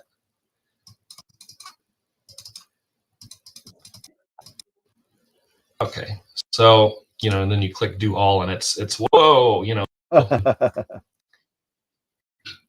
So up here you can click reset wavelets. So let's do. But let's say we do a little bit more tape processing of it here, like that. We say, oh, okay, that looks pretty good over here. I need to probably do another flat frame here, but save scheme. And then you can save it here. Now, what you have to do is you have to close register and then open it for actually visible in here. Otherwise, you have to go to load scheme, and then you can select it. So that's how you do it. Nice. And, yeah, Blake, they were just asking about Blake, they were just asking about the settings because you're using the first 2, right? They just wanted to know, I think, what your settings in general, if you have very, very good scene, you really will only need to adjust the first, and you can kind of do more sharpening up here. Oops, sorry, not that one. But yeah, these first 2 are pretty good in general. If you have, depending on the camera that you're using as well, if you have bad scene or you're dealing with something that's oversampled, you might want to go to over here to Dyadic, and you can adjust this and get kind of more harsh kind of processing. In general, that's not going to be needed, at least for this system, but you kind of have to find what works best for you and the system that you're using, because it's not all the way across the board. Let me just bring this over here and show you kind of this. Can you see this? Yep. So this is one that we made the other day, and this is a five hold on, panel no, mosaic. we're still seeing Registacks. Oh, okay. I'm going to stop sharing for a second, and I'm going to reshare. You're going to have to stop and go back in with another window. Yeah, with another window. Okay. I can't seem to get out of it, honestly. Let's see. One moment. No problem. Apologies for the technical difficulty here. That's all right. So it's a new system, I know. Yep. So one thing that, when it comes to that, like you were mentioning, was seeing conditions and how important when it comes to solar, because some people may think, oh, it's a beautiful blue sky, there's no clouds, things like that. Maybe for some people who are just starting getting into solar, they may not take that seeing into consideration because they're just looking at their current just the current weather conditions. Can you share a little bit of info or a little bit of background on what you mean by those seeing conditions and why it's so important when it comes to solar? Certainly. So normally in just in general, your seeing conditions very important. Basically allows to capture the sharpness and that you're capturing, and that's all dependent on what's going near the ground level and the atmosphere at this time. So, you know, and of course, you cooler temperatures in the upper atmosphere. There's different layers of the atmosphere that are moving and have temperatures as well. And so and that light comes from whatever source in space, whether it be stars or, you know, the moon or coming from the sun, that gets just coming through here to us. And so it shimmers or scintillates. The less it does that, the better your, but this can vary by the minute, it can vary by the hour, it can vary by the day. Sometimes the jet stream can be passing overhead, and that just, you know, just completely obliterates your seeing. So, you know, having different pixel sizes for different sites, it can get a little complicated because there are some calculators out there that use, of course, that a lot of us know about. But in solar imaging, it's good to have an area that is near a grassy area instead of perhaps blacktop or something like, because the sun, of course, is gonna just, you know, just bake it all day long, and then those coming off of the ground are just kind of looking through a campfire, basically. Yeah, exactly. And so a lake. I'm sorry, Dr. Right? Yeah, no, I just said, or a lake, surprisingly enough. You know, if you're close to a lake. Yes, Big Bear Solar Observatory is actually kind of in the middle of the lake, so it's a pretty great scene. Unfortunately, I cannot get my screen to starting actually, so it's a little tricky here. So when it comes to solar guys, in other words, don't just go on a blacktop. Yeah. Blake, if you want to try going out and coming back in with the password, that might help. Yeah, let me try that. And Christian, if you can answer their questions while I go out and come back in. Yep. And actually, Josh had a question on a typical time lapse for a solar prominence. So, any thoughts on that? Yeah. So, you answer. Okay. One of the things that, sorry, before I go out and come I back thought you in, were gone already. Sorry. Oh no, it's usually about 60 to 100 images or 100 video frames or 60 video frames is sufficient with 30-second intervals to really get a good time lapse if you play that at about 10 frames a second. Results. Again, I'll try and share all of this with you, but no, yeah, if you go out and come back in, it should reset the view. Okay, we'll do. Yeah, just to say something about that. I mean, if you look at some of the solar images that I know, sometimes it's a matter of 5 or 10 minutes that you get the most incredible things, and you can probably be that's what's so amazing about imaging the sun. You may be the only person on Earth imaging the sun at that time, right? And getting things to see about prominences and flares that nobody else has seen in that, in that time. And that's very exciting. Yeah, that does sound really, really cool. It's one of the things that starting to interest me into solar, and I know many others into solar, especially when you're talking the use of hydrogen alpha filters, where you can actually see chromosphere and prominence versus using a white filter, so you can see that detail. And also even Blake mentioned utilizing certain CMOS cameras now that have larger pixels, to gain that better resolution. So that's it's an exciting time to nowadays to be able to do all of these things. Yeah, and I mean the time is very very good. I think it's the 8th of April next year, 2024, where we have the big solar eclipse going through Canada and the States. right? It's Yes. it's very exciting time. I'll be in near San Antonio at that time because it's just such I don't know where you're going to be, but it's really worth it. So I just wanted to Yeah. say that. So that's also, of course, why we have this solar telescope. I think the activity, the solar cycle is going for a maximum, I think, in 2025 or so. So there's a lot of activity right now. It's a really great time. Yep. And I see Blake is on. Yeah. So Good. Dylan, I'm back. Yeah. So Dylan, to answer your really quick question, yes. So from what I understand, from my learnings, yes, larger pixel size cameras are better for solar because you'll get the better resolution. If you want to go monochrome, you don't want to utilize a one-shot color. You want to use a monochrome camera because you can change. That's why that 432 is becoming a game changer as far as solar is concerned. It is. Yeah. It so, is. So what you can use a color camera to it, but you run of completely blowing out the gamut of it, and you get an orange ball.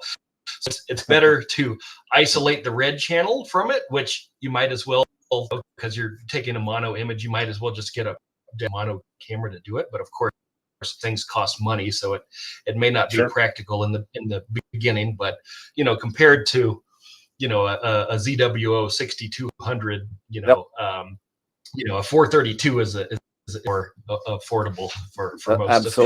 Absolutely.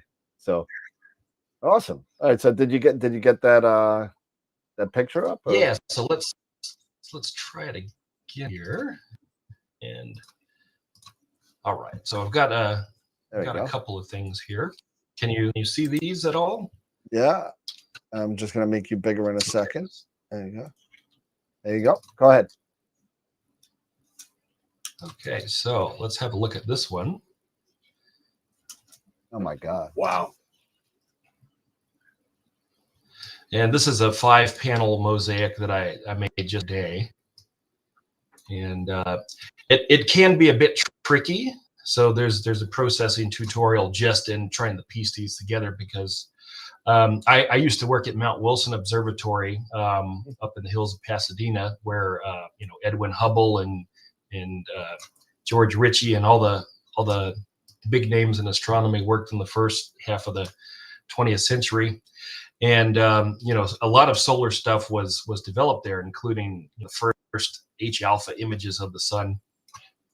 And so it's a bit tricky because they discovered the entire of the sun changes over a 5-minute period. So of course, as you have these things wiggling and roiling about, it can naturally, or something that stitches a panorama together to accurately try and figure out what it's got to put together. So if you have these prominences over here, I mean, they're changing pretty rapidly, but you tend to have better success with them, and of course sunspots. So you'll find that an area like this will stitch together okay because you've got this area here and that. But up near the top and the bottom, it'll go, I don't know what to do with this. So we thought that the program I used to do a little bit of CGI when I was at my photography school that I was at. And we found that PT GUI actually works the best because you can set image anchors on certain objects. So if it's kind of scratching its head trying to figure out what areas to put together, you can kind of just click and in this big mess right here and say, okay, this part right here and this part right here are good to go together. And then it goes, okay, I do now. So yeah, this is this telescope system is capable of doing very beautiful things with the sun, as you can see here. So before I had put the 432 camera on here, we had the traditional ZWO 174, which is the main go-to for solar and lunar and planetary.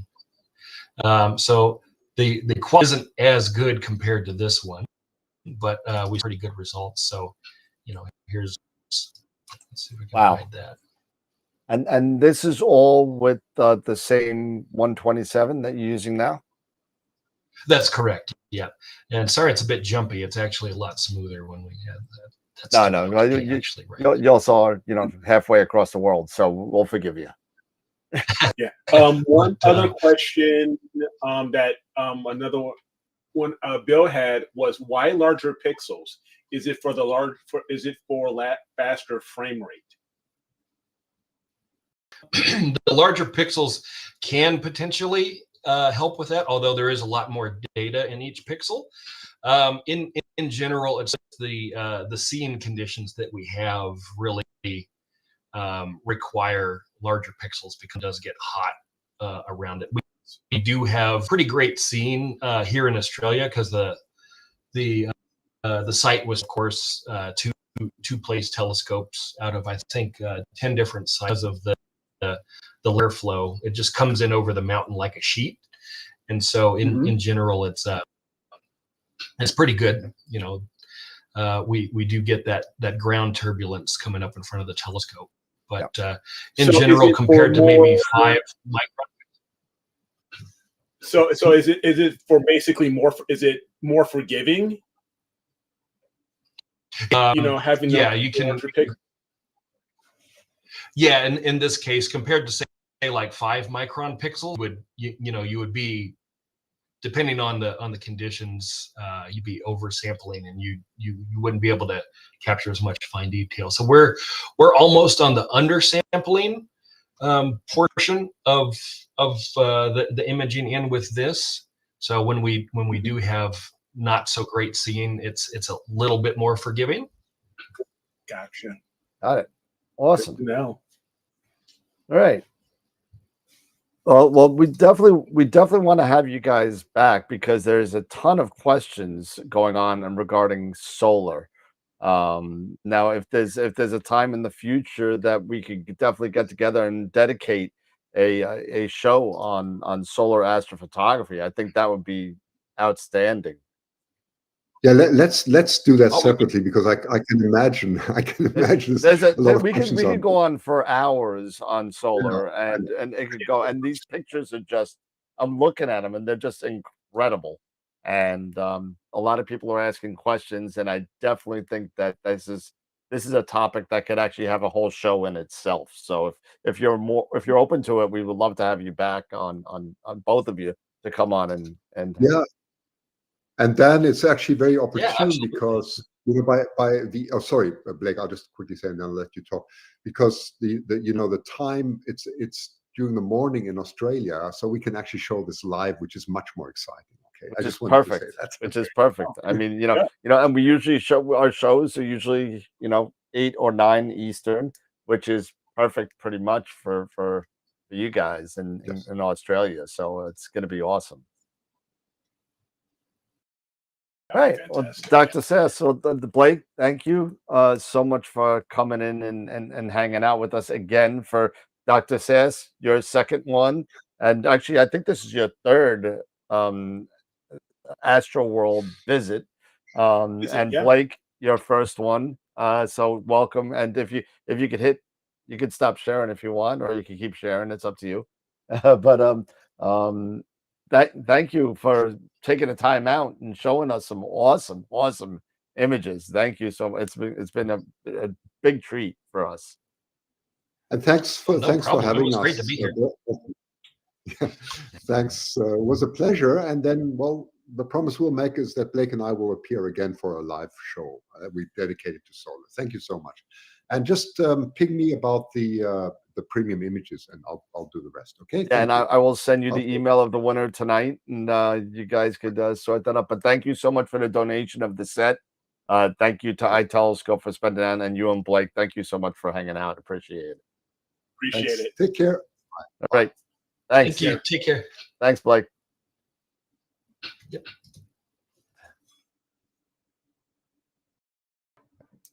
All right. Wow. Now, unbelievable stuff, right? That was an awesome segment there, because we were just talking about solar just earlier this week, and it's been going something that's a subject that we've been talking about a little bit back and forth for a while. Yeah. And a lot of others, it's gaining so much more traction as far as interest. So having a show dedicated to solar would be a fantastic idea, and I think it would be a real benefit for the viewers, to have that time, have an hour or so to talk. Absolutely. And Dr. soon Sasse. you'll be able to do your own solar imaging. Yes, I will. Very soon. Yes, I will. Soon. So, very. So that's going to be well. Well, I know we're running about 15 minutes late now, so I want to kind of push this along a little bit because right after, right now we have Scott Roberts coming on from Explore Scientific and Explore Alliance, and coincidentally, the maker of the scope that we were just watching, the Explore Scientific 127. So let's get Mr. Roberts up here. And there we go. And let me just get his audio running here. Scott, you want to just give me a check real quick? There you are. Oh, no, where are you? I don't hear you yet. Where are you? Let's see. Hold on a second. Scott one. There we go. There it is. How's that? Try that. No, not yet.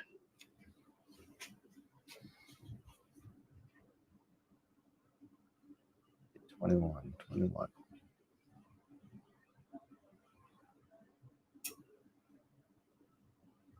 Not yet. I don't even see a level coming in from you yet.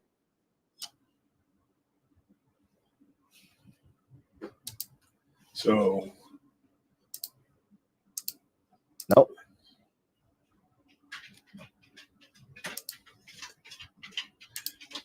So while Dan is working on getting this squared away with Scott, again, that was a great segment.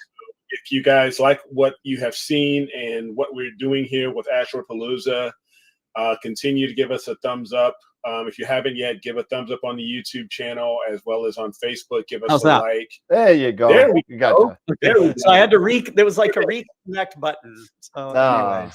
All right. There we are. Perfect. We're here. Yeah. Always live TV. There's always something, right? There's always something. There's always something. That's true. That's you know? true. But the audio's good. Is that audio's all right? good. You're perfect. Awesome. So we're here with Scott Roberts, who's okay.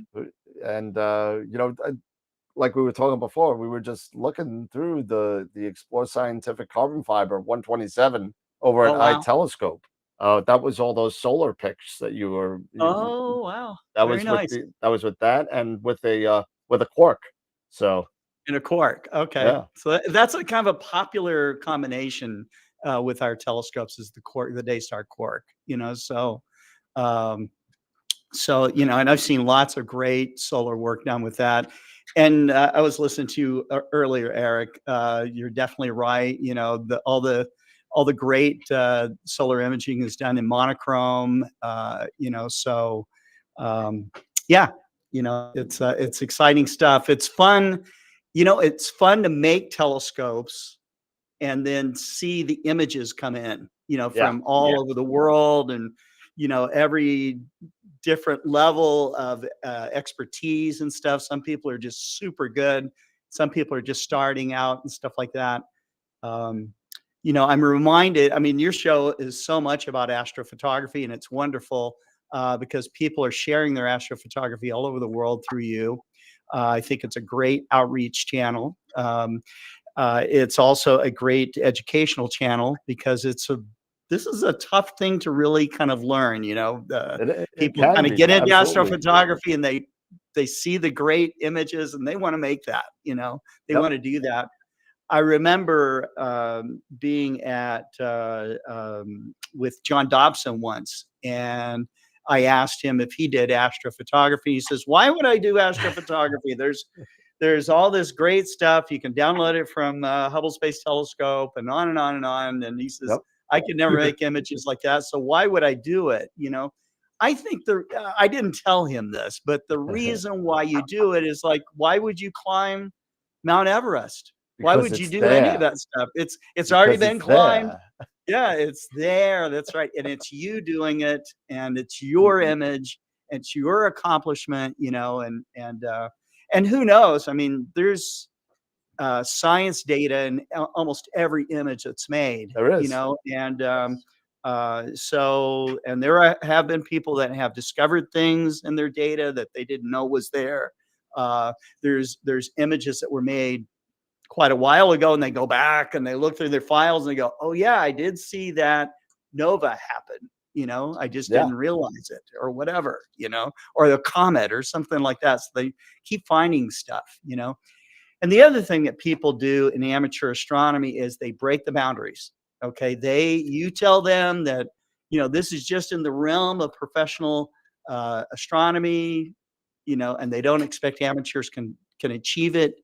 Well, you know what? We got guys out there with little 4-inch telescopes detecting exoplanets. Yeah. Okay, we have people that have used 6-inch telescopes and used diffusers to get millimag precision in photometry. That was, again, something that was only in the realm of professional astronomy.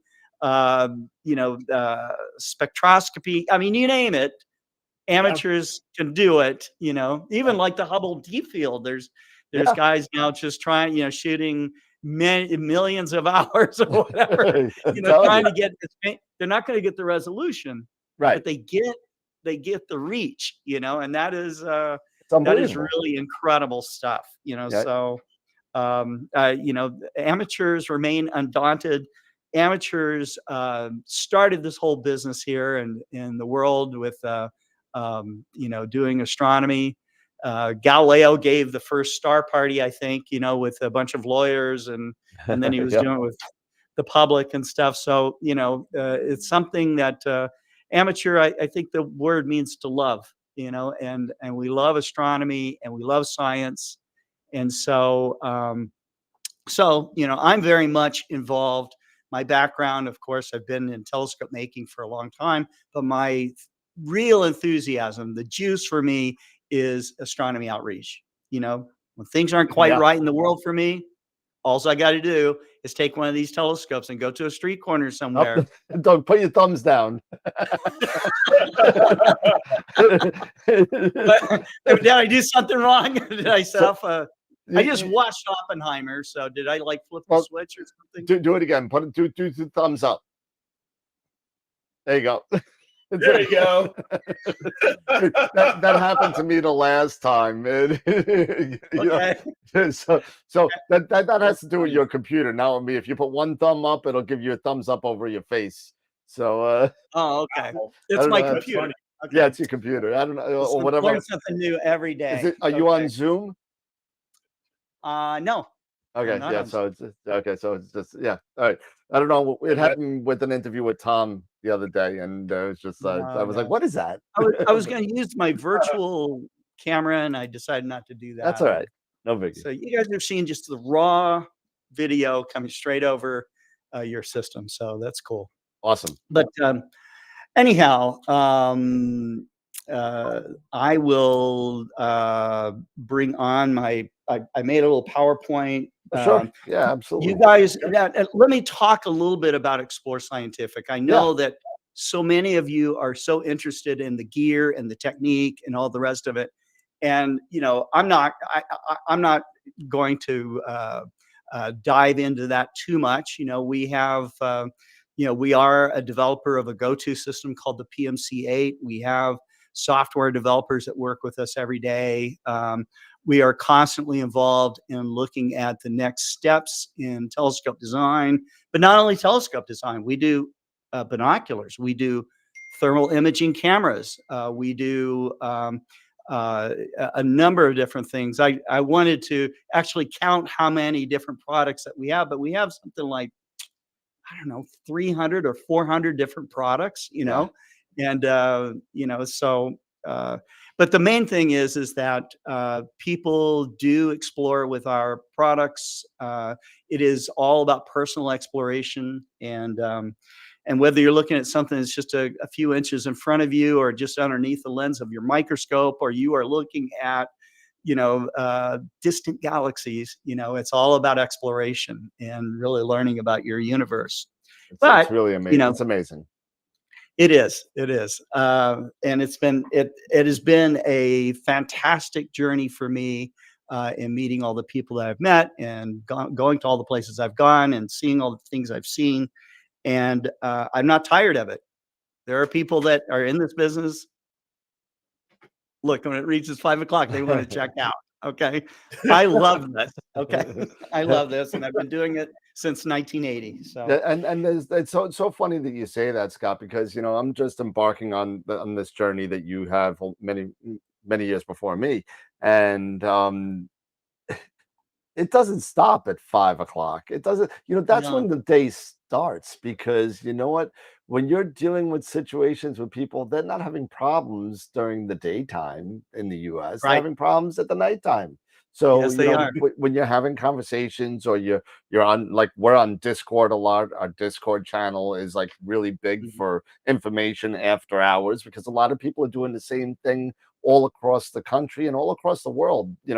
Doing the same Sure. thing that you're doing, and the odds of somebody having the same rig or the same camera or the same issue before, you're probably going to get the information a lot quicker on, like, platforms like Discord or Facebook or something like that, where Sure. places aren't closed, or even text messages. So you're going to find that out quite a bit. Right. Well, that's another thing about amateur astronomers in our community. It's the best community in the world. I mean, you find some of just really amazing people. We can go to star parties and they'll lay out, I don't know, tens of thousands of dollars worth of equipment. Nothing gets stolen. Nope. Nothing. And amateur astronomers share like crazy. They share all their secrets. They want other people to know what they know, and and that's the thrill of it. But anyways, my talk is mostly about outreach. Okay. And I'll get started. Sure. So Okay. I have to toggle, I think. Here Yep. we go. Let me just look. Okay.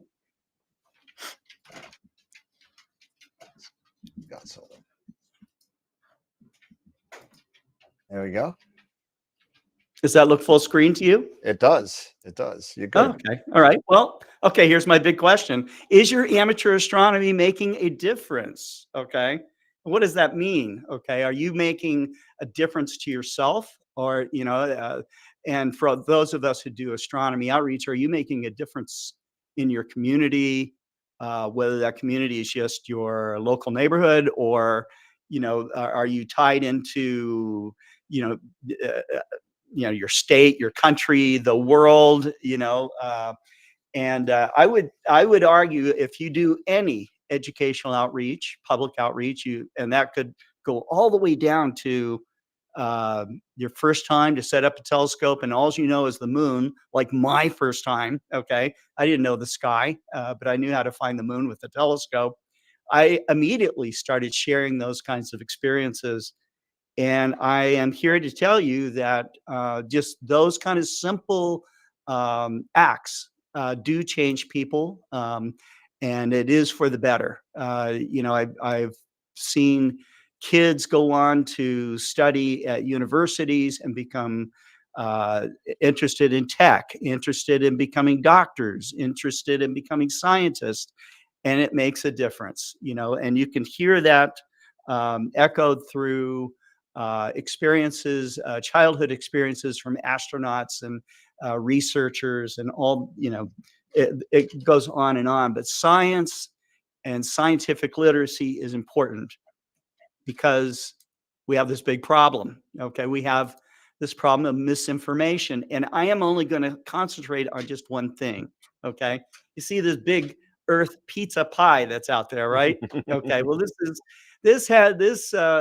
one of the most incredulous misinformation aspects to me, is the people that believe that the Earth is flat, that the world is flat. Okay. And I know it's kind of controversial and all the rest of it, but And if there are any flat earthers out there, I don't mean to pounce on you, but it's been known for roughly 2,000 years. It was empirically demonstrated by the Greeks that the earth is round. Okay. And so it's this is something that still is held strongly by roughly 1 to 2% of the world population. We have roughly 8 billion people, so that means at least 80 million of us believe that the earth is flat. Okay.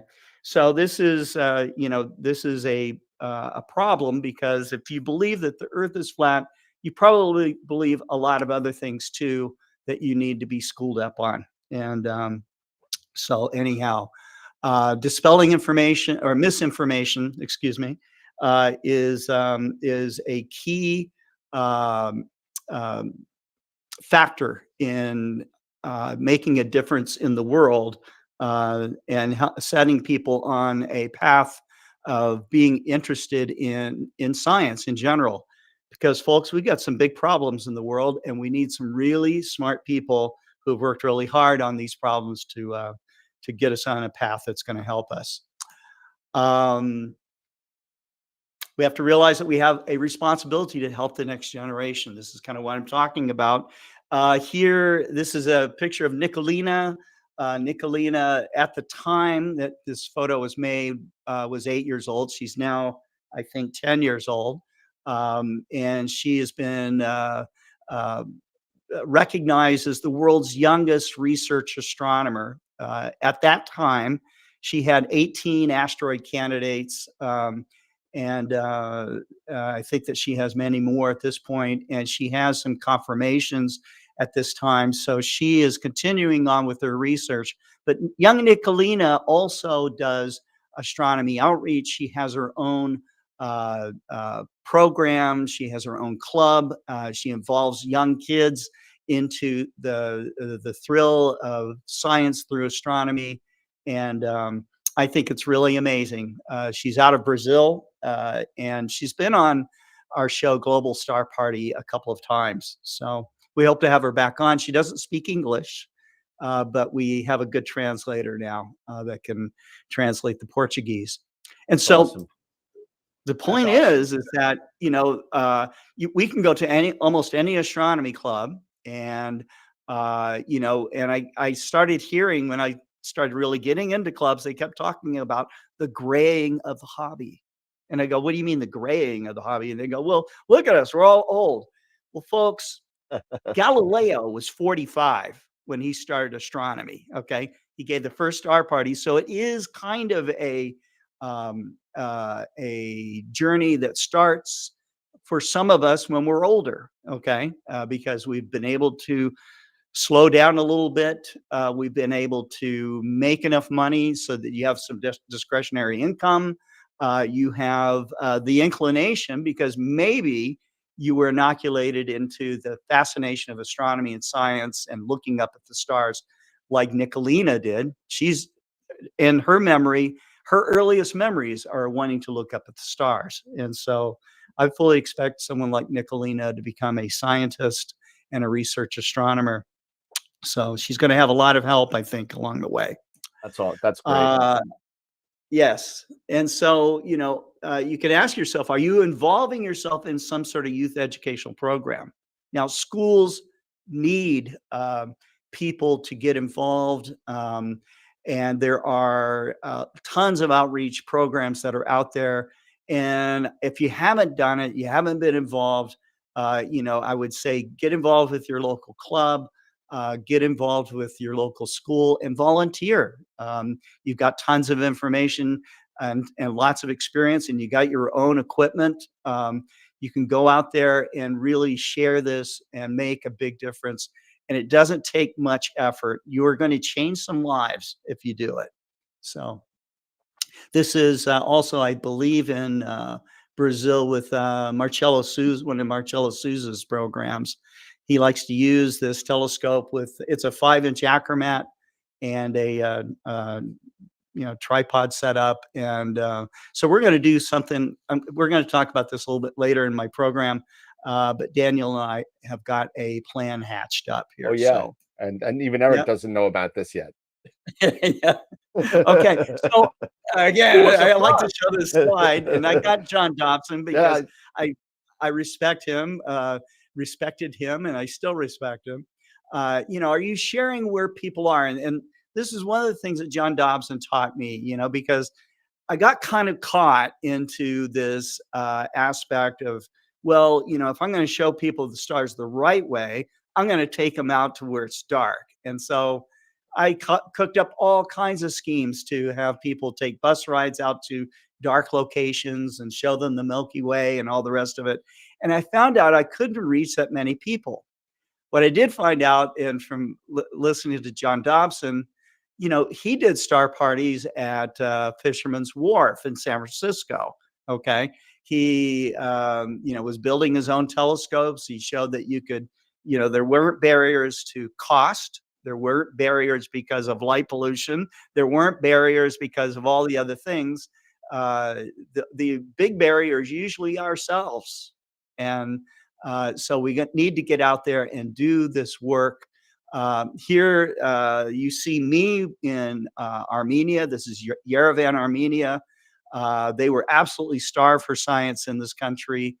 We went to the StarMist 6 event, and they had roughly, through this public outreach event in the big city square, right in the middle of the city of 1 million people, they had roughly somewhere between a third and half the population come through because they were so curious. So that meant somewhere between 300,000 and 400,000 people came through. I saw so many people, I lost count within minutes. So, but it was a lot of fun. This other shot here, you see the Astronomical League of the Philippines, and they're out there, what looks like at a state fair or something like that, or some sort of fair type of program, and they've got them out sharing the sky, probably looking at planets or the moon through their telescopes, and again, changing lives. This works for any demographic, any age, and a lot of people think, well, this should be something we should only be focusing on youth. That's not true. We should be focusing on elderly. We should be focusing on disabled. We should be focusing on the rich, the poor, everyone, because getting them focused on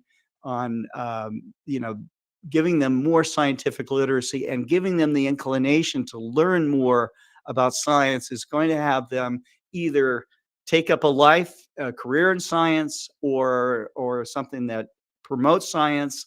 Also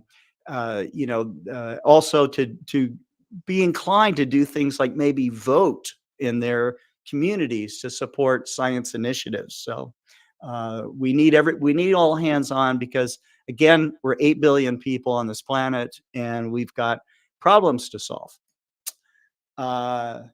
I recommend that you use gear that can expand your outreach. When I started Explore Scientific, I was immediately called up by Yolanda Berenguer. You can see me off to the right there. This is Yolanda Berenguer, and she invited me.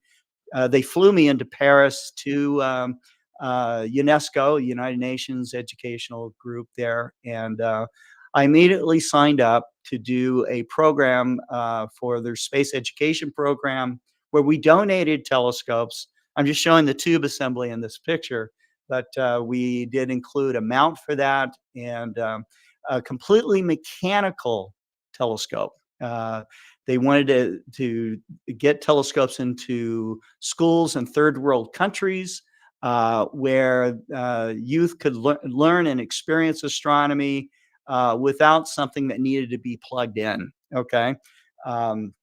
So that telescope has still taken many people through their journeys and learning about the sky, but to let them get first-hand experience in pointing a telescope and finding things like Saturn, the moon, but also deep sky objects. So that 5-inch telescope, which is going to be the aperture that we're going to use in Daniel and I's initiative here. that we're going to do.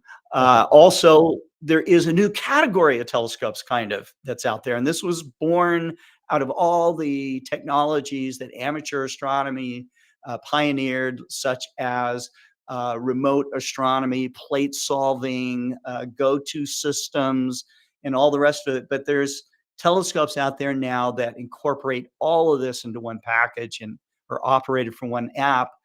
And so we're the distributor now for Unistellar, and very, very pleased to have this teamwork with these guys. They have a citizen science program that's run by Frank Marchus and a group of astronomers and scientists. And so they had they've done things like send people to the southern hemisphere to capture an impactor on an asteroid, and they were able to discover that the interior of that asteroid was red. Okay, these people did not know how to polar align in the southern hemisphere, had never been down to the southern hemisphere before, and had really owned that telescope for about a month or two. But they were out there doing science, and their names are on a scientific paper. Okay. How many of you have incredible rigs, do amazing astrophotography, but don't do science? There's probably a number of you like that. Okay. This telescope can help you get involved in the scientific community while you're doing your real high-end, serious, beautiful 100-hour exposures. Okay. And you can get involved and do, for the cost of a nice camera, okay, or less, you can have a system that is going to let you do science, and that is the Unistellar product.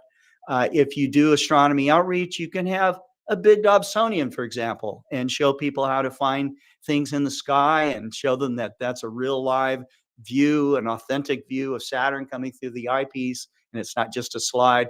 But at the same time, you can have your Unistellar running, and people can see color images from the city of nebula, okay, which you can, even if you're in Bortle 8 skies, you can still do some amazing stuff.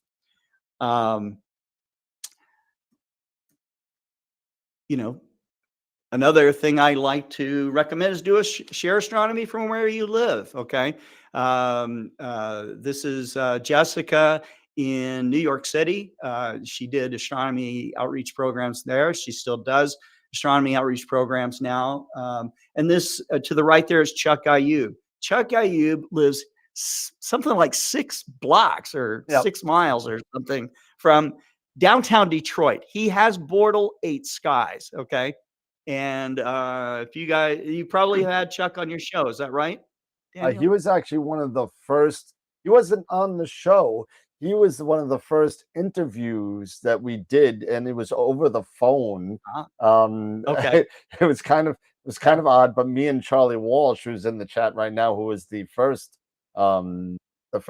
co-host we had together, and right, and we did him and Doug Struble and TJ Conley. Okay, I'm glad you brought up Doug Struble because Chuck and Doug did a video that I shared at the last Starmus event. I'm going to play that video next, but it demonstrates that you can be doing amazing stuff right from your backyard. And I recommend doing this because what makes you a better astronomer than the other astronomer, or what you might otherwise be yourself, is how often you do it. Okay, and so there's no reason in our day and age. We have the technology. The audio may or may not come through. I hope that, Is it coming through? It's coming through your microphone, I think.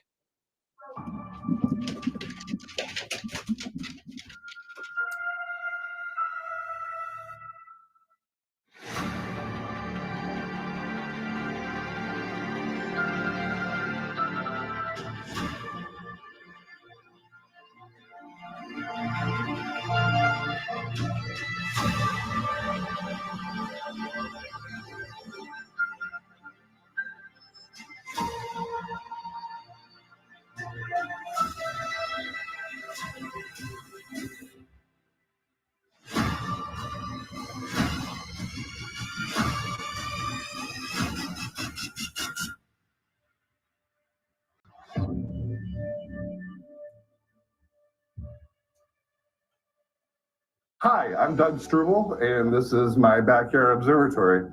Every clear night I possibly get, I open up to take pictures of deep space.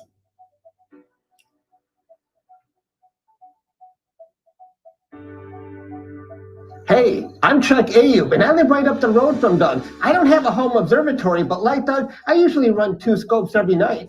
Back in spring of 2016, Chuck and I got into this hobby, and back then we had a much simpler setup, trying to just get started out in this hobby, and over time we've gotten more sophisticated and automated some of our equipment to make our lives easier and to make our images that much better. That's right, and this hobby is really not difficult to get into. A lot of people make the jump with the equipment they already own, like a DSLR camera and a tripod. We actually fast-tracked some of our equipment upgrades and automation a lot earlier on than we anticipated due to our skies, but we weren't quite sure what we were going to get. Right, we're both around 20 minutes from downtown Detroit, where the big city lights known in the astro community as light pollution can wreak havoc on deep space photos. I was even warned by the seller who sold me my camera that he wasn't sure if I'd be able to accomplish anything in my area. This is my main rig right here. It's a Mach 1 GTO made by Astrophysics. I had this Pier custom made friend of mine who does metalworking. And on top of it sits an Explorer Scientific 165 millimeter triplet refractor. It's probably the best telescope I have in terms of getting what I get because I go after a lot of tiny objects. So I need that focal length to really get in there. On top of that rests my Orion guide scope. And then my second rig is an Atlas Pro made by Orion with a Stellar View 102 millimeter on it. This is a little bit wider, but on both systems I am running a ASI 183 mm camera, which has very small pixels, so I can get in there really tight and get a good pixel scale of both of my objects. Typically, both rigs run on each 2 laptops, and both of these laptops are run from inside the house. Everything is automated once it gets set up, aside from pickups here and there, of course. And then one thing I really do to fight light pollution is I do a lot of what's called narrowband. Narrowband is exactly what it sounds like. It's a narrow sliver of the visual spectrum. So it cuts out a lot of this light pollution that we have near the city of Detroit and allows me to wash away a lot of that light pollution so I can really focus on the nebulosity that exists in the image. Right, narrowband filters are a must, and when I'm not using them, my pictures can become overexposed very quickly. So I've become rather famous online for my short exposure approach. I take 15-second exposures and stack them all together, and you'd be surprised at what you can capture and get around light pollution. Hey Doug, I get this question all the time, and I'm sure you do too. How do you stay on target with your deep space object if the Earth is rotating? That's a good question. So in astrophotography, we use what's called a German equatorial mount. And once we get a polar line to Polaris, the North Star here in the Northern Hemisphere, what it does is it allows what's called the right ascension to track throughout the night. So it kind of just rotates around that North Star. And to keep it on target, you use a guide scope, which locks onto just any random star, and it will send corrections to the computer, which in turn sends corrections to the mount to keep it on target throughout the whole night. Right, along with the motorized mount and guide scopes and guide cameras, we use software to help us automatically find and center on our targets. Even our focus is automated, so we can be doing other things while we're imaging. Being fully automated is great, but it doesn't necessarily mean that we don't get involved. In fact, being automated and having more complex gear means there's a lot more things to go wrong. Right, we do get the occasional head scratching and hair pulling issues when we're trying to resolve an issue before the clear night disappears. So Doug, do you have a preference with larger or smaller telescopes? That's an interesting point. I mean, obviously smaller telescopes are a lot less expensive and they do great. And most of them have like a very short focal length, which means they get a wide field of view. And most of my objects back then, I first started out with, were a wide field of view. But what my one friend, Jim Bernard, once said, most things in the universe are small. So over the years, I've started to realize that I need more focal length. For example, in my Explorer Scientific 165 millimeter, has a great focal length. I can really get in deep on planetary nebula and things of that sort. What do you prefer, Chuck? I actually like using a large and wide field telescope at the same time. A lot of people like large telescopes and they think they're better, but wide field scopes can give you a great view on a large target. But I still like big, bright targets to capture. I'll leave the 100-hour targets to Doug. So Doug, when you're finished capturing an object, are you really finished with it? That's an interesting point. I mean, there's a lot of people out there that think that we just point our telescope up in the air, take a picture, and we're done. You know, but we spend hours and hours of capturing data, and then we have to do what's called pre-processing the data, where we stack all the data, bring all the signal out from the noise floor, and actually start to see an image grow. And then we have to polish that up. I mean, there's really no magic bullet involved. There's some processes I do in with a program called Pixinsight, and there's a lot of stuff I do in Photoshop. And then sometimes I go back and forth. So to really get that final image takes hours and hours of processing the data and really teasing out that signal to get that image that we're looking for. That's right. I think people would be surprised how much work the Hubble Space Telescope and the James Webb Telescope need before they're actually shown to the public. But there's lots of free tutorials on YouTube on how to process pictures like that. And when I'm done with my pictures, a lot of people are amazed, and they actually think my pictures are from the Hubble Space Telescope. Now, here's a picture of the Pillars of Creation made famous by the Hubble Space Telescope, and here's my picture. I don't have the magnification of the Hubble Space Telescope, and I don't have the advantage of imaging above the Earth's atmosphere, but I'm pretty pleased with these results. Remember this scope, Doug? Yeah, that's the old AR-102 from Explorer Scientific that I used to use for solar imaging. That's right. I took this scope off Doug's hands. Astrophotography is not just a nighttime gig. I have a lot of fun capturing the sun. But remember, never look directly at the sun with the telescope. I have a lot of protection on here, like my Daystar Quartz Solar Scout, and I have an energy rejection filter. But it's a lot of fun creating time lapses of what we see on the sun. I even like live streaming it and letting my YouTube subscribers watch the action. That's right, Chuck. It's fun to watch people's reactions when we post some of our work online. So be sure to follow us on YouTube, Facebook, and Astrobin.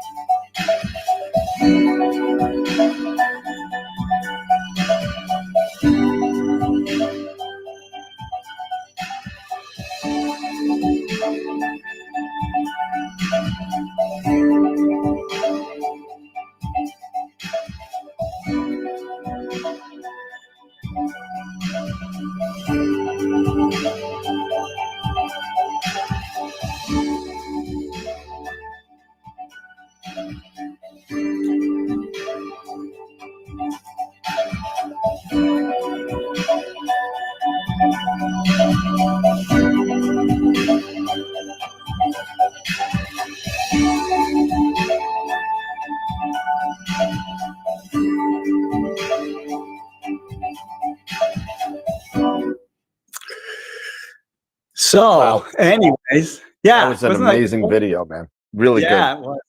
It was great. It was great. So big shout out to Chuck Ayub and Doug Struble for making that. I pull that one out when I'm looking for something really special, and they did a great job. I fully recognize they give us a lot of shout outs back because they both use Explore Scientific equipment, but they also use other gear, And I will be the very first one to admit that there's a lot of great equipment out there. And I'm glad that we are in the mix. Okay. But I beyond just trying to make equipment that I think is going to last and to be high quality and all the rest of it. I want our company to be supporting the community that supports us. Okay. And, and also be igniting, the fires of people of different ages, to get involved into astronomy. And just, whether if you're not going to be a scientist, you're not going to be an astronaut, you're not going to be, a doctor. I would encourage you to get involved in astronomy outreach, because you can do it at any level, and it is so self-gratifying. I mean, it is just, as I said, it's the juice. So, yep. And so get it. Scott, just I'm sorry. Go ahead. My fault. Go ahead. No, go ahead. No, your screen share is still on. So screen share is still on. Okay. If you want it off, I mean, I don't know if you have more. No, I'm not done. Oh no, keep going. Go right ahead. Knock yourself out. I'm not done. Anyways, get involved. We got time. It's okay, Scott. It's fine. No. I'll wind it up here. No. It's seriously, it's all good. It's all good. We're all good. Okay. So get involved in astronomy outreach organizations and initiatives. Of course, we're doing one right now live. This is Astroworld. Yep. So, and Daniel is happy to bring on people that are one to share their experiences, especially with astrophotography. Night Sky Network, another great organization supported by NASA. There's Astronomers Without Borders. They did the first global star party. We're going to talk about global star party with Explore Scientific in a moment, but they did a 1 million person, 24-hour nonstop around the world global star party, which was just amazing. And that was done during the International Year of Astronomy. So AWB has done a lot of great things. The brainchild of that started off with Mike Simmons. He's gone on to do other great things, but AWB still exists, and you can join them. There's the Explore Alliance. That's our program. Membership is free, and we like to support that through benefits that we can talk about later. So the Astronomical League, we are huge supporters of the Astronomical League. They are on lots of our programming. We help produce their Astronomical League live program, which shows up once a month. And so you should look for that. There are so many star parties around the world, and you should attend any of them. But arguably the largest in the world, and maybe the most fun, is Starmus. And the next Starmus is coming up here in, did I stop sharing?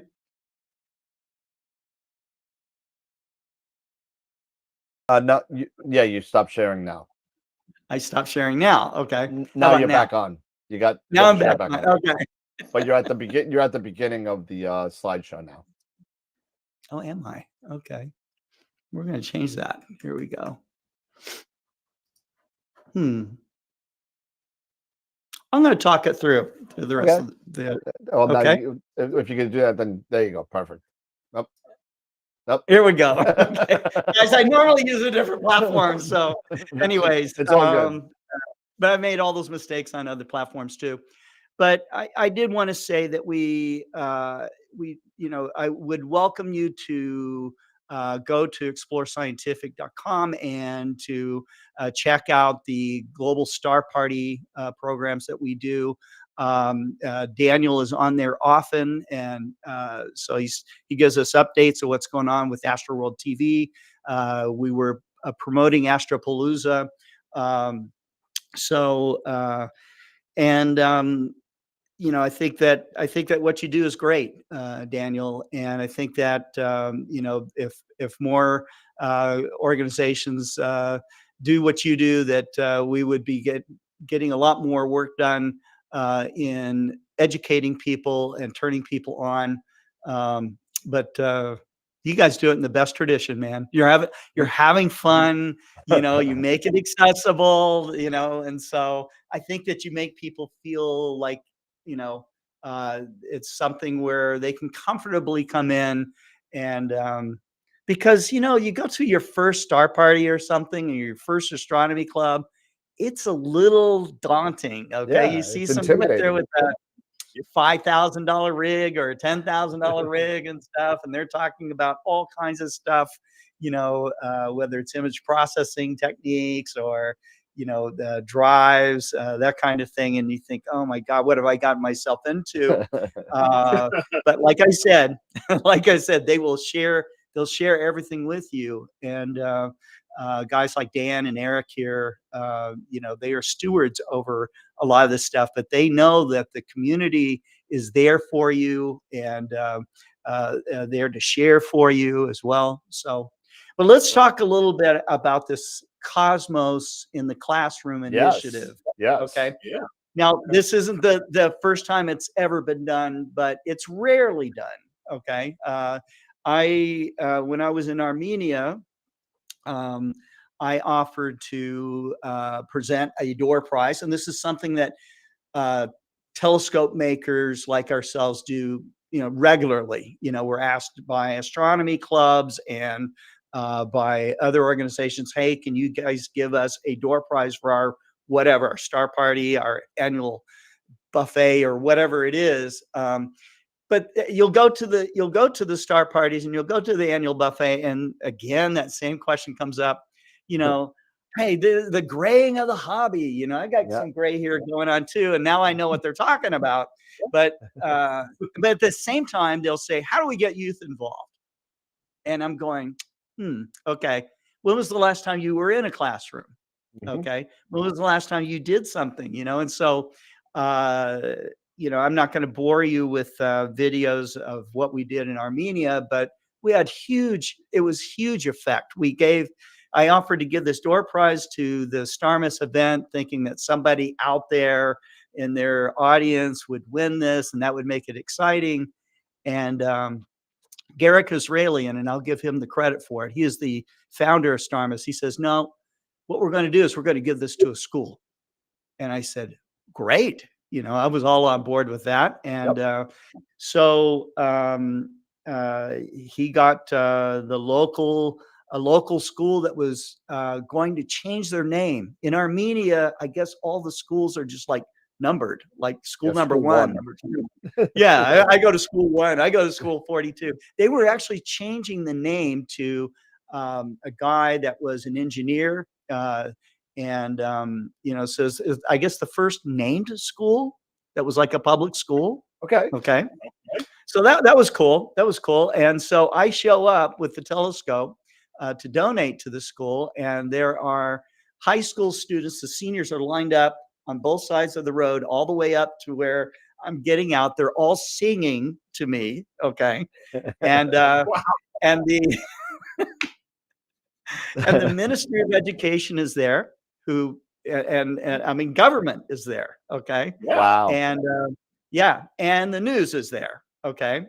And so that was a big deal. And I guess they were trying to impress upon me how grateful they were. I was grateful that they were going to take this on. They assigned someone on to be the astronomer that would educate not only the kids at this school, but they were going to share it to all the schools in that region, and start an astronomy program. So, it's just like this little seed that we're throwing out there. Yeah. And and so Dan, I talked to Dan about this program, and he was fully on board. And so, I'm going to let you take it over from here. But Oh this no, is it was your idea. I just jumped on the bandwagon here. So you're like, he's Okay, texting me while I'm on the show. He's like, I got an idea. You want to do this? And I was like, yeah, sure, let's do it.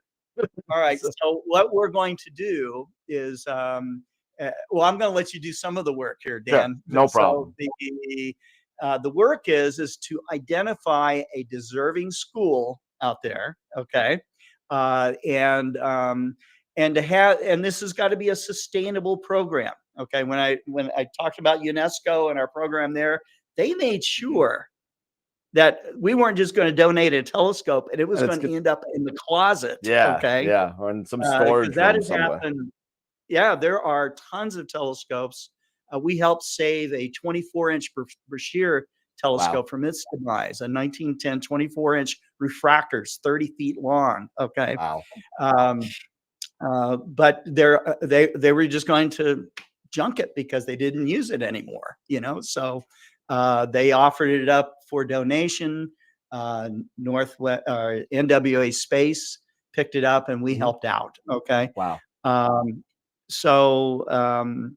But there's lots of telescopes in schools, universities, junior colleges, you know, elementary schools even, and no one knows how to use it. Nope. And it's sitting in storage. Okay. With a And, nice layer of dust on it and everything. nice layer of dust. And, you know, they'll always talk about, oh, yeah, some guy donated his gear. And, you know, so it really has to come with a sustainable program. Okay. And that program can be simple. It could be just a knowledgeable amateur astronomer that wants to do this over the long term. Okay. This isn't a one and done deal. Okay. So that's the challenge, but we're happy to participate in this and for Astroworld to take the lead on that. So yeah, so basically what we're going to be doing is we're going to be pooling school names from people, and it's still in the infancy of things, and this is going to be in all fairness and the fairness of shipping and everything, it's only going to be the lower 48 contiguous states. But we're going to be donating a telescope, right, Scott, to a club in the lower 48. And what we're going to be doing is I'm going to be pooling the names of schools and talking to people all across the country about their activities in astronomy and their science department, and we'll figure it out. We'll just move it from there. Yeah. Wow. Wow. Yeah. And so, you know, that's automatically going to hit more people. And because we really don't know where the next Stephen Hawking, the next genius is going to come from, right? Yeah, absolutely. It could come from anywhere. It could come from, you know, the poorest sector of the United States. It could come from anywhere at all. But it takes some coddling. It takes some nurturing. Okay. And they have to have opportunities presented to them, you know? And so, yeah, I think it's very tragic that there are places in the world where things like this are oppressed. Yeah. And it's absolutely. it's a crime, you know, it's a really crime is. to humanity, you know? So, anyways, I appreciate you having me on the program. Oh yeah, there's more details to show. And what did we title this again? It's Cosmos in the Classroom. Cosmos in the Classroom. There's going to be a lot more details coming out on the Astroworld website, the Astroworld Telescope site, and be on the lookout for tell your guidance counselors or vice principals or principals that look out for a letter, and may just be your school. So just your get them in. school. Yeah, right. So it's going to be a lot of fun. It's going to be a lot of fun. But I think Scott, that's fantastic, guys. Fantastic. it's gonna be cool. And don't worry, Eric, you got the central part of America. I'm just doing the east. I got the Midwest. We'll get Tom Bramwell to do the west. He's there somewhere. And I challenge other manufacturers and stuff to do the same. I mean, there's a lot of help that we can give to schools and to youth and stuff, but we all need to work together. Yep. And so I believe in inclusivity, not exclusivity. So absolutely. That's my thing. All right. Well, thank you, Scott. You're the man. Thank you. Thank you so much for hanging you out guys. with us. Thanks for having me on, and thanks for all of you that are watching on AstroPalooza too. I know there's a lot more great programming to come. Absolutely. And we're looking forward to the next Global Star Party too, because we're going to talk about, we'll get together and talk about Cosmos in the classroom and see what we can We'll put talk together about for it. that. That's right. Yep. Yeah, the theme for the next Global Star Party, it's December 12th, starts at 6 Central. Yep. And it is our 138th Global Star Party. I haven't done as many shows as you have, but I'm trying. I'm doing Well, it. I blame the numbering on you, because when you had your 100th, and you asked me to do a little thing, and I did a little thing for the 100th, and I went back 3 years and counted every single live show to find out how many we had. Yeah, you got hundreds of shows. It's Oh, awesome. it was not fun, but no, it's good. It's been good. counting them wasn't fun. I mean, doing them was that fine. I agree. but thank you so much, Scott. I appreciate you coming down, and it was great seeing those Thanks. images from iTelescope and the Explore Scientific 127 with the quark. I thought that was unbelievable. And Yeah, if you want to know anything about the Unistellar and citizen science and anything, you could feel free to hit Scott up and Explore Alliance, and or you could hit me up at dan@astroworldtelescopes.com, and That's right. be happy to forward your questions to Scott or whatever. So great having you on, Scott. It's always a We'll get pleasure. together. Yeah, thank you so much. Lot of great stories and a lot of great information. So thank you so much. All right, take care. Have a good night, Scott. Thanks. Good night. All right.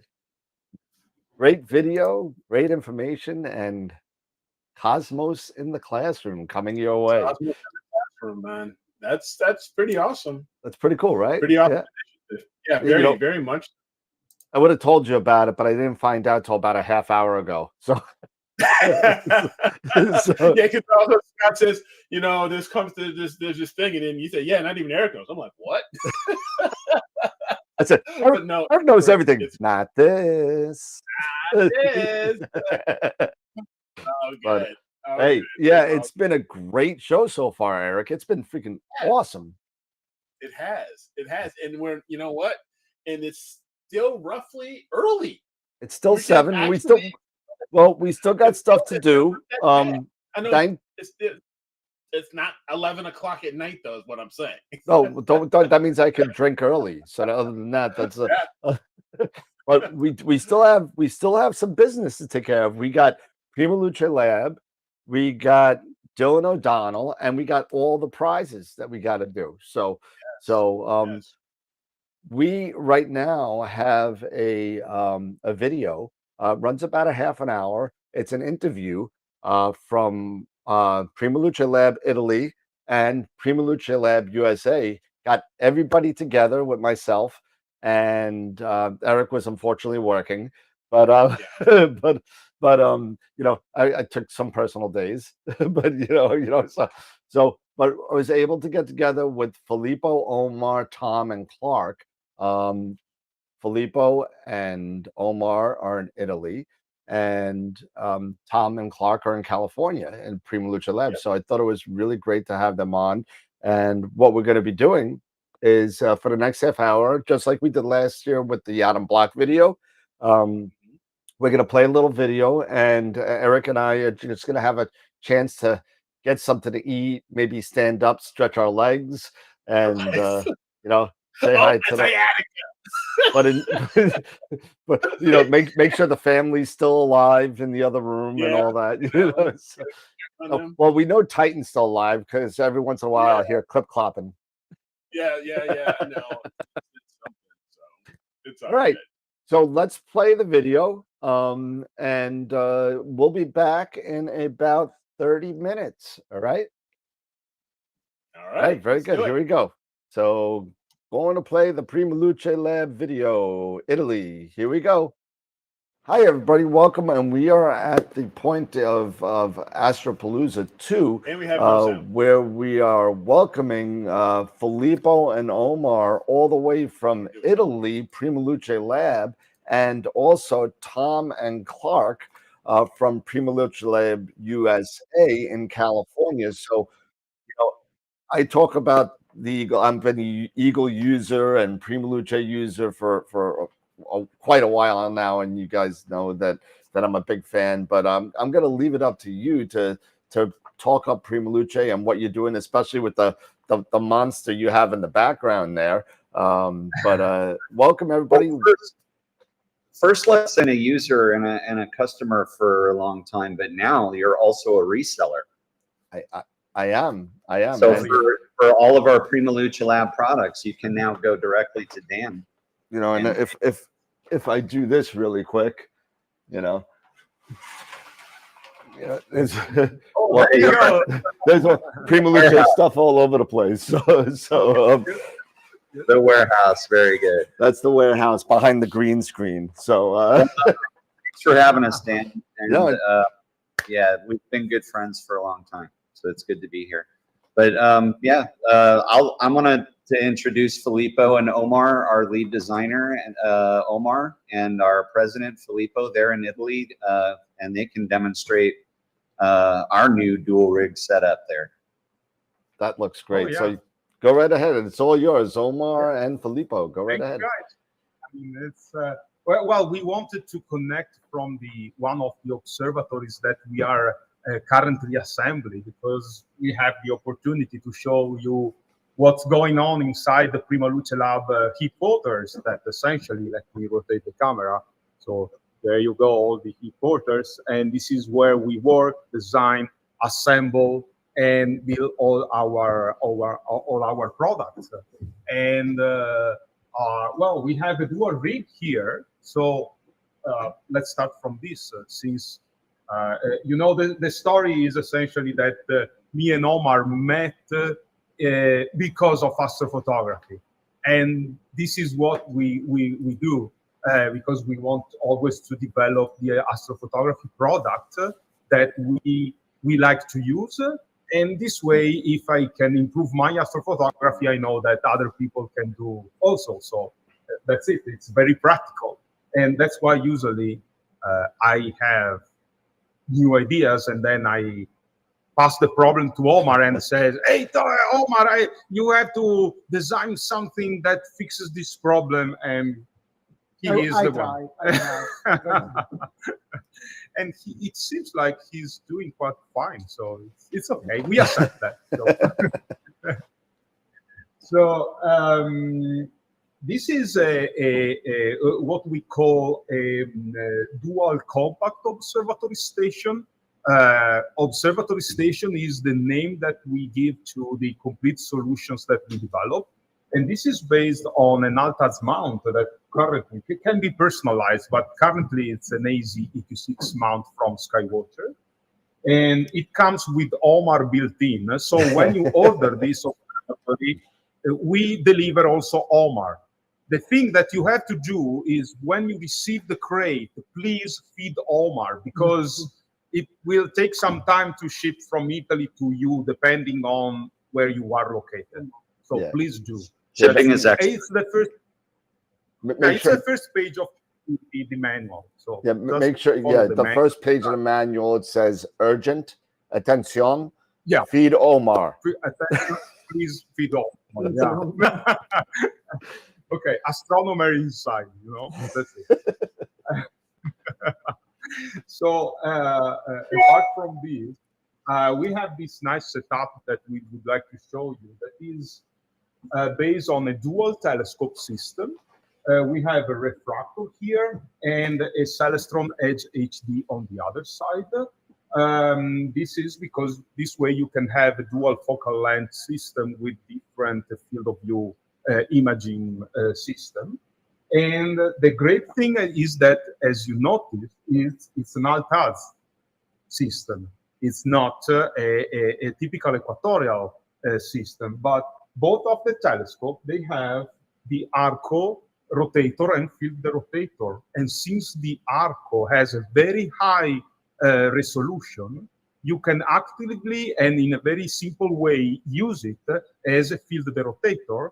This way, this system, that is an Altaz system, can be really used for even for long exposure astrophotography. So that's a very easy way to even introduce people to astrophotography concept. We install this type of instrumentation in schools, educational institutes in general, where they do a lot of outreach, and these systems simplify a lot the use of the telescope. So this is one of the advantages. The other advantage is that it's fully automated because it has the Esatto focusers for remote focusing, of course, the Arco. Then in front, you can see that it comes with the dual Giotto. This is open and this is closed, so there is a small Giotto for calibration of the picture to record the flats, and with the Alto motors, so in order to open and close the telescopes in a very easy way. And everything is controlled and powered through a single Eagle, because now with the new generation Eagle 5, you have up to 10 USB ports. So we are able to connect all these devices together also with the Eco environmental module that automatically takes control of the power of the dude heaters in order to prevent dew to condense on the optics. And everything is plugged to the single unit that is here, actually always connected to the telescope. And as Dan knows precisely, it has essentially the same possibilities of a standard Windows computer, but with an innovative form factor that allows you to have many advantages when applied to telescopes and astrophotography, like all the cables move together when you move the telescope. Another advantage is that it powers all the devices that you can power through it. So it simplifies the remote control of the setup, no matter the telescope you have. So you can connect it to different telescopes, different mounts, to different focusers, no matter, because this is running Windows. This is an open platform, so you can remotely control every device you want, even the ones from our competitors, essentially. So that's good. Yeah, absolutely, absolutely. And well, this also is, in turn, it's connected to the dome, and everything is synchronized, and it's remotely controlled through our Play software. That is the platform that we developed specifically for an easy remote control and easy introduction to people to astrophotography and the astrophotography concept. But again, this is an open platform. So in the Eagle, you are able to install any type of astrophotography software you like. Most of our customers start with Play, and then when they learn, if they are new to astrophotography, when they learn, they start installing new and more advanced, more powerful software. But we always support also other third-party software, since all our devices come with ASCOM drivers in order to connect. So it's a very modular system and an easy way to start with. I can't say that this is introductory in terms of pricing, because this is a complete observatory. Of course, it's not cheap, but it's an affordable way in order to have a large telescope, plenty of power, plenty of feature, and easy to use. And I did my part very well, I hope. That's awesome. There you go. And yeah, well, we need to mention that we are going to be installing one of those here in the U.S. in the spring of next year for astronaut Jose Hernandez. Nice. Oh yeah. That's going to be awesome. That's going to be the first one in the United States. In California? Yeah, here in Southern California, kind of in the high deserts of Palm Springs. Oh, nice, nice. That's going to be great. That's going to be great. And we should also mention, I know it's been all over Facebook. I mean, a couple of you guys went to Annapolis, Maryland, right? Oh, yeah. And over at the three of us, Omar, Filippo, and I. Yeah, to deliver one of the Spider, right? Yeah, they had purchased a Spider 300A, and they purchased it like before COVID, and with just bad timing and bad luck through over a couple of year period, they weren't able to get over here to get it installed, but we finally got it going. It was a great experience. That sounds lovely. And for those of you that don't know, for those of the new people out there that don't know about the Spider, can you say a little bit about it? Oh yeah. Okay. I like to refer, when I talk to astrophotography people, I refer to the Spider as radio astrophotography. So the thing is that from the beginning, when I first I was talking with Omar in order to start the new company, and with all the ideas that we had, we were planning to design an amateur radio telescope. We wanted to be the first to provide a turnkey, compact, and very affordable radio telescope that would allow people to make radio astrophotography in the way that you used to do with optical telescope. So the idea was, well, if I can buy an optical telescope to make astrophotography, now I want to buy a radio telescope that allows me to make radio astrophotography with the advantage of being able to make astrophotography in daytime, even in cloudy conditions. And Omar said, no, it's impossible.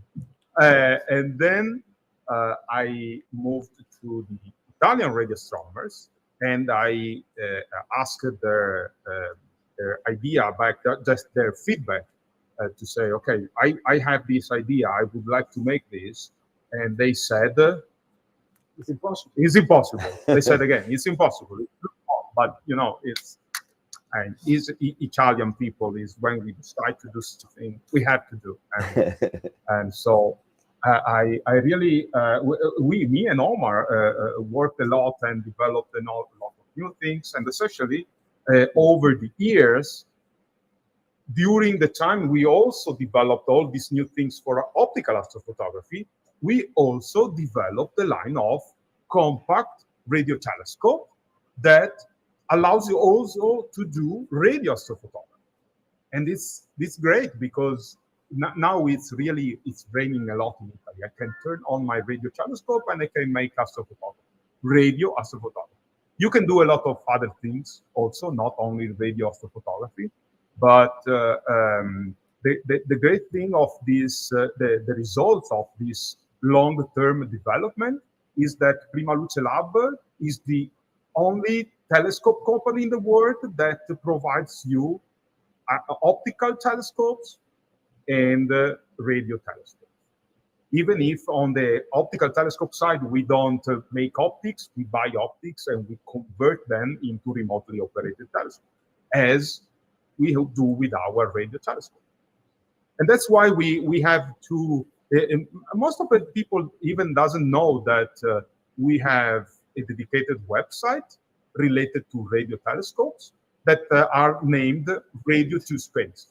So Radio to Space, radio2space.com is the website you can find online, and it's the brand of our radio telescopes, developed, built in Italy by PrimaLuceLab.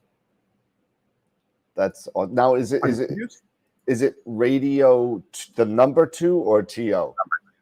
Number two. Number two. Okay, so radio 2 telescope. So if you're interested in looking at the Spider and see what it could do, and I know some of the people out there that are watching are really interested in radio astronomy.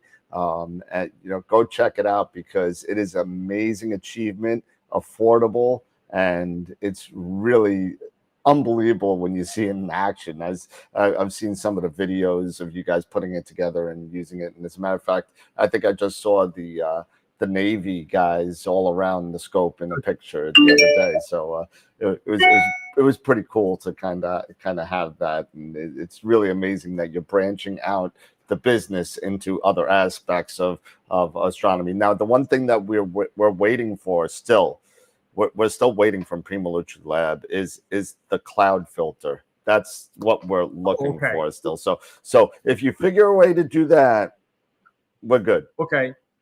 We'll retire. He knows how to do it. Omar, it's not impossible. You never know. Omar's going to find a way to refract the water vapor in the clouds to bend light in order to see through them. So that's what he's going to do. But hey, that is a completely awesome rig behind you. I think that's amazing, and the addition of the Arco in the background to derotate the Altaz in order for you to do the long-term astrophotography is such a super example of what something like this setup can do for you in an Altaz configuration. It's really, really cool.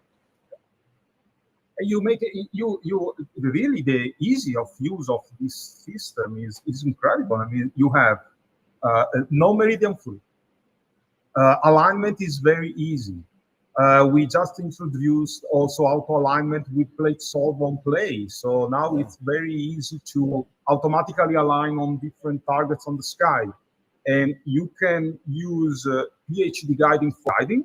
It works also in Altaz mode if you precisely set in a specific way for Altaz mount.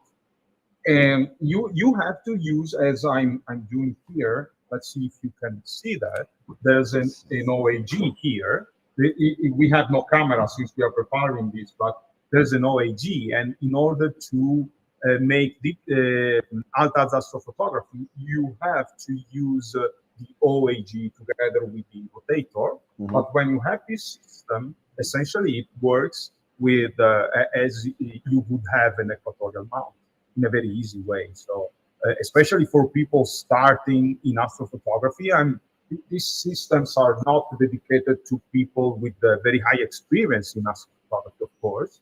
But for people starting in astrophotography, this type of system provide the easy of use, but with the high performance that you can expect from a large telescope with the camera that you want. So you can use any type of camera, pull the CMOS, the CCDs, without any limitation. That's unbelievable. And the innovation one of the things that attracted me to PrimaLuce is the innovation of the company, and it's really great to see the expansion. Not only the red color, the red color. I'm still waiting for my jacket. I'm still waiting for my jacket. It's all good. It's all good. But you give it to me in Eve. Give it to me in Eve. At NIF, we will be there and we will have great time. Oh yeah, and I gotta say, I asked my mother-in-law the other day that if she was coming to NIF this year, and she's like, "Is that cute Italian guy with the glasses going?" so be careful. It's not there. But yeah, no, it's great having you and Omar. What was that, Tom? She's a riot, Mount Fuji. Let's go. Oh, I'm ready to go. Oh yeah, ready to go. Ready to go. It's gonna be a lot of fun. Can't miss that. No, nope, won't miss it at all. You guys are great. All you guys. Charlie, I know he's floating around somewhere. And everybody at PrimaLuce has been outstanding, not only to me but to the astrophotography and astronomy community. So really cool. So let me so we can take the opportunity to show something in specific, if you like. Sure, absolutely. Because of this complete setup comes with some things that maybe we can with some detail more, and I can give you some. So this is the small device. I hope you can see that. It's quite small, but this is the Echo NTC that essentially we presented at NIF. And this device allows you to use the Celestron dew heater rings connected directly to the Eagle. Because differently from other dew bands, the standard dew bands, the Celestron dew heater rings, they have different type of how do you say, resistor, and at the temperature sensor, it's different. The electrical part is different, essentially. So we developed this device that allows you to connect the celestial ring that is installed on that telescope directly to the RCA ports, well, directly through this other, to the RCA port of the Eagle. And that's a new thing that we presented at the NIF that you see here in action. And another new thing that you see here is that we are going to introduce specific bars that are long enough in order to have the Celestron telescope with the Celestron Dew, how do you say in English? It's the Dew shield. The Dew hood. Dew hood. Yeah. There you go. Thank you, Tom. Shield. Shield. Yeah.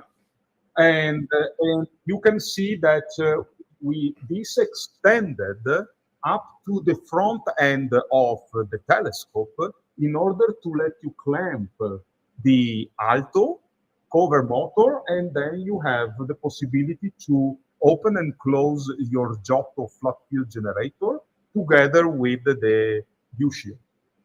Let me see if I can show you in detail. I don't think so. You see that there is the Dew shield here, and the bar extend up to the front of the Dew shield. This way, you use your system for.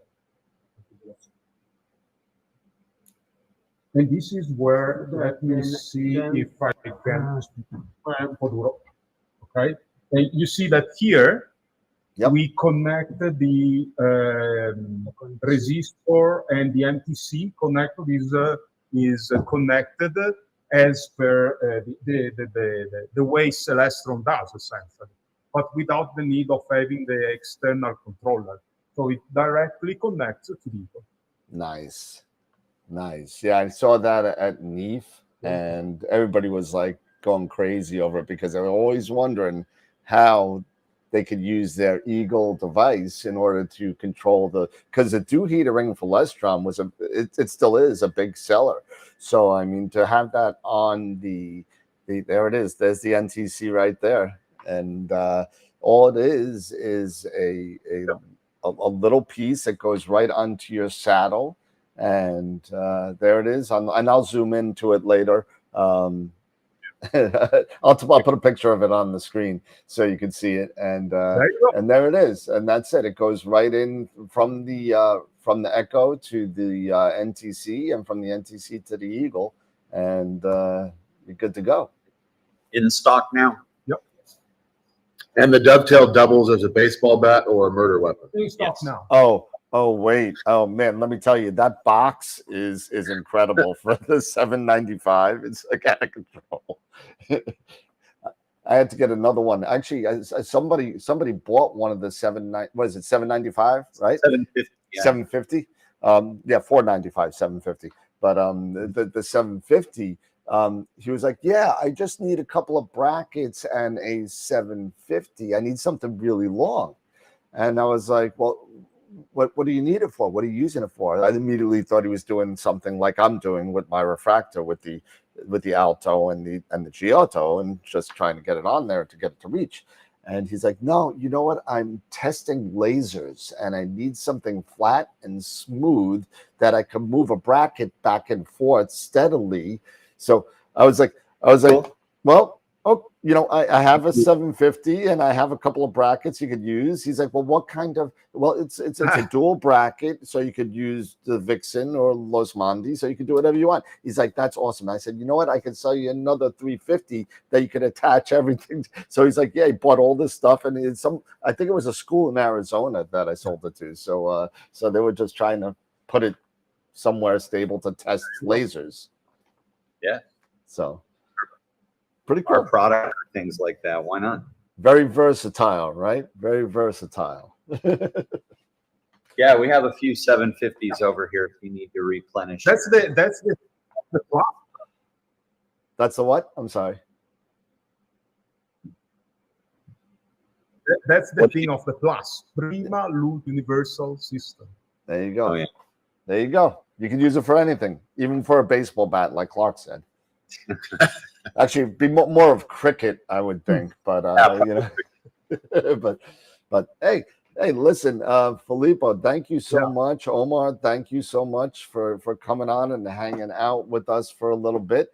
It's been great seeing you again. Haven't seen you in 6 months, and you know, Tom and Clark I talked to quite a bit, and you know, it's great that you were able to make the time to come on and spend some time with AstroPalooza, and it's going to be a great time. So it'll be on YouTube, so you can check it out and replay it and chop it up and use whatever you want, and I'll make it available to you if you want to use it on any promo items you may want to use. So awesome. Thank you very much then.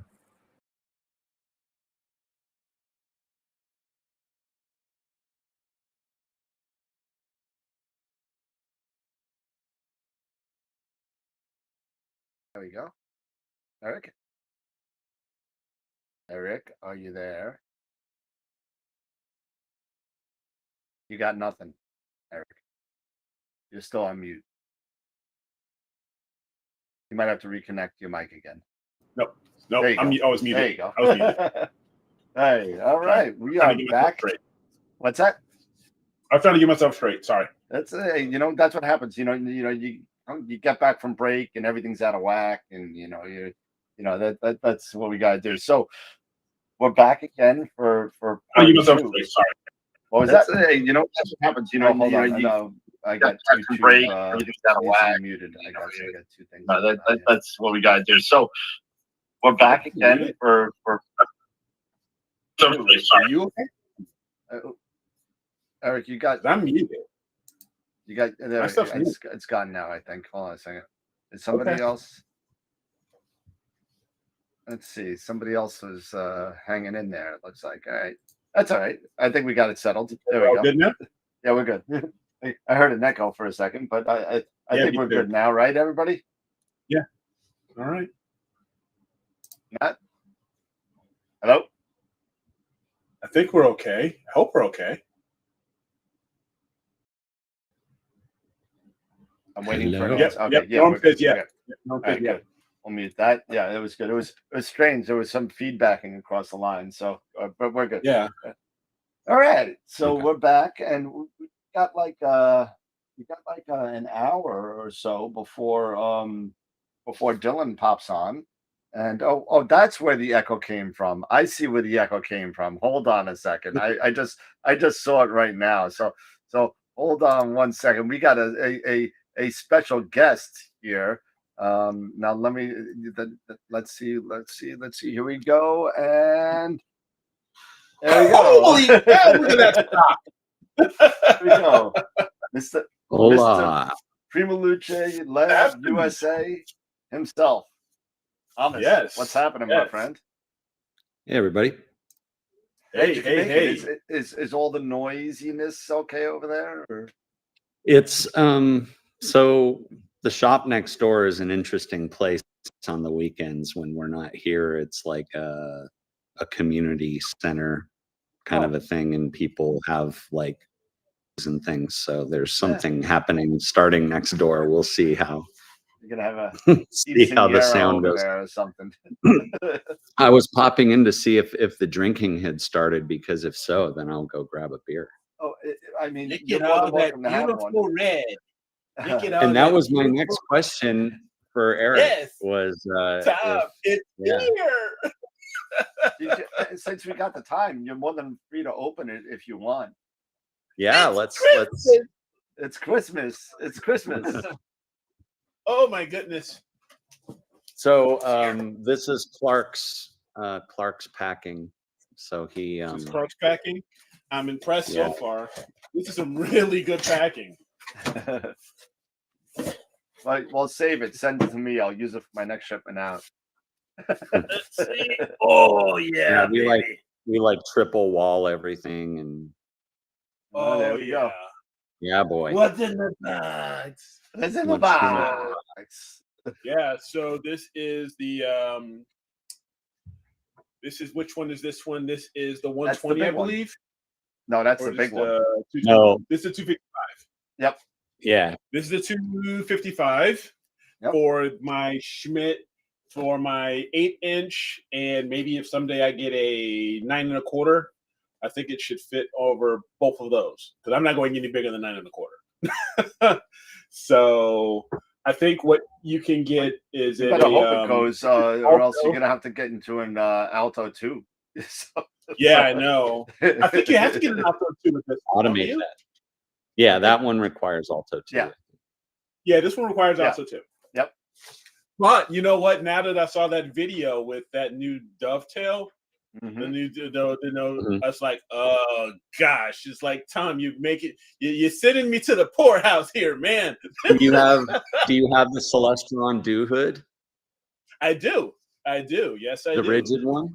Yeah, then The rigid you're going to one. need our solution.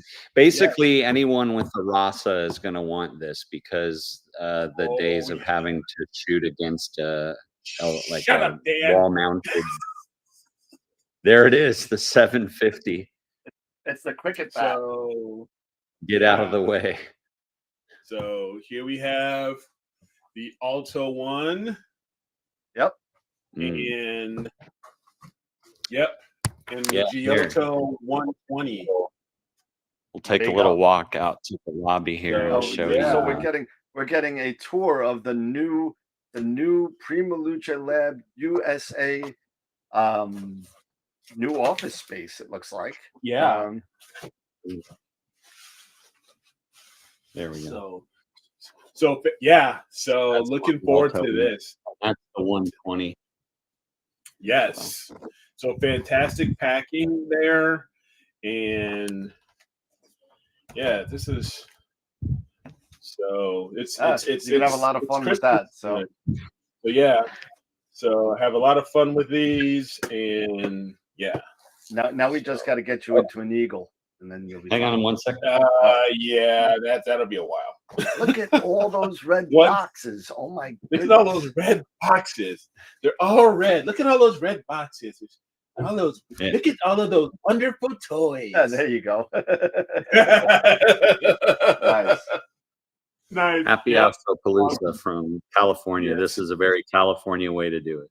Thank you so much. There you go. You know, I'm not there yet. I got to wait for the last guest to do that. But if you want to come back on after you get home at like 9 o'clock, we'll definitely have a couple of drinks on the show and do giveaways.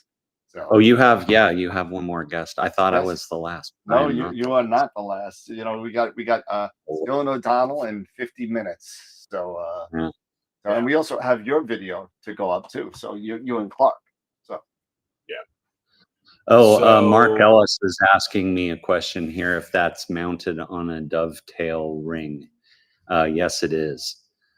What's that? It's mounted. There's the ring. We have a ring that fits the diameter of the Dew hood of the Baby Q. So I have one of our rings there with a 20 millimeter spacer mounted to the bottom of the Alto. Gotcha. So is that enough? Kind of a non-standard Yeah, configuration. It's definitely Filippo. non-standard. Filippo not wasn't a something that fan, but when he saw it in That's not person, something that we he need to liked it. look at, right? Yeah, I don't extend the Dew hood, so it's pretty much retracted. Yeah. Gotcha. Well, it's nice when you got nice But- skies. You don't need a do hood. So. Yeah, it rests up against my other mounting rings, and then I just lock it down. So I think it's extended like an inch, Yeah, like just far enough to. but it's basically locked in place. Nice. Yeah, that's a trick that I took from you, and I gave to some other guys. You know, push that ring up so the dew shield doesn't slide, and you're good to go. Yeah. Yeah, happy. Oh, Astro- here comes the noise. You guys have got a lot of stuff going on, man. So watching this video, there's a lot of things happening. for Yeah, you that guys. mount So looks crazy. Yeah, awesome. yeah, it's going to be a busy year. April is going to be fun because that's when we go do Jose's install. Yeah. And, also, just after the first of the year, we're shipping a Spider 230C radio telescope to the University of Central Arkansas. Wow. So that'll be, yeah. So now they can do radio astrophotography during the daytime, right through the clouds and all of that Yeah. stuff. So, I mean, it's great because the students are there during the day. Yeah. So they get to do astrophysics labs, you know, during the day, which is cool. Awesome. Yeah. Yeah, I mean that's that great. was the really cool thing when we got to go and meet all the students at the U.S. Naval Academy there that are going to be running the place and are using the telescope there. So it's going to be fun. Yeah, you had to you brought up a very sore subject right now. Oh. 17 to 11. Oh. 17 to 11. Oh. You missed the Go game. Navy. Go Navy. Yeah. The Army sunk Navy. So. Yeah, well, Matt was Oh, well. asking you if you're going to be at NEAC and NEAF this year. We know about NEAF, but what about NEAC? Yeah. You going to be doing that? No, we won't be. Well, we'll probably stop by NEAC, but we're not going to set up at NEAC this year. Yeah. We'll be at NEAF. Yeah, we'll be in the first row as you come in, right next to you. Yep. Right up next to you. Yeah, we got It's gonna be we did a PrimaLuce AstroWorld collaboration again. So instead of being side by side like we were last year, if you walked in, you go all the way to the right, and then we're up that wall. We are in the middle, back to back against us. So you can have PrimaLuce facing this way, you can have AstroWorld facing this way, and we're still under. I don't know if we're going to take down the wall or not because Yeah, I mean, would they let us just take the wall down? It's fine by me. I don't. I mean, makes more room for both of us. So It'll give you easier access to the coffee and the chocolates. Absolutely, I don't have to go anywhere. And you know what? And if I sell an eagle, I just got to walk next door. Yeah. If you need a product demo, it's all right there. Exactly. It's going to be a lot of cool. It's going to be, NEAF was so great last year for, AstroWorld the show, because I mean, the front of our place when we were doing those giveaways, there was a sea of people there. It was crazy. It was unbelievable. So we got to. There were a lot of cool vendors right around all of us. It's like it was right next door. And yeah, we had Mountain Daystar right over on the right side. there. Who was that? Al Negler was like right Al there. Was right there. Yeah. And then we also had Alan Freeman come by, right? And hang out with us for a little bit. And that was a lot of fun. And it was a lot of fun. Ernie, who's in the chat, I saw he was helping us at the booth. He was like, "Yeah, I'll come and hang out. We'll help you in the booth." And he was like, "Yeah, it's a lot of fun. It's a lot of fun. We're all going to be there. We're already registered and good to go." So we got our room reserved at the at the Crown Hotel there. Crown. Yep. Yeah. Well, you can't do the Sheraton anymore because the Sheraton's bye. Nope. So, yeah, no more Sheraton. They couldn't take the heat. No, that was gone. I think that was the Swan Song was last year. So yeah, probably so. Yeah, I think so. And good old Mawa. Yeah, Mawa. Southern. I've been waiting for an answer from a buddy of mine, and you guys will know Sean Nielsen was originally slated to be on the show. And Sean, if you're, since we got some time, Sean had something he had to do today, unfortunately. Well, not fortunately, but fortunately. He had something he had to do today, and I wanted to say happy birthday to two people. And one is Sean's 60-year-old, I think, goddaughter, maybe, Winsley. And I wanted to say happy 60th birthday to that. And I won't say what year it is, but happy birthday to his wife, Trish, as well. Just happens to be the same day. So that's where they're all at today. So happy birthday to the Winsley and Trish. Enjoy your day. And Sean, we miss you, but it's well deserved. Enjoy the day with your family. So yeah, for sure. And also happy Gail, birthday. Gail, Ron's wife, it's her birthday today too. It is. And Clark isn't here because this is his birthday weekend. It was his Man. birthday 2 days ago, so they're off doing birthday things this Man, weekend. what were people yeah. doing in March that gave up all these I don't know, man. Oh I man. don't know. But yeah, so it's gonna be a lot of fun at NEAF. NEAF is gonna be a great time. And it's gonna be a lot of fun. I can't wait. I'm so looking forward to it. Last year was so much fun that I just can't wait. I've already got my room set there at the Crown, the reservation set. Now I'm just waiting for the right flight time, and yeah.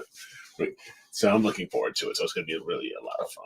Yeah, but again, I'm looking Tim forward to noticed there was a lot of eagles on the shelf back there. Oh, I see them. I see them. Yeah, there aren't many. So we have over on the other side we have EM, but we only have like 7 XTM left, and then we have 2 Pro.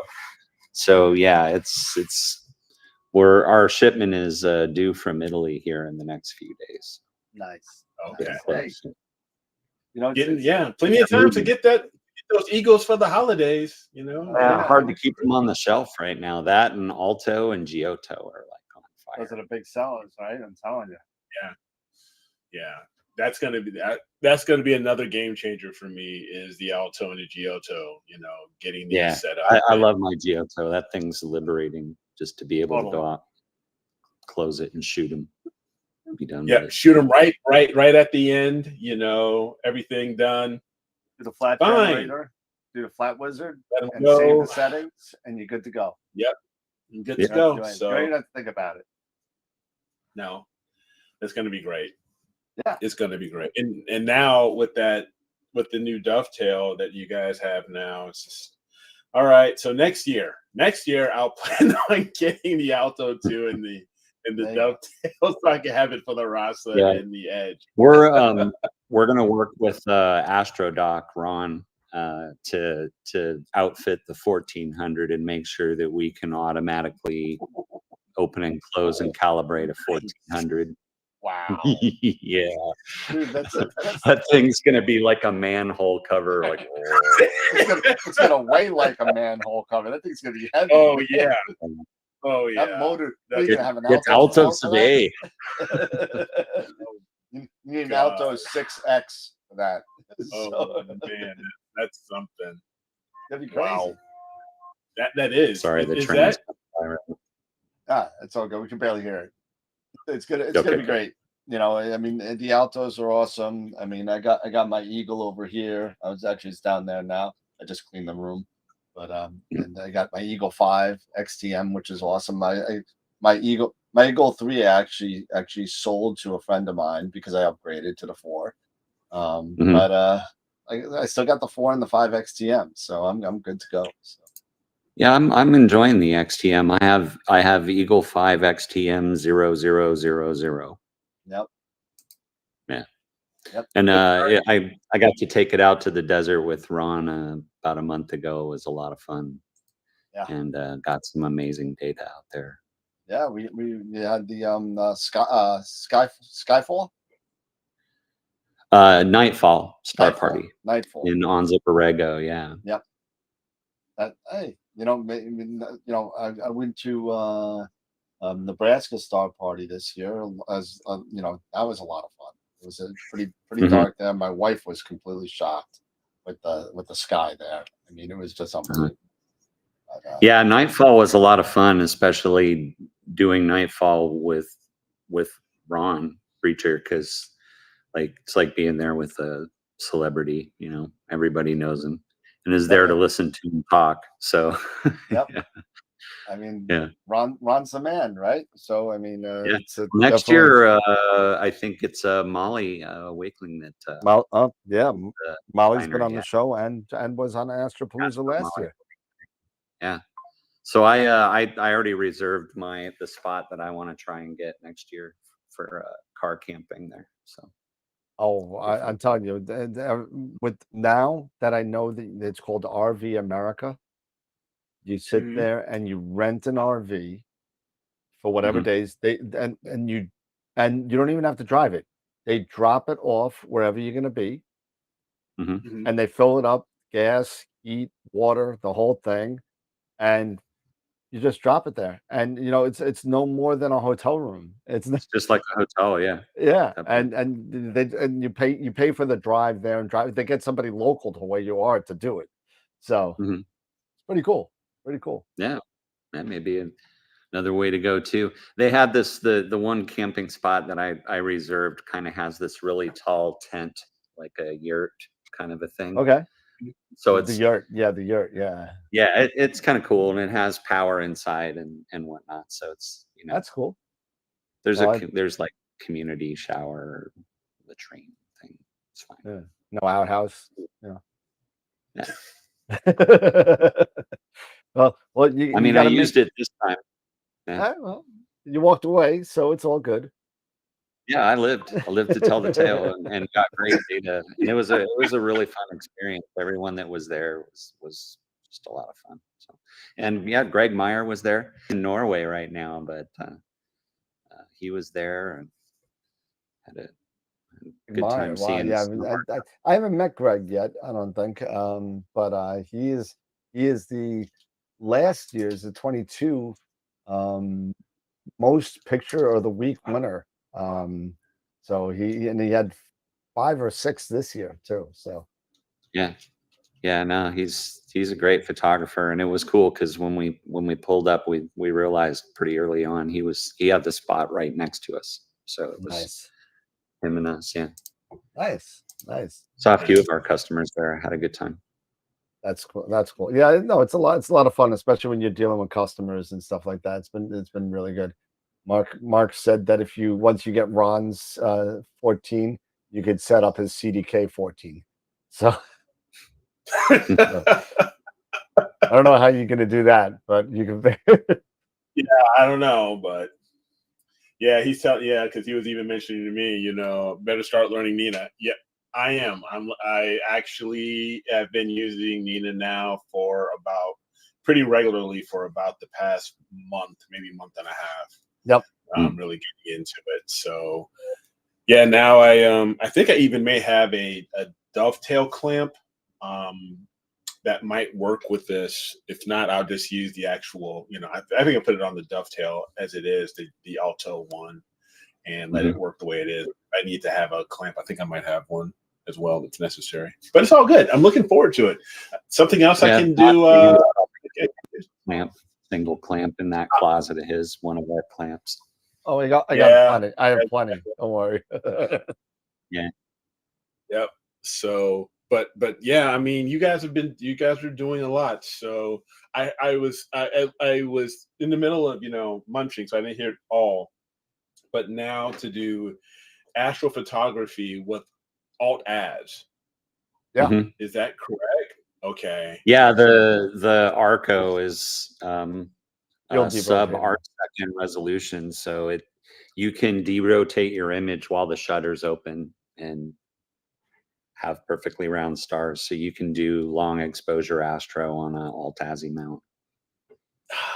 How cool is that? Where was that? Wow. Yeah. Where was that a while back? Like, when I had my Nexstar. I'm telling you. Yeah, I mean, this is going to enable like really long exposure photography on something like that.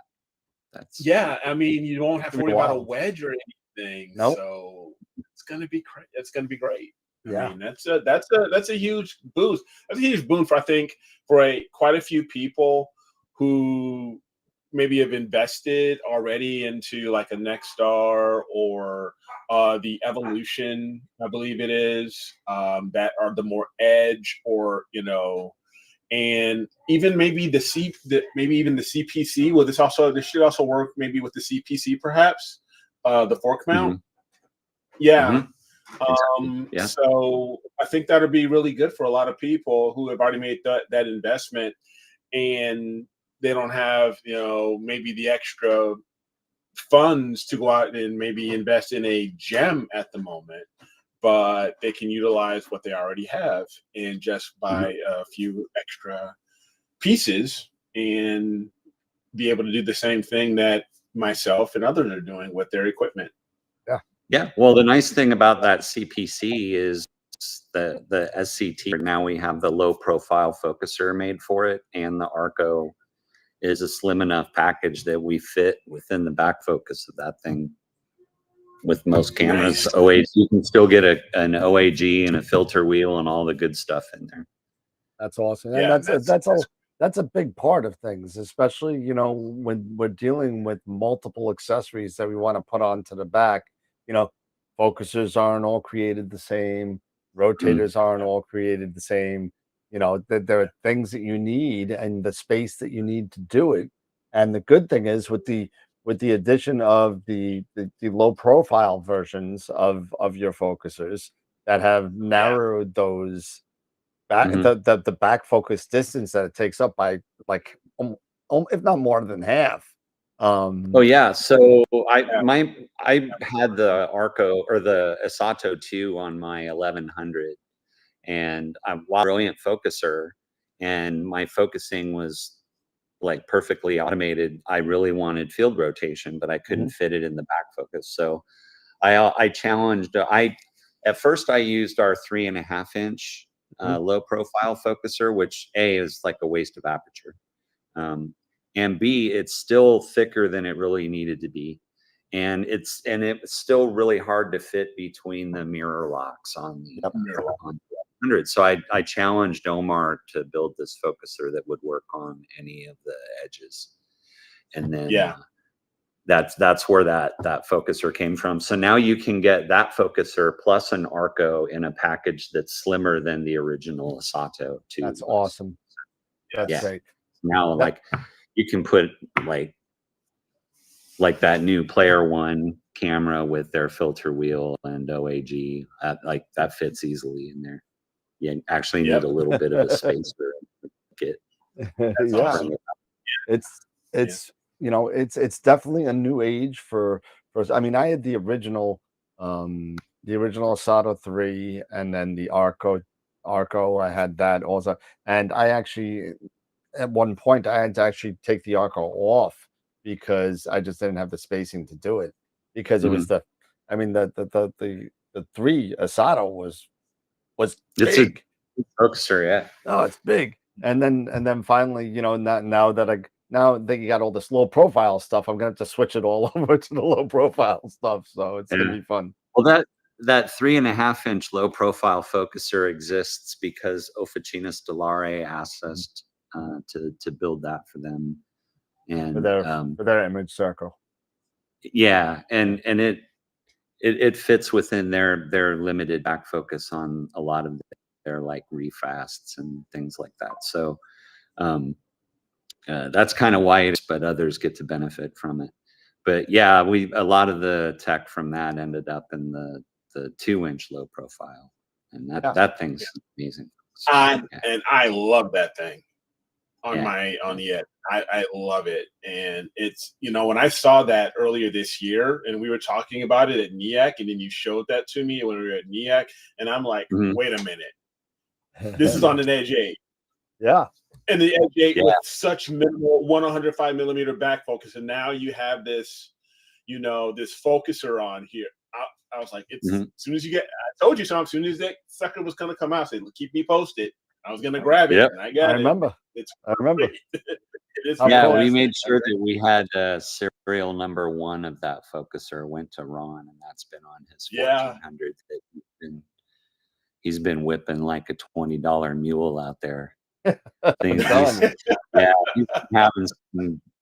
He did some beautiful work on that, but now I guess the weather's kind of taken a turn on him for a while. So you got a question from Mark Ellis. Any plans on updating on the Sesto Senso? Updating as in like a Sesto Senso 3? Yeah, I would guess that's what likely. I mean, there's always something in the works. Yeah. But no, right now, I mean, feature-wise and performance-wise, Sesto Senso 2 is actually working really well and selling quite well. Plus, it's on promo right now. So 10%, right? Supplies were good because we kind of ramped up on that. But yeah, there's always something in the works, Mark. Oh yeah, just that mount in general. I'm just so excited for that Alta as a mount. I'm so I'm super excited for it. I can't wait to see. Yeah, things will happen when they happen. Yep. Yeah. That it will. That it will. But Yep. For sure. let's see. So we'll Yeah, no, NEAF is going to be fun. We're gonna have to try and see what we can get done in time for before NEAF, that. but Yeah. we'll see if we have anything fun and exciting to announce there. Yeah, I certainly hope so. And I know that we're gonna have some stuff for Astral TV and Astral telescopes there, as long as that PrimaLuceLab right behind us. It's gonna be a lot of fun. So we're gonna have lots of fun at NEAF. It's a NEAF corner tonight. It's what it is. This is NEAF corner. So it's Yeah. gonna be fun. It'll be tough. I know on certain vendors are having a hard time with its proximity to the eclipse, which I thought was their scheduling was maybe a little mean. Questionable. I don't know. Yeah. Well, I mean, I guess it all depends on what the school's going to give them as far as dates are concerned. So, yeah. I guess I don't know what the whole Well, I mean, it is 12 days. I mean, what? No, 16 days after the eclipse. No, April 8th. 12 It's the days. next 12 weekend. days. 12 days. It's the after following the eclipse. weekend. It's the following weekend. Yeah, it's plenty of time to get home. Not for a vendor to ship things from one thing to the other. It's pretty difficult. You ship half here, you ship half there. It's fine. It's all right. We decided we were just going to do Jose's install the week before and condense both trips into one. There you go. There you go. That's gonna be cool. That's gonna be a lot of fun. Because the eclipse is the 8th and NEAF is it starts on the 20th. Yeah. Right, 12 days. Yeah, you kept it pretty close, but yeah, so we're hoping that once we get everything done with Jose's dome, that he'll let us demo that at NEAF, so we'll be able to show that. There you go. That's gonna be a lot of fun. Move It's gonna it be around. a lot of fun. All right, what do we got?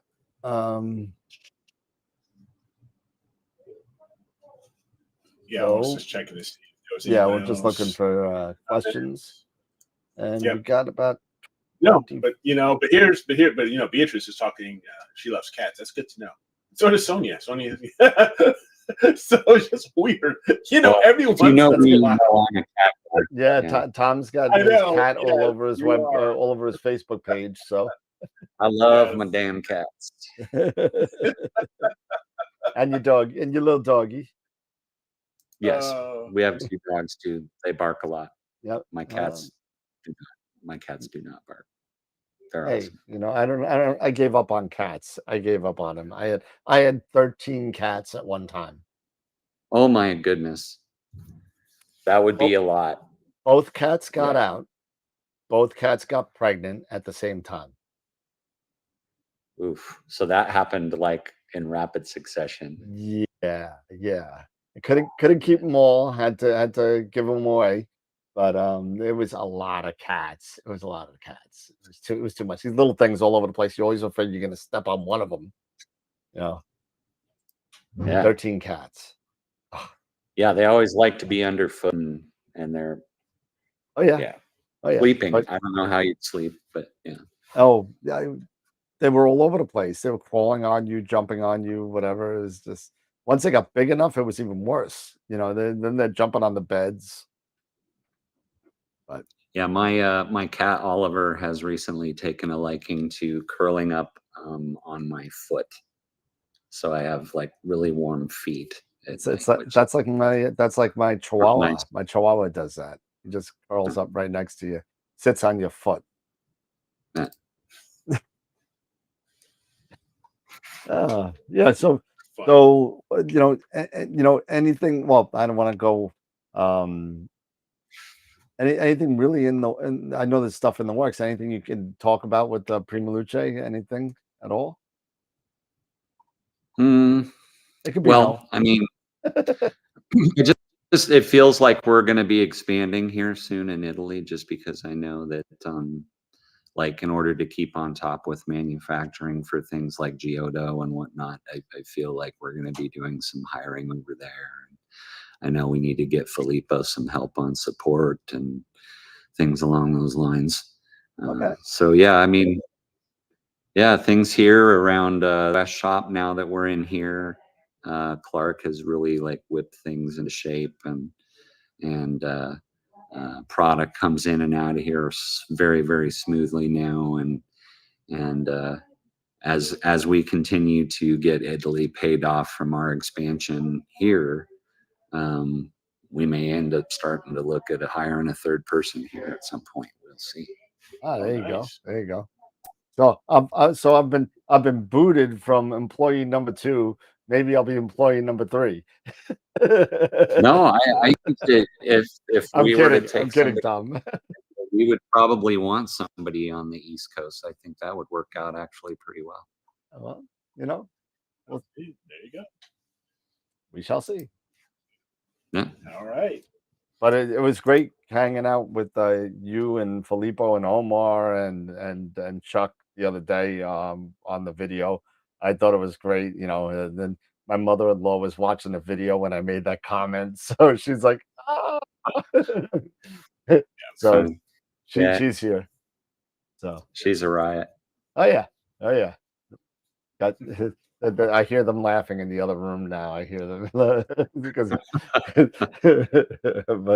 but yeah. So, but it's so great seeing. I mean, in the grand scheme of things, PrimaLuce is not new, but relatively new to the game as far as, and the way it has grown so quickly and caught on so fast with all the innovation and equipment that has come out of Italy and then moving to the US and doing it's really, I said it on the video, it's really quite amazing actually. It's really amazing. Yeah, I've been a fan of the company since I first met them, and basically it's the creativity and the strong design from Omar that ultimately got me to leave my job in tech and join this company. Yeah, I mean, Omar really knows what he's doing, and he's so talented. And the fact that that everyone that's involved in the design is an astrophotographer, really helps. Yeah. Yeah. Because you know what, one of the worst things is to have a company in any field. It doesn't matter what it is, any field. What you could be doing astrophotography or making toothpicks. I don't care what you're doing. If you don't use the toothpicks, you're gonna make a square toothpick, and it's not gonna work. It's one of those things that if it helps so much when you actually have people that are end users of the product that could tell you what's right and what's wrong with the product or what could be better. Yeah, I mean, all of this stuff exists because it solved a problem that we had at some point along the way. Like, our whole philosophy is we don't want to have to touch our telescope. It should be automated. Once you have it all out there, you should be able to control it remotely, automatic. And so all of this stuff it was born from the desire for us to not want to touch our telescope. No touchy. No touch. No touchy. No touchy. Oh no. Oh no. But oh man. Yeah. Automate or die. Like, who wants to go out in the cold and put a flat panel on and point at the zenith? Exactly. Not me. I don't want to do that. Exactly. I don't want to do that. That's why this is gonna be so cool, as I get, more stuff here, that I can hook it up. It's done. I don't have to worry about it. I just open the clamshell, let it go, let it do its bit, And I come in next morning, close the clamshell, everything is done. All I got to do is download. That's it. I'm getting lazy. Like we don't bro. even want to I'm enclose that getting clamshell. Like that Yep. should all be on. And then you know what? Then what you need to do is you need to write a script on the Eagle to copy over the files automatically across your network. I'll just save them to a You can a save them to a network jump on. drive. Yeah. Yeah. Boom, boom. Or save them directly to the network drive. Yeah. Do that. I mean, too. like OneDrive has like synchronization utilities and things, doesn't it? I'm pretty Yeah. sure. Yep. Yes, it does. But I refuse to use OneDrive. I can't. Yeah, me too. I don't. Take it off. Bloatware. Yeah, no, you can go back and install it later. We don't include it by default, but Don't want to slow things down, right? we pull everything off of Windows that doesn't need to be there for astrophotography. You know, if you want to use OneDrive, like Ron used, I think, and it's a decent, brilliant service for what you need to do. But yeah, you can go get that installer and put it back on if you need to. Nice. Yeah, I've not. You know what? I now you mentioned, I never really thought about utilizing OneDrive, to download and bring things back over to my main PC or anything like that, or synchronize. But well, I mean, if you're at home, drive. And Matt for said home, you could actually do that in Nina. So I think there is some sort of script in Nina where you could. There is. Yeah, you can do a robo. It's almost like a robocopy. You can do it's like a robocopy where you can bring over. Yeah. So, yeah. There you go. OneDrive doesn't help you very much if you're on top of a mountain with no internet. But no, that is true. Sync back up. Yeah. Automation certainly is having better results than the old school swearing at drivers at 3 a.m. in minus 10-degree weather. Yeah. Yes. Absolutely. Yes. Absolutely. And that was Bortle 6 astrophotography. I mean, it's really, really, really crazy about how how things have changed so much, where we were all filled with USB cables and wires and stuff like that. Now everything is all, like, a lot of stuff is wireless. Mounts come with Wi-Fi. I mean, all this stuff is going on. The revolution of Wi-Fi into astrophotography has been pretty wild. I guess if you wanted to, like, a little nugget about things to come, is that But that's why I said that whole thing. So yeah, I maybe that's one of the things that PrimaLuceLab is working on cutting out is USB wires. There you go. There you We go. don't like. We don't like them. We don't like them. No good. No good. Throw it out. No, especially yeah. I mean, that would be awesome, because I don't know how many times we keep replacing, failed or cold oxidized wire. Yeah, exactly. Oxidized, all that stuff. So yeah. It's a great time to be alive and doing astrophotography. So much innovation. I'm telling you. Keeps it fun. Yeah, exactly.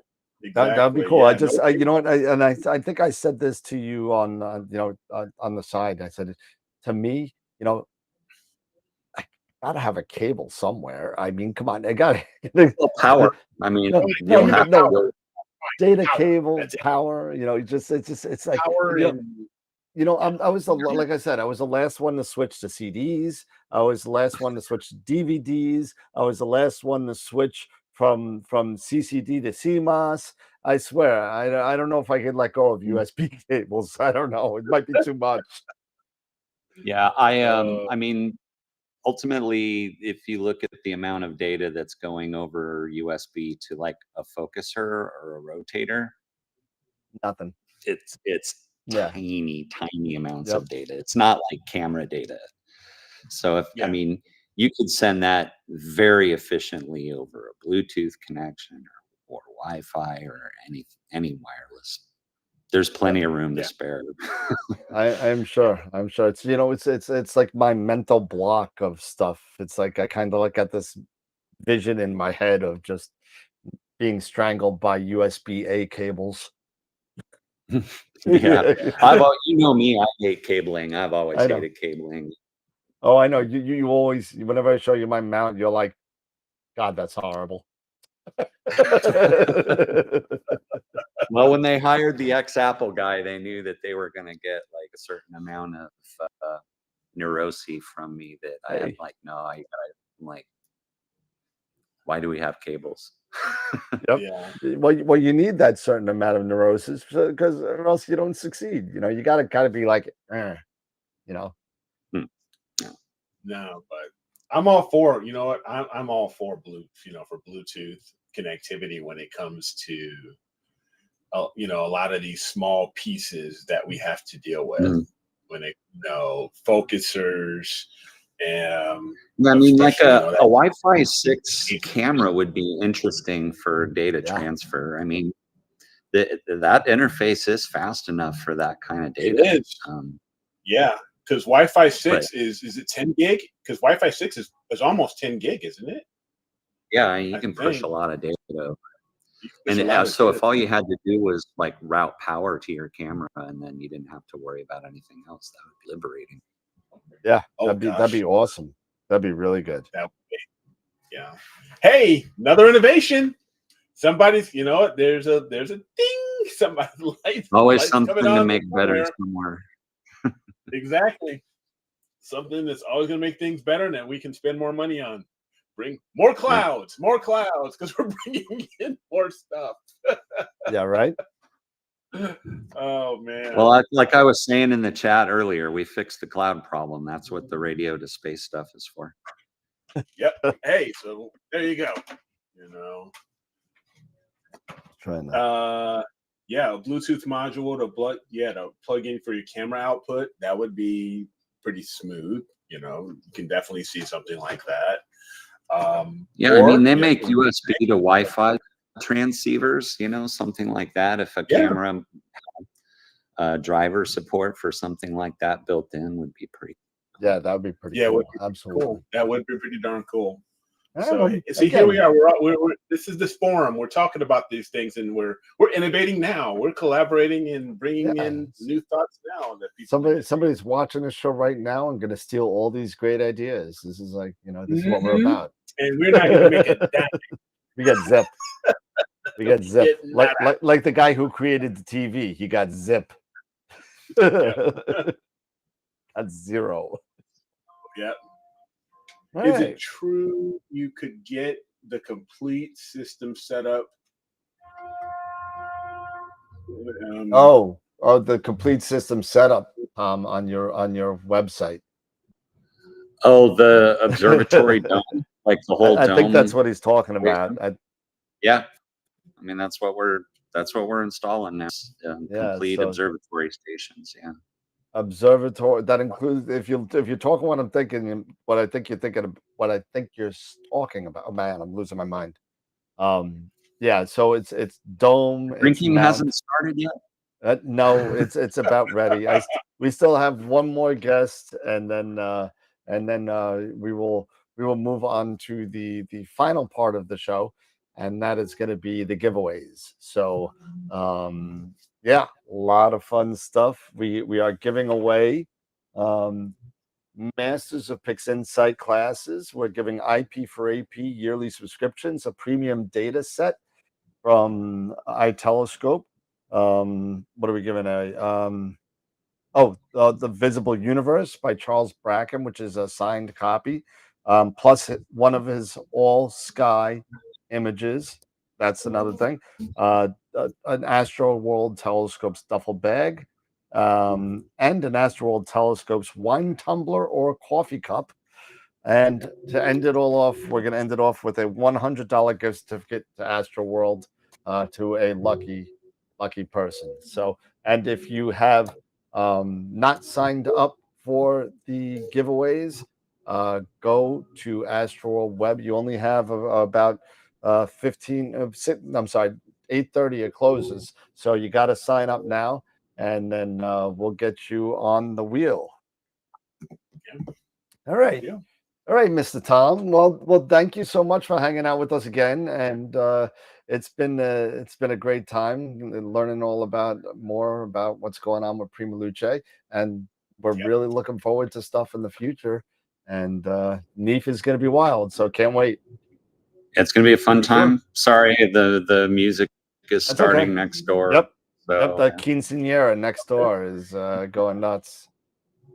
Anyway, it was great to be here and enjoy the rest of the show, guys. And Hey. we'll chat soon. Thanks, Tom. Appreciate it, man. You got it, Tom. Thank you. Thanks a lot. Enjoy your new gear, Eric. Let me know if you have questions. You'll be the first if I do. Cheers, guys. All right, Tom. You too. Bye-bye.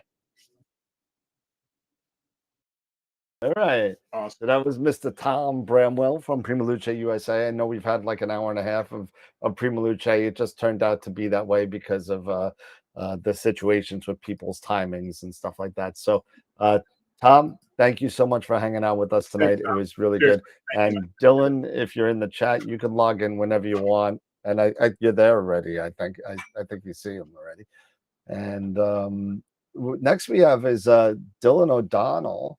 And we could start early if you want, Dylan. That's up to you. Oh, he's I'm nodding. ready to go. Can you hear me? Give me 1 second, and I will get you up.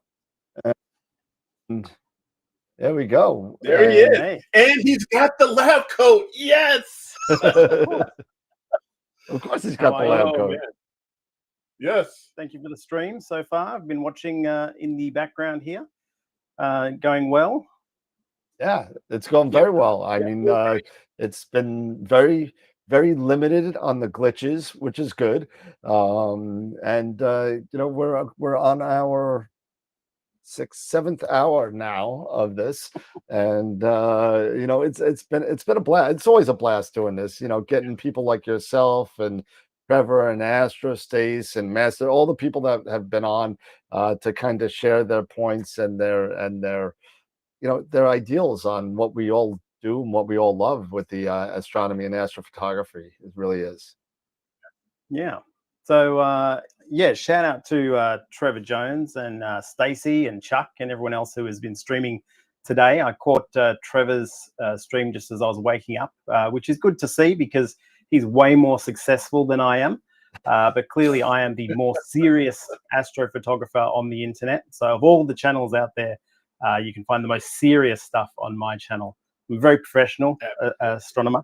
I actually even have these very professional glasses, which evidence just how serious I am about astronomy. And yeah, so thanks for the stream. Is there anything you'd like to ask me or know before we get started? Well, I would love to let everybody know, just to show how serious Dylan is with the way he deals with astronomy topics. Now, everybody knows that there's like this unwritten, you know, 500 rule out there.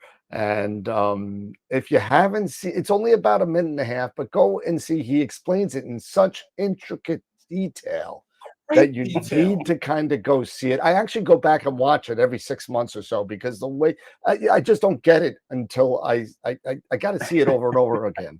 You because don't know how it's many a very times complicated concept. It's You know how very many times complicated. It's crazy. I mean, going to the Bentel site and then making sure, okay, no, I'm not at the 500, I'm at the 700. I'm even better. There you go. And Dylan does a great job of go to his site right now. And if you're not subscribed, just subscribe to him because it's a great video. You should really go see it. Go check it out. Thank you. And your, I just have to say, Dan, I love your accent. I know I keep bringing it up, but it's like, it's that classic, forget about it. I'm walking in.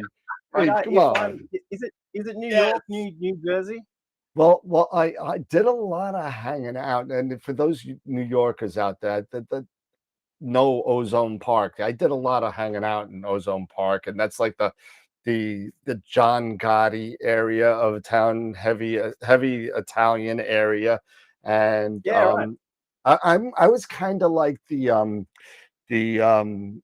was it? The Robert De Niro character in Goodfellas. See, I feel like if I was in New York with you, you'd know where all the best pizza places were. Oh. And if anyone got up in our grill, you'd be like, you disrespect me, you disrespect my family. You know, I would be safe with you. You don't have to worry. You don't have to worry about nothing. Don't worry about it. All I got to do is make a call. It's fine. About nothing. You don't got to worry about nothing. Forget about it. I got it. Now, I'd like to start. You made a PowerPoint for me because I haven't done my homework, and Nope.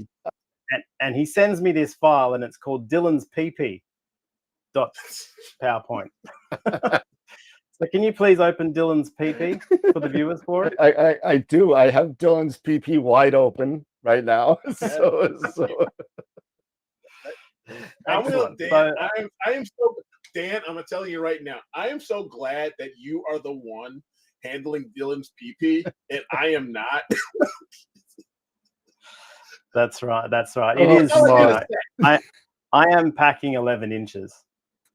I know. And if you go see the 500 rule video, you'll see that 11 inches. He brings out a ruler So and the- everything. It's awesome. He's very scientific about it. We're extremely serious on this channel. Yeah, absolutely. Now, Absolutely. just to give some context for the viewers, I am from Byron Bay, Australia, which is the easternmost point of Australia, which is kind of lucky in a sense. We get the first sunrise here and the first sunset, so I get to do astro before anyone else in the whole country, which probably makes me the best astrophotographer in Australia, or gives me some sort of advantage. But you'll see in the first slide, is that slide up about Mars and the crater? Yep, it's up now. Yep. So we have a whole crater rim of the Endeavour crater that was named by NASA, and one of those crater features is Cape Byron. So I just wanted to highlight that because now you know that where I live has a crater named after it, which I think is pretty cool. And just I don't think there's a New York crater. Is there a New York crater? I don't think so. I don't think so. All right, next slide. You got it. Yes. So Cape Byron is near the final resting place of Opportunity rover, killed by a dust storm after 14 years. It's amazing the life cycle NASA gets out of its stuff. You know, they build the drone and it's like, oh yeah, maybe we'll fly this a couple of times, and they're still flying it. It's just fantastic. I wish they made phones as good as they make rovers. Get a few more years out of it. Next slide. Yeah, I mean, this is just terrible work from Dan. He's put a moon photo as an example of my astrophotography, which convinces you guys of nothing because anyone can take a photo of the moon. The moon looks great all the time. 0 stars. Next slide. Yes, the solar minimum maximum. So you'll see there on cycle 24, you know, the sun goes through these periods of clearing and peak activity. And when I got into this hobby, I came in at the peak of cycle 24, and I was seeing all of these amazing solar astrophotographers, and you know, Luntz were clearly ahead of the pack. I couldn't afford one, so I ended up buying a little Coronado PST, and that really didn't do the sun much justice. And then very quickly we went into a solar minimum period, and everything started sucking again. But now we're on the uphill. We're going back towards a solar maximum, and the sun is just incredible right now. I don't know if you guys have been seeing. I think one of the guests earlier showed a live view of the sun. Was it eye telescope? Yeah, the eye telescope. it was eye guy? telescope. Yep. Yeah. And you can see there's spots, there's prominences, there's flares. It's just all happening on the sun. So it's just a really good time to get into solar astronomy. My next video will hopefully be just about how I captured my last solar image. Next slide. Do we have anything else? Or is that? Oh yeah. Is that it? Nope, we got more. Oh yeah, the coronal holes. This is a big gaping hole that that showed up on the sun. Why are you guys laughing? Because this is extremely serious. Now Dylan's peepee has a gaping hole, so Got a cornhole. So I was on ABC radio this week, and they were asking me about the coronal hole, and they said, "What does it look like?" And I had to bite my tongue. But it does it. I mean, use your own imagination. Freud probably has a lot to say about what your answer is there. But it really mystified me when I saw this photo. This is not in the visible spectrum, but it does show the massive clearing of plasma in the middle of this hole. But this is not because of a solar flare. There is, if you think about the sun and a solar flare, that's more like a big loud fart, a big loud stinky fart. There's a lot of material ejected very quickly. Whereas the coronal hole is more like a silent but deadly fart. There's a lot of material coming out, but it's slow and steady. And so it doesn't necessarily come straight towards us, causing geomagnetic storms. It does increase the overall geomagnetic activity, and it will increase the storm potential if there's another flare on top of that. But yeah, I just thought this particularly large hole just this week was quite interesting. That has now rotated out of view. Do we have anything else in the slides? I think that's it. Go. Oh, yeah, the ISS toolkit. So a space walker on the space station, a woman, I forget her name, she dropped the toolbox in space. And of course, you cannot just go reach for the toolbox. No. And once it's floating away, it's floating away. Now, this is we can't be too angry at her, because this has happened to many other astronauts and cosmonauts up there who have lost toolkits, have lost gloves, have lost all sorts of stuff in space. That looks like the last slide, right? Oops. We're looking at merch now. Yeah. Sorry. You're just hijacking my speech, your sponsored stuff. There you go. So I should mention Celestron and QHY. They're not sponsoring you guys, but they do support my channel, and they support me. So as you know, I love Celestron optics, and I love QHY cameras. And just the last thing was this mention of the Chandrayaan-3 mission, which took a rover, an Indian rover, to the moon. Now, I got a photo of this. I don't have it with me. You could probably find it on Twitter or something, but I got a photo of the rocket going over. It wasn't particularly complicated to take. I just went outside with the tripod and saw this big blue triangle going across the sky, and managed to capture it. And Indian Twitter is crazy. That tweet, it wasn't even a great photo, but that tweet got like 1 million views and so many engagements. So shout out to the Indian astronomy community. Massive audience in India. And they are in many ways a developing and developed nation. So there's a lot going on in India. Now, I saw one YouTuber, Joey B. Toons, making fun of the Indians because of their really quaint looking graphics. The lunar land looked like it was essentially done in Windows Paint or something like that. And he was sort of clowning on them. And I thought that was really unfair, because the Indians did this mission, and yes, they failed a couple of times, but the total cost of this mission was $74 million. So they got a rover to the moon for $74 million. And I can tell you, my state government can't build a highway for $74 million, let alone get a rover on the moon. So shout out to the Indians. That was a huge accomplishment, and watch this space for more Indian activity. That's awesome. I think that's the last slide now, right? That is the last slide. Yep. Yeah. So before I go further, just shout out to everyone in chat. We got Thomas Duff, Norm Hughes, Christopher Setness, Charlie Walsh, Mike Y. Astro, Dylan Reese, Beatrice Hines, Charlie Walsh again, Damien K, a very familiar name. We chat a lot online. And that's about all of you, I think. And Corin as well. Corin's out there. Yeah. There's a few of my crew in here. So thanks, guys, for coming and checking us out. Hey, it's great having you on. I can't imagine that anybody in the chat doesn't know about you and your channel, but why don't you give us a little bit of a background on yourself and I know you went through a whole astronomy curriculum. You got a degree now, and I do. Now, I mean, this kind of segues pretty well into the state of astronomy right now, because we are, in many ways, in this industry. I'm here as a creator and outreach and whatever, but you are also selling. You're a vendor. You've got relationships with sponsors as well. In a video that I made recently on my channel, I was talking about the fact that if you Google how many astronomers there actually are in the world, there are about 10,000. That's the actual professional astronomy registration for the International Astronomical Union, who are the same people who demoted Pluto. So half of those people are losers anyway.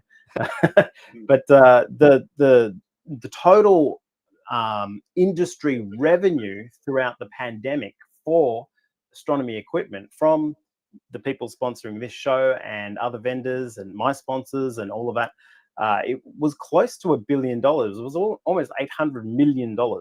So wow. Those 10,000 astronomers aren't the ones spending that money. I'm not talking about government money or state money or NASA money or anything like that. I'm talking about people like you and me in their backyards who went out and bought a telescope. That's a $1 billion industry is nothing to sneeze at. It's not the biggest industry, but it's not small either.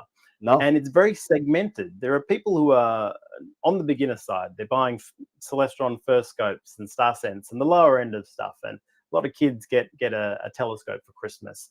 That's not typically the audience that we're talking to, and especially when we're doing a lot of astrophotography. A lot of the people in the chat and a lot of the people who subscribe to us are people who are doing the sort of medium, intermediate level amateur astronomy, and some of those are going into the science stuff as well, which I try and do on my channel a little bit. So Trevor Jones was saying before that he doesn't do that. He's more on the art side of it, and he's very talented. We come from a very similar background in that he came from the creative marketing, digital marketing for another company, and chose to focus full time on YouTube. I also run a digital agency, but because I'm really, really greedy, I'm not going to stop that. I'm not going to quit my day job for astronomy. I want all the money. Now, also on that point, there is a lot of creators are doing this STEM outreach, and there was I was watching the stream just before talking about STEM for Kids and Beatrice in Portugal, who's doing all of that sort of stuff, and that's really great. It's definitely something that I choose not to do, because I can get roped into going to schools and doing presentations and that. But really, I'm not a good role model for children. You should not let your kids watch me or my channel. Please don't. You got to make sure that checkbox is on. This is not made for kids. It's not for kids. It's not for kids. I want to be sponsored by like gambling companies and sex workers. As long as I get lots of money, that's fine. Children you should keep children at least 500 feet or more away from Dylan's videos. I'm just letting you know. Please.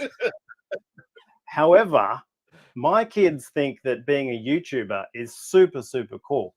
And my channel is one of the lesser subscribed channels from the creators out here. Chuck and Trevor are so far ahead of me, and I'm almost into that 50,000 subscriber count, which doesn't mean anything anymore because it's all algorithm driven. However, if you are watching this, please subscribe to my channel, because I want to hit that 100,000, because it's only when I get that silver play button that my kids will actually respect me. I'm not Mr. Beast, but just a silver play button would be nice. That's it. It'd be nice, right? It'd be nice. We're and here we are. We are like if you're we're just trying to break 2,000, because we don't do a lot of content. We do almost no content, to be honest with you. It's just live shows. It's live shows twice a week, talking about Astro, sometimes talking about stuff that's not even close to Astro.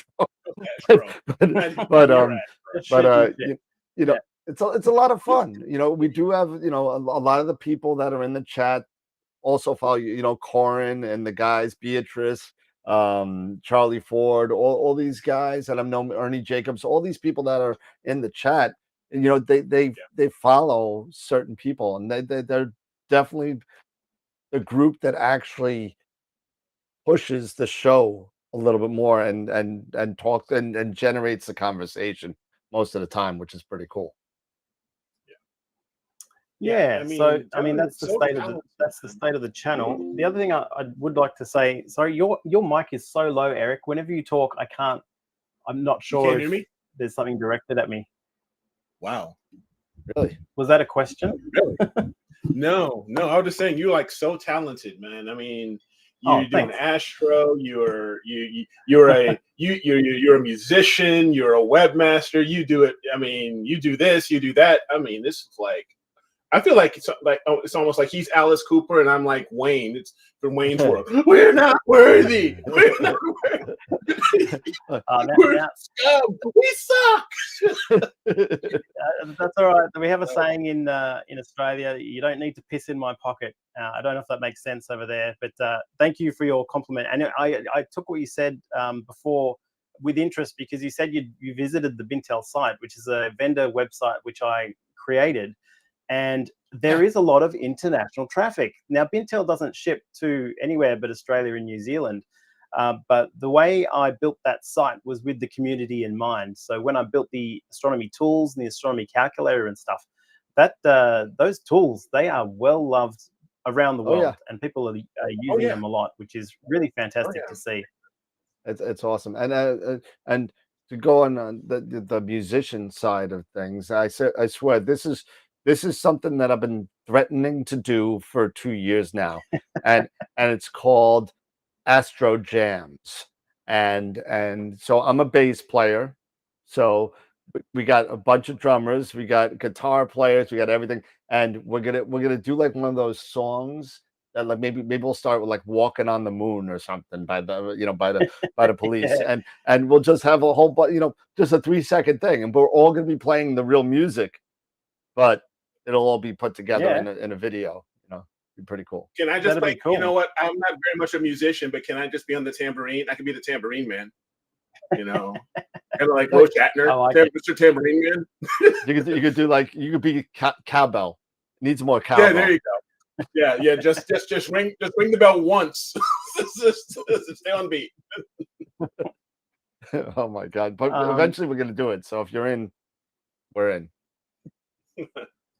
So just on my channel, I'll want to go to the chat questions in a second, but on the channel, I just wanted to say that one thing that might make my channel different to others is sometimes I turn my inside thoughts into outside thoughts, and I say the things that are a little bit uncomfortable to say on many channels because people are afraid of upsetting sponsors and things like that.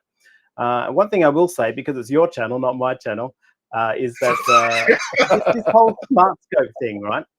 Yeah, everyone's asking me, when am I going to do a smart scope review? And it's one of those segments in that billion-dollar industry that I feel is not targeted at me. Like, I am not the guy. I'm not the guy who's going to buy one of these smart scopes. And there's so many competing now. There's Unistellar, there's Vionis, there's the C-Star from ZWO, so many. And the one thing that they all have in common is that the photos are shit. Like, I'm looking at this stuff and I'm like, why would I buy this? Again, I'm saying this on your channel, not my channel. It's all good. It's all good. So I feel like this is first generation, right? I like the idea, what they're trying to achieve. I get it. I even did a video years ago about when is the astronomy technology sector going to catch up with modern technology. But the reason astronomy has had a bit of a renaissance lately is not because of any innovation in the astronomy sector. The innovation has all been on smartphones and camera chips. And it's all of that camera chip technology upgrading super quickly and iteratively that we are the benefactors of just by coincidence. We are super lucky that there are companies like ZWO and QHY who have found a little segment where they can take these chips made in Shenzhen and convert them into astronomy cameras that now rival the CCD cameras that were very specialist bits of equipment. And now that they've caught up in terms of frame rate and bit depth and all of that, they have surpassed CCD in terms of affordability and usability. So the innovation of these smart scopes, I don't think is quite there yet. I like the concept. I would like to see how it matures in a few generations. I won't be having one on my on my channel. I just think it's kind of filler content, and I'm teaching people how they can do this with very similar costs anyway, with regular cameras from their backyard. So yeah, that's maybe one controversial thing I can say. Hey, now, okay. if Go ahead. anyone has questions in the chat, feel free to ask me. And I thought if you wanted to, Dan, you don't have to share your screen, but if you go to Google and type in "is Dylan O'Donnell" and then do an autocomplete interview, like the wide autocomplete interviews, but don't screen share it, because we don't want to see your horrendous search history publicly broadcast live on the stream. Is Dylan O'Donnell what? And then just see what it suggests. It just auto completes for you. See what the suggestions are. In the FNAF movie. Yes. In the app? What? Someone thinks I'm in a movie? I don't know. You told me to type it, so I typed it. Let's see. Is Dylan Ladies and O'Donnell? gentlemen, please note that the views and everything that are expressed by our guest here are not the views or anything.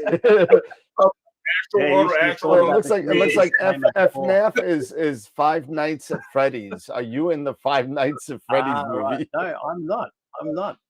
Isn't that a movie about creepy animatronic horror characters? Yep. I'm flattered that someone thinks that I'm in that movie. Maybe I am that scary. That's what's going on a murder spree. And that's is Dylan O'Donnell. No, Dylan O'Brien. Dylan O'Donnell. That's all that comes up.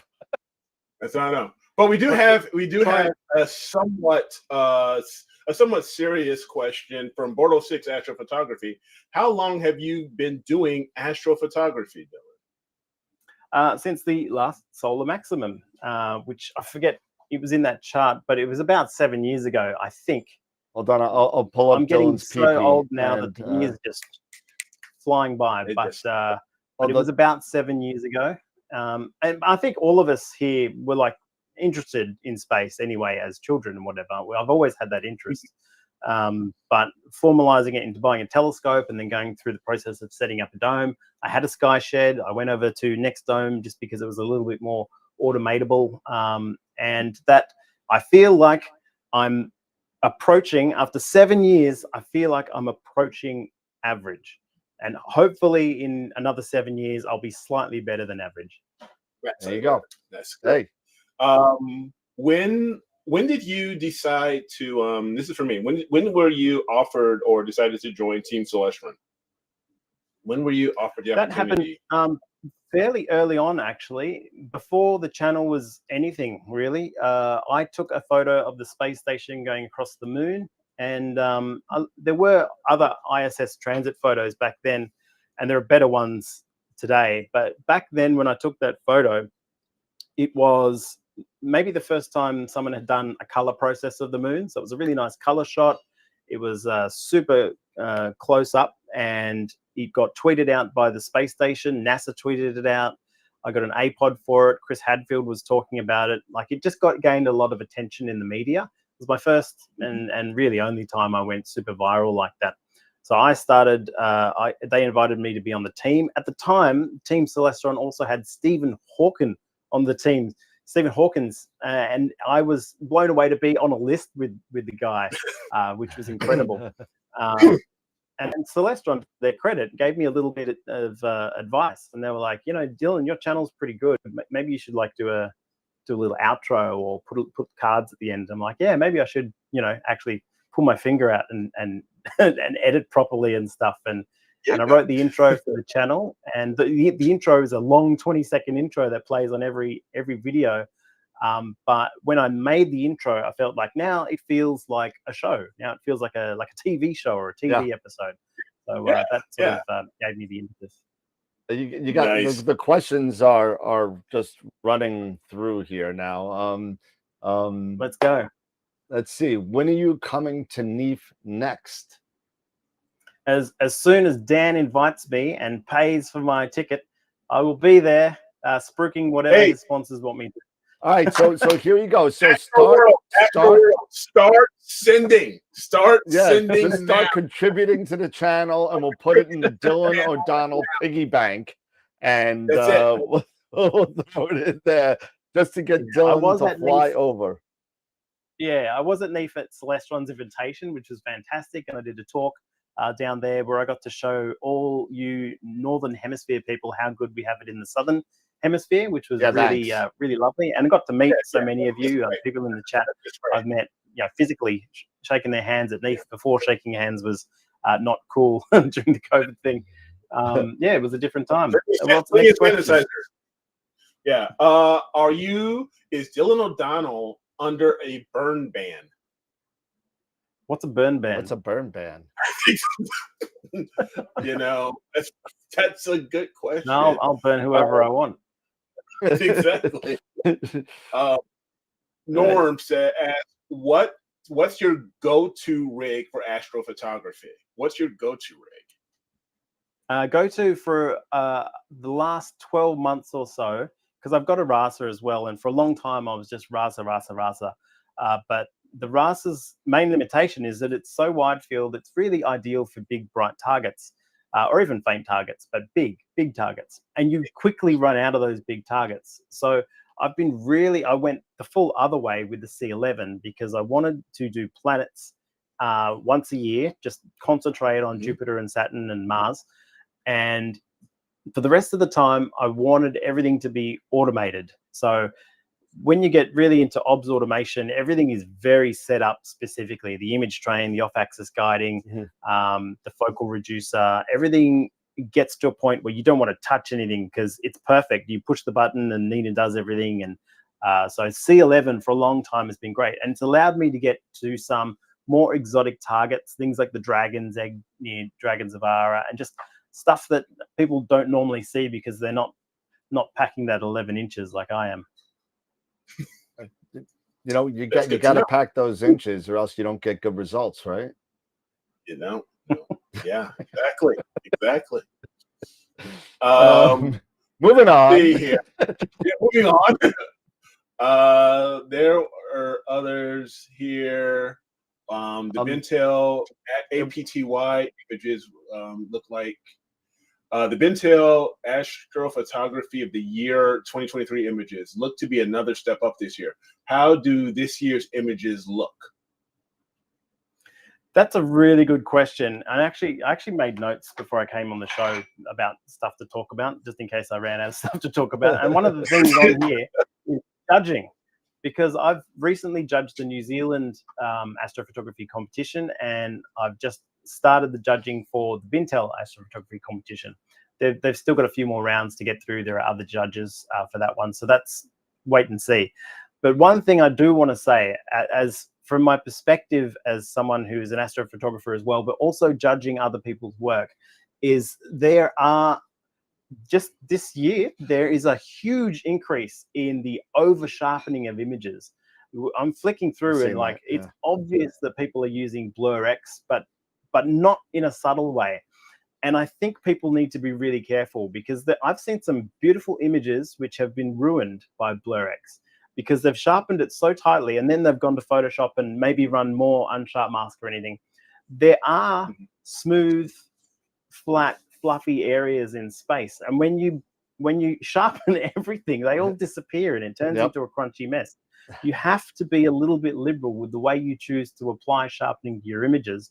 And a good trick that I do is I'll basically get the image to its final state and resized down to screen or print or wherever it's going. And it's only at that last stage you apply sharpening. Apply the sharpening to a separate layer. So copy the image, sharpen one of them, and then blend in that sharpen for 50% opacity. So you still have hints of the sharp edges, but you also still preserve all of the soft fluffiness in space as well. That's just one thing that was on my mind, because I have noticed a lot of it.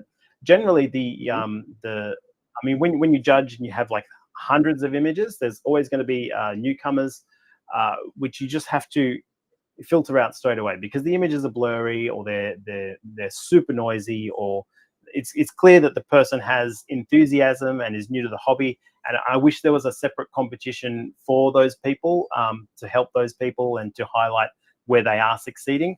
But initially you're presented with hundreds of images, so you have to just cut out many and a huge slab of them, and then start judging the ones that strike you immediately.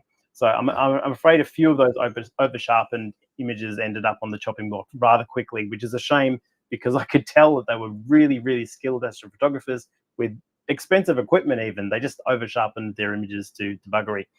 Black point is also something I would urge you not to push the black point too far, where you're losing data. Space is not that inky black. There is a brightness to it, especially if you're looking around nebulas. And when you blacken everything, you lose all of that faint detail. So clipping the black point's a big one. And the other thing I think is just this tend towards oversaturation. When you oversaturate an image, it's essentially like clipping it as well, because all the reds lose all of their subtlety. You don't go from a hard red to a soft salmon pink. When you push up the saturation, suddenly you just get a big block of red, and you've lost all of that detail. It's very damaging to the image, and it might look good on Instagram, and it might even be favored on APOD. I know APOD tends towards highly saturated images these days as well. But yeah, just go easy on the over sharpening and the oversaturation, guys. That's all I can say as a judge. Nice. More questions coming up. The biggest question that has come up now at least twice I've seen is the intro music to your videos. Did you write and play it? The intro music is done by a now defunct outfit called Blast Culture, I believe. It was a clip from one of their songs that was given away free or under the Creative Commons license with attribution, which is why their name is always in the credits in my intro, in the text of the video. However, I did take one clip, and then I clipped the end part of their song, put them together, sped it up, changed the pace, added a phase effect on it as well. So I have manipulated their track a fair bit. But yeah, it's a pretty cranking. See, my whole thing with astronomy is that there is a lot of really dry, dreary astro channels and astro societies and astro talks, and it's a topic that I feel is like really exciting. You guys are addicted to space. I'm addicted to space. It's so awe-inspiring, and then you get an hour-long processing video or something, and it's like blah blah blah blah. I just want to go to sleep. So my intro was like, come on, let's go, bang bang. There you go. Party time. Wake up. Love wake it. up. Love it. Oh, there you go. Oh, doggy's here. Speaking of bang, there it is. Hang on. No problem. No problem. Oh, love it.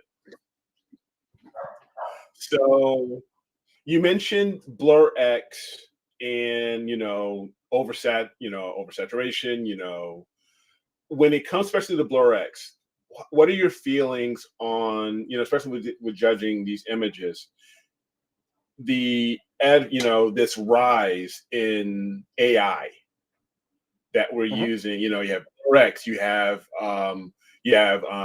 Graxpert now, and so many others.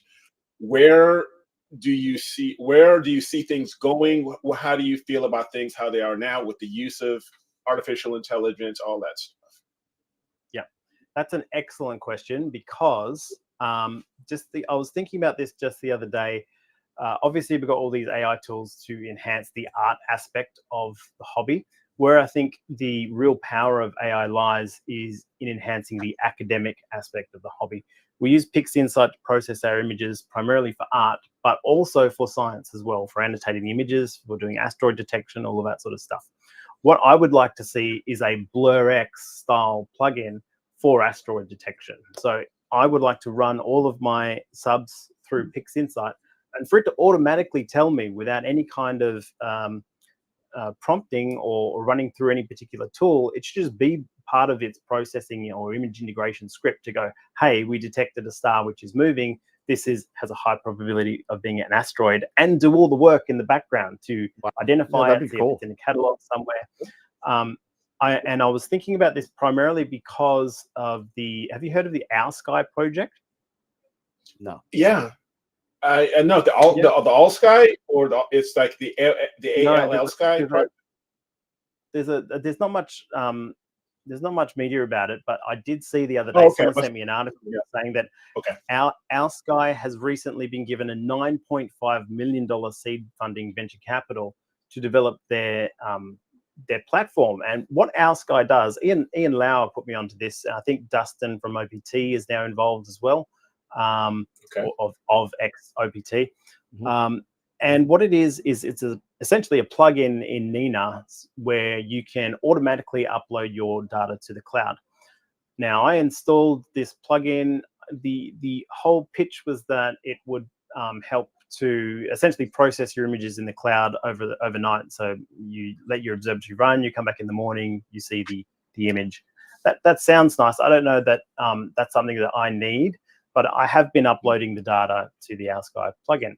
Now, when I read the article to say that they received seed funding, again, it's this whole idea of there's a business model coming. There's something that they can do with all of this data. And the article said that they had 35 astronomers on board, which I think includes me, because I'm one of those people sending data to. So they got $9.5 million. I imagine I'm owed about $100,000 now if they got $9.5 million from 35 astronomer data. But the real beauty of what I think the potential of what could happen here is if you had a plugin like that in Our Sky, or again, if it's something that's happening in Pixinsight, we have these massive data sets that none of us are getting the full value out of. Every time we have an image set, that image set should be scanned for asteroids, it should be scanned for transient events, for supernovas, all sorts of stuff. We, as the astronomy community, way bigger than these 10,000 professional astronomers, we have way more eyes than all the big telescopes in the world.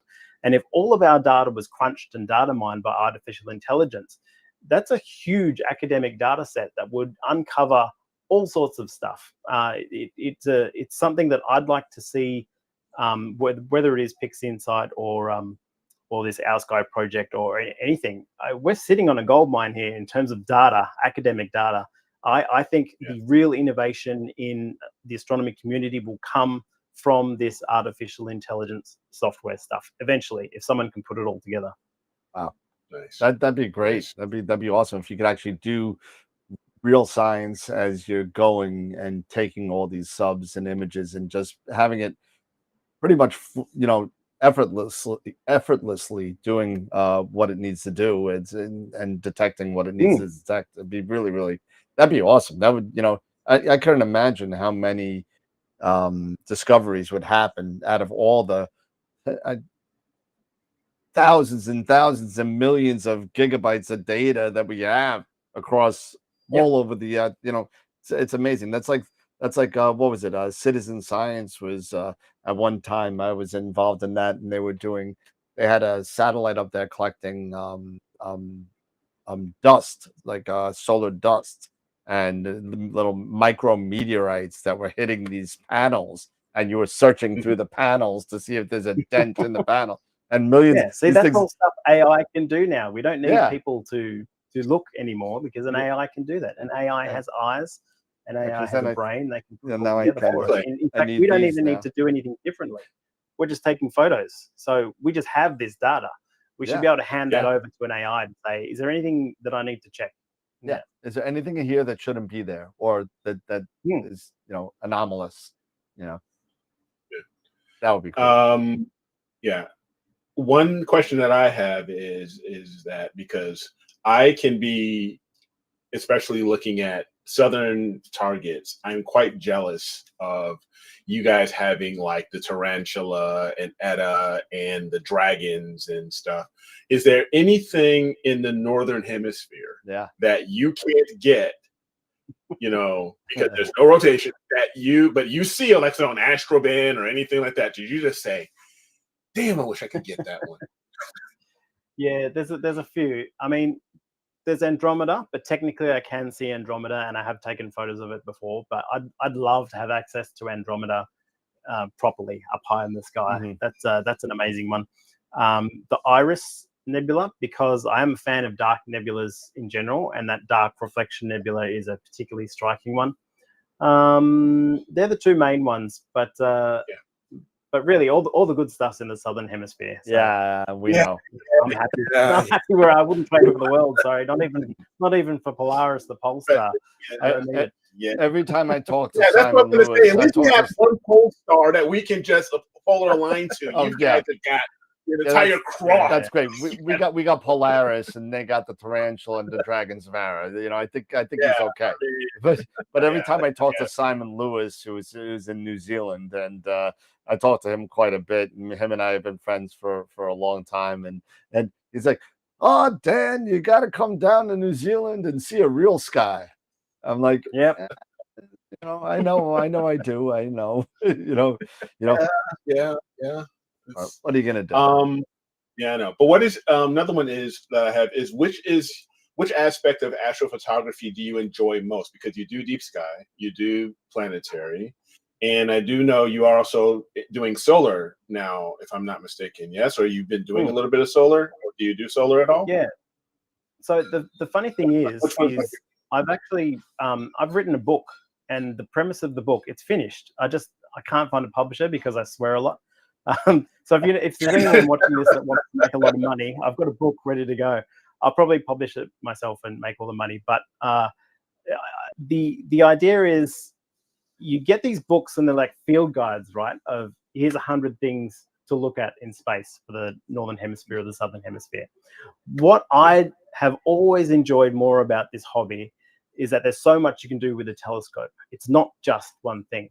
So I wrote a book which is 100 things you can do with a telescope. It's everything from spectroscopy to lunar to solar to deep space to asteroid detection. There's so many different things to do, and I want to check all of those things off my list. I want to do all of them. I don't want to focus on just deep space or just planetary or the most people buy a telescope and they think that the only thing to do is take a photo of the moon and then take a photo of a nebula, and then they put it in the cupboard and go, I've solved it. That's the hobby done for me, and they never take it out again. You know what I think? I think that the real reason why you haven't found a publisher is because probably one of the things to do with the telescope that's in that book is staring at your next door neighbor's window or something like that. Yeah, that's the first one, because that's the first thing you do when you take it out of the box. It's the daytime. Exactly. You've just got a telescope. You point it straight into your neighbor's window. Absolutely. That's what you do.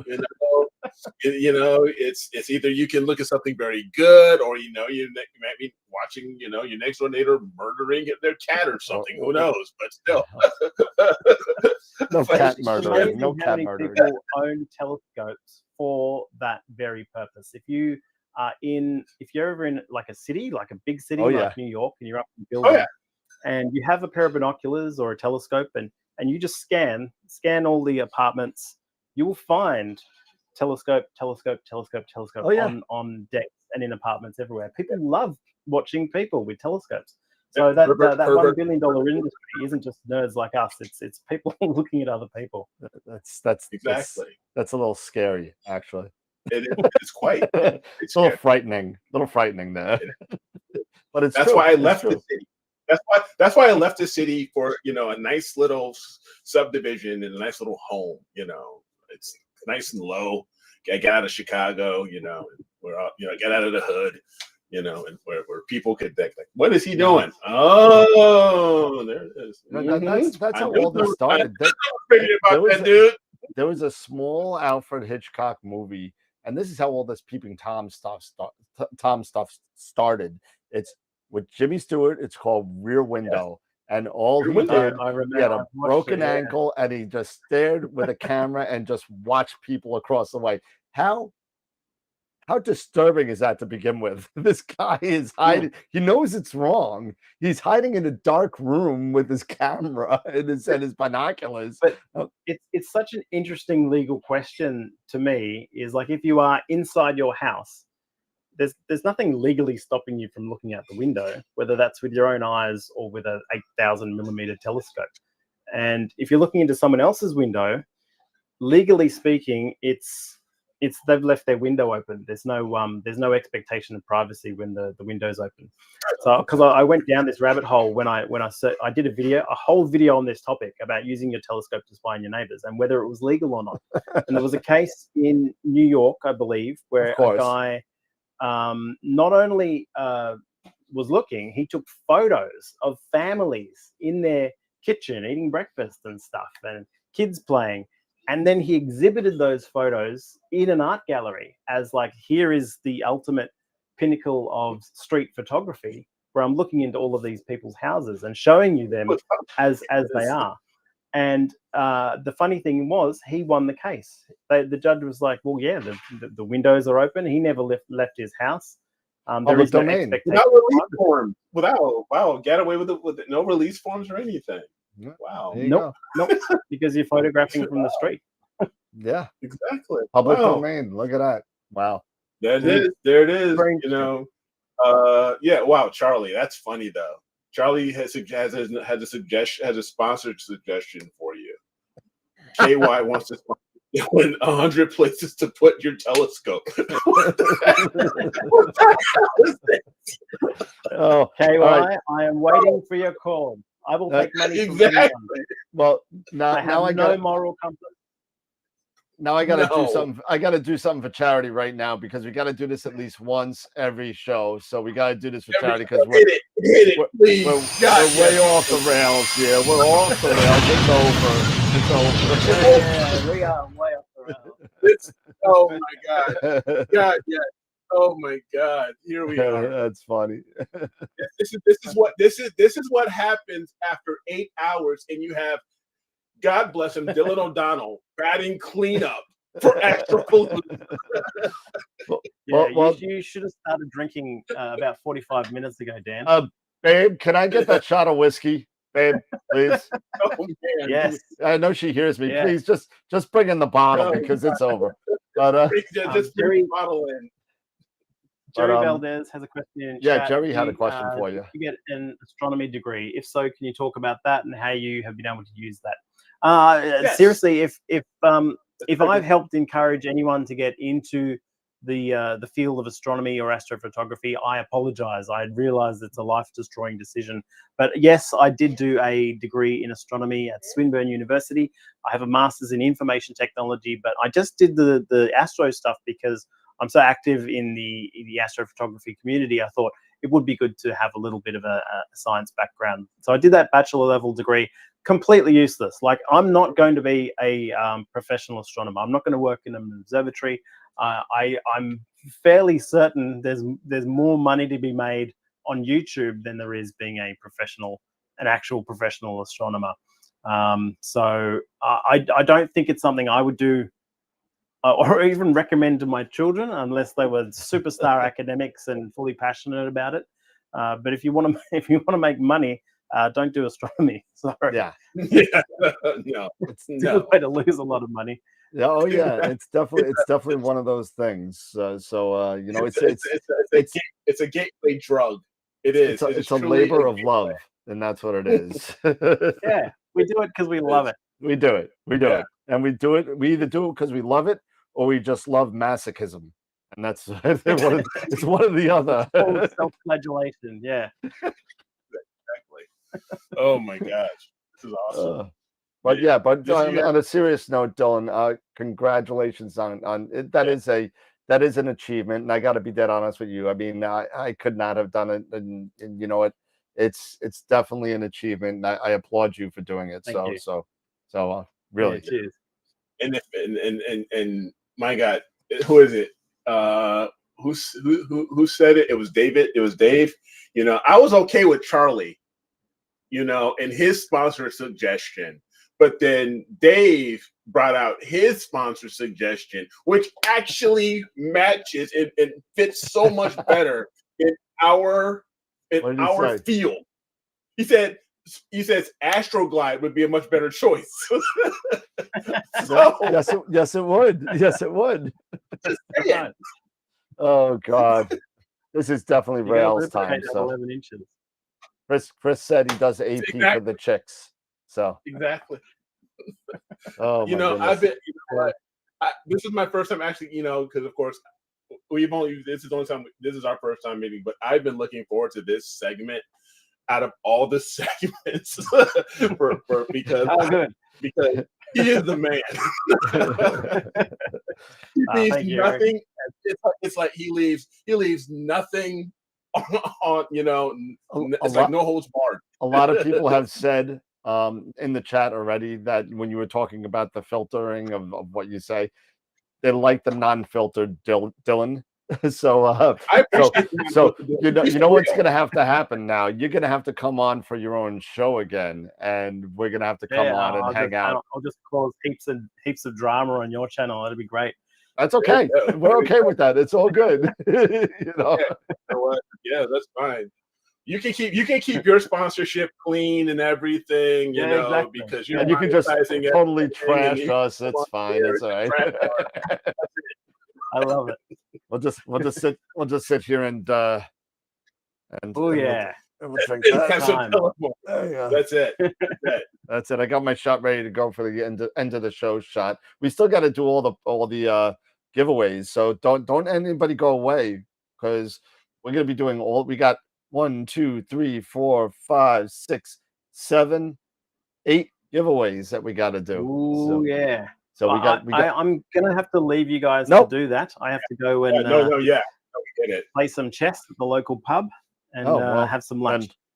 Here you go. So Dylan, thank you. Hey, salute. There you go. Forget about it. I'm walking here. Oh yeah. That was great. You have permission to go off the rails. There you All go. right. Thanks, guys. Dylan, Thank you so much. Appreciate it. Yes. I appreciate Take it, care. man. Life is meaningless. It truly is. And we're all gonna die. And we're all gonna die. Whew. That was a blast. Listen, this whole day's been a blast. This whole day's been great. And that was rough. I think I need some water. Oh, I haven't done a shot in a while. But oh man. Woo. Well, Dylan, we got to do all the giveaways. We have a lot of stuff to do. Let me go get the updated wheel here, and I will do that real quick.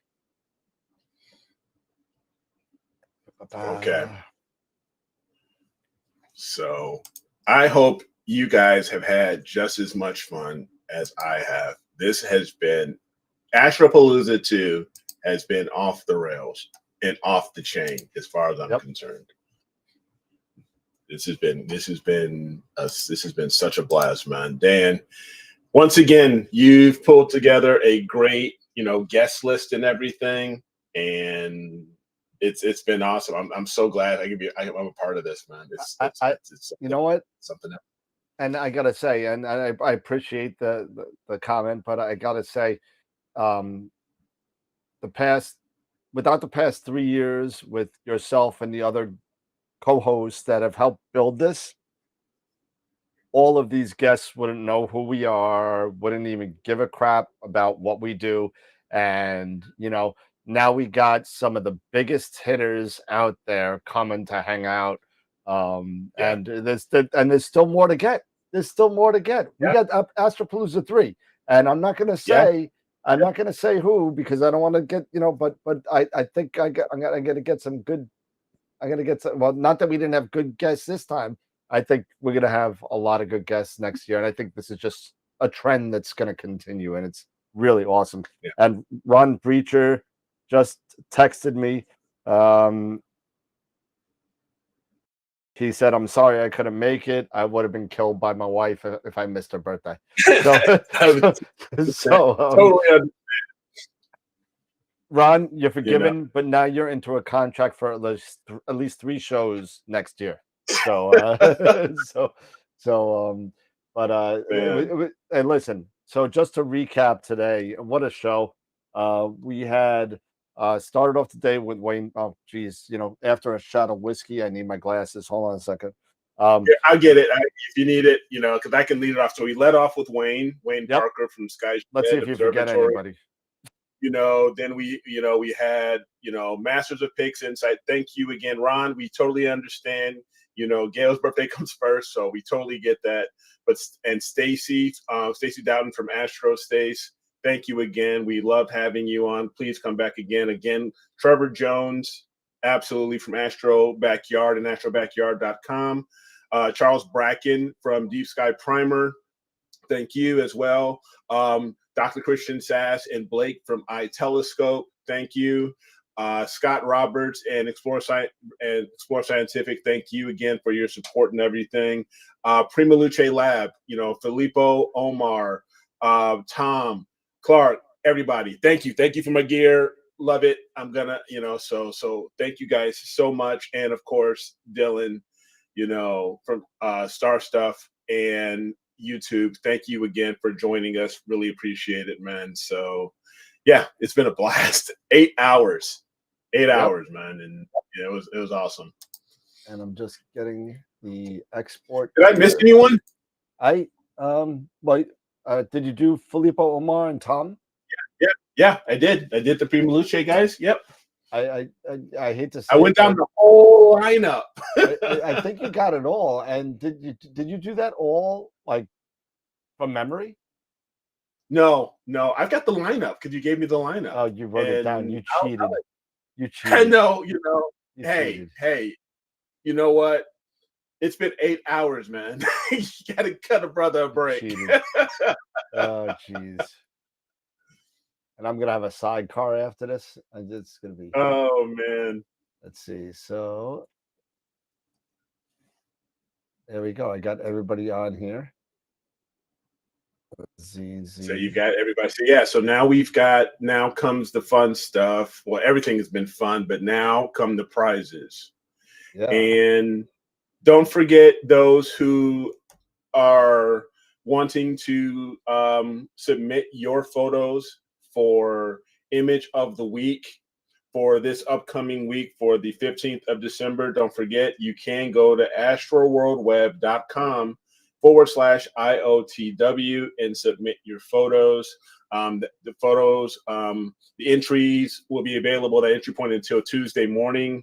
And then I will then get things set up for the voting phase and all of that, as well as you have until next Friday to vote for the November 2023 Image of the Month. That is the last Image of the Month contest for the upcoming 2024 calendar. So don't forget to vote there. And then I will then get that set up so we can then vote for the picture or image of the year later this month in about a couple weeks or about a week or so. So, yeah. All right, we are ready to go here for all the giveaways. And again, you don't have to be present to win because this is an 8-hour event. And I'm just going to do something really quick here. I'm going to make sure you can see all of our lovely faces here.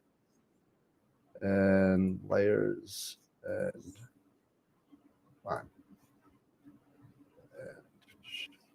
60 chroma key.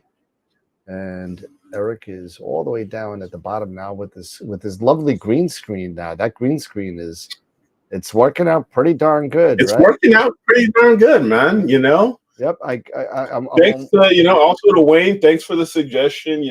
This is so much better than looking at all the crap behind me. On my bar and stuff like that. This is so much better. It looks so much more professional. Not that I'm even close to being a professional. I'm technically I am an adult technically, but technically, that's all it is.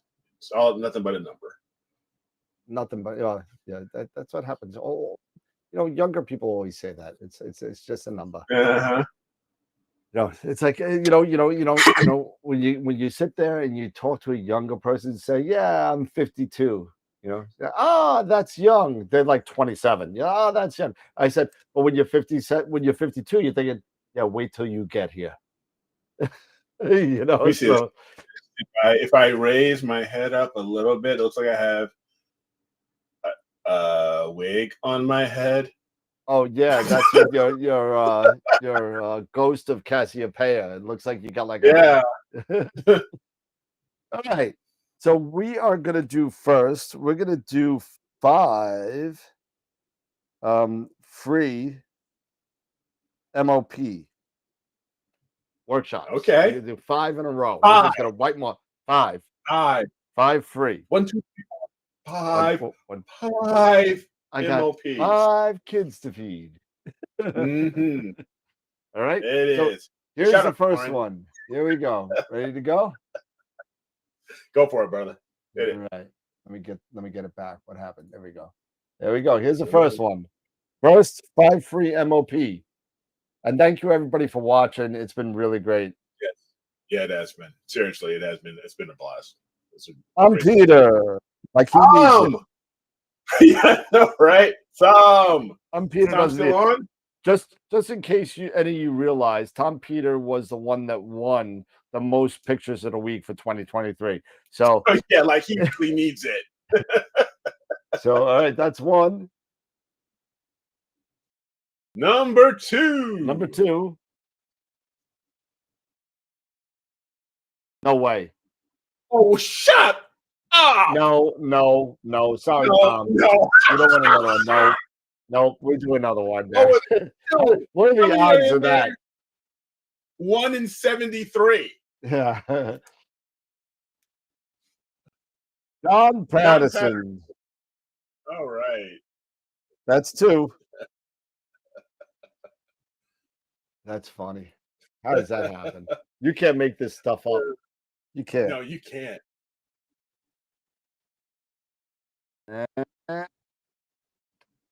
Scott Cullen, my buddy Scott from Niagara. Scott C from Niagara. There you go.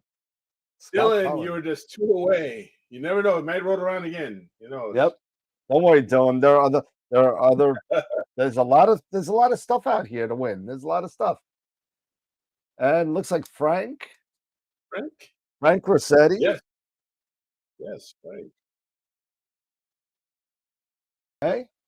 And the last one of the free Masters of Pixinsight workshops. And don't forget the next one is this Tuesday, right? No, stop it. Oh, there we go. My buddy Z. Z wins Yeah. one. There you go. Dylan, you missed it by 1. First it was by 2, Oh. and it's by 1. I was Oh, 3, man, what a- and now I'm hey, 4 years old. That's just crazy. All right. So the next one is the 1-year subscription to IP for AP. 1-year subscription. Here we go. Rock and roll. Here we go. IP for AP equals Kevin Rasso. Ooh. He's a picture of the All week right. winner. There we go. So Kevin, congratulations for the IP for AP.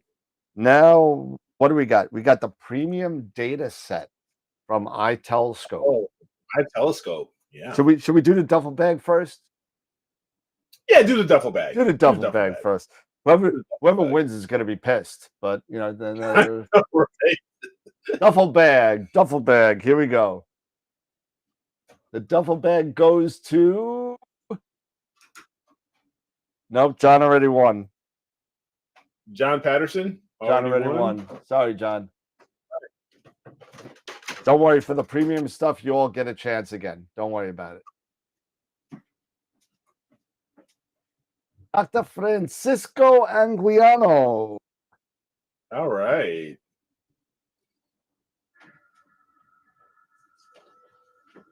All right. What do we got? We got. All right. So now Now we're into the premium. Actually, we're not into the premium. The next one's going to be the Astroworld Telescope wine tumbler or coffee cup. So Coffee you can mug, choose if you don't like to drink, you could have the coffee cup. If you like to drink, you get the wine. But you know what? The wine tumbler could be used for both. So it could be a nice little sippy cup. So That's exactly it. I was there going to you say go. it could be a sippy cup. If you like juice, if you like apple juice, it could be a sippy cup. Yeah, absolutely. I'm gonna bring this over so I can see what people are saying. And all right, so here we go. This is for the wine tumbler or coffee cup. Here we go.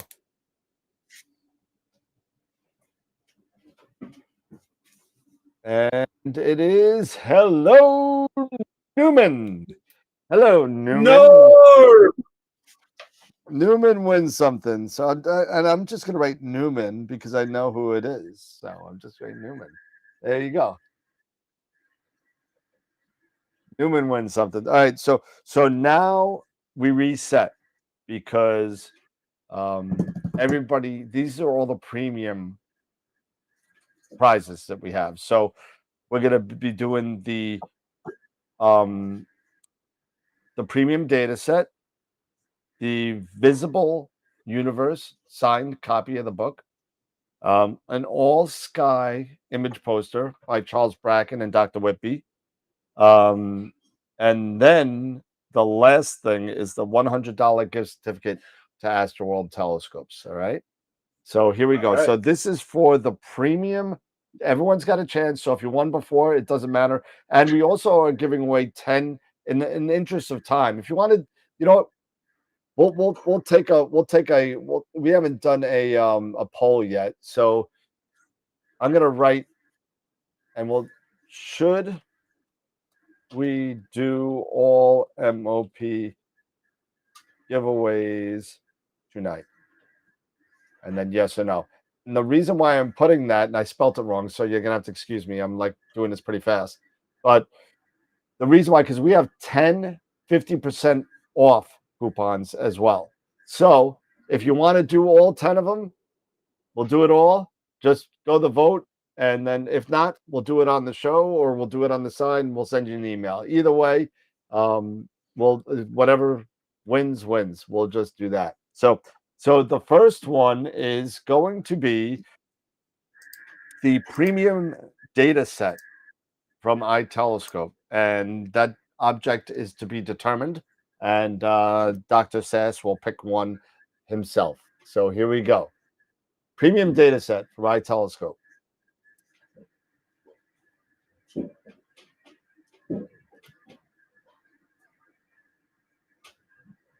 Oh, Don Simon.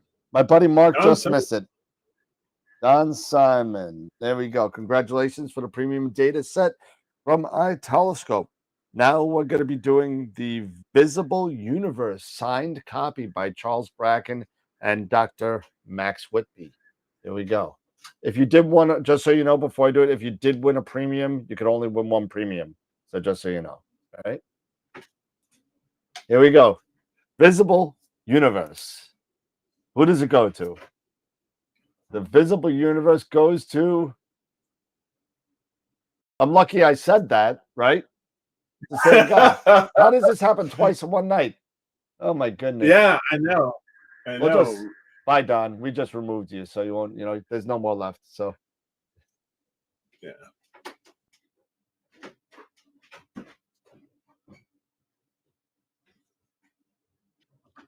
I think that's me because Eric Watson is up there too. How am I in there? I think that was a test. So we'll do it one more Maybe time. those are tests. Yeah. Those are tests. My apologies, everybody. Here we go. This is a definite winner if it's not Dan or Eric. So Scott Cullen. He wins 2 tonight. All right. Now the all sky image, which is awesome. The all sky image. Here we go. All sky image. Copy of that.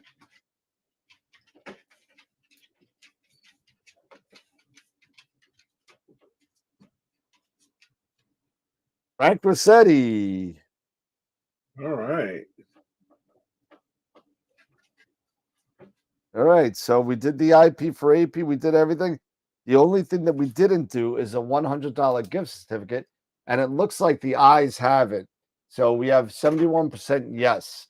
So what we're going to do now is we're going to do the 10 50% free ones. All right. Okay. We're going to do the 50% free ones first. And the last one will be the $100 gift certificate. And everybody can win this. And I'm going to put Don Simon back on. I think he's still on there. Is he? He was right next to Mark. No, he's not. So I'm going to put Don Simon back on. And I'll take Don. Take me and you out. Simon. And I'll take Dan and Eric off. There we go. There we go. All right. Cool. All right. So this is for the 10. We're doing it rapid fire now. Rapid fire now. Here we go. 10, 50% off coupons for Masters of Pixinsight workshops. So here we go. First one goes to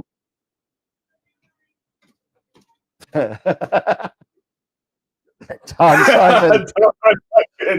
This is rigged.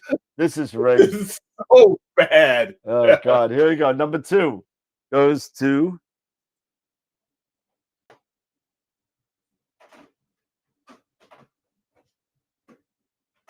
Paul Berghardt. Number 3.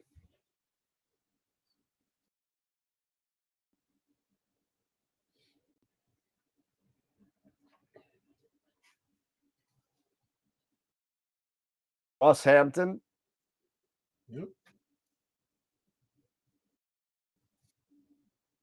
Number 4.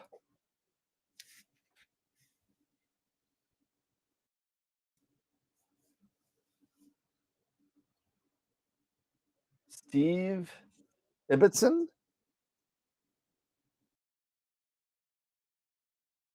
Number 5. I was just told that Frank Rossetti is on there twice. And no. Yeah, he is. No, this Frank. Yep, he is right between Norm. It's right between 1 and yeah. All right. Yep. There you go. That one. Yeah. All right. Okay. There you go. Boom.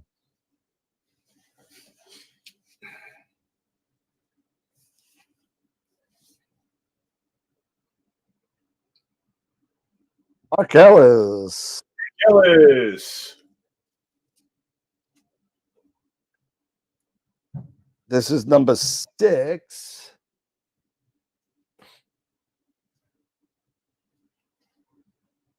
Just Mark. I think that's, I don't know which Mark that is. Mark by itself. We'll find out. His email's in there, I'm sure. Mm-hmm.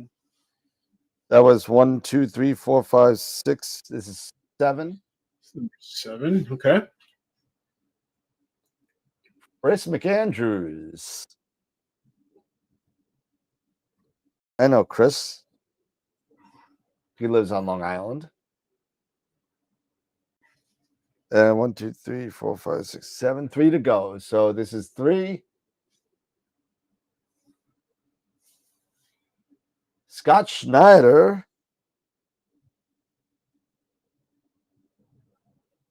Picture of the weekend. A picture of the month? Is he a picture of the month winner, Scott? Or I think so. Picture of the week or picture of the month? I'm not sure. And then the next one.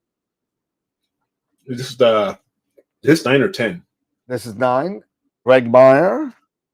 Meyer? Like he needs it. I know, right? I was gonna say that, And last one.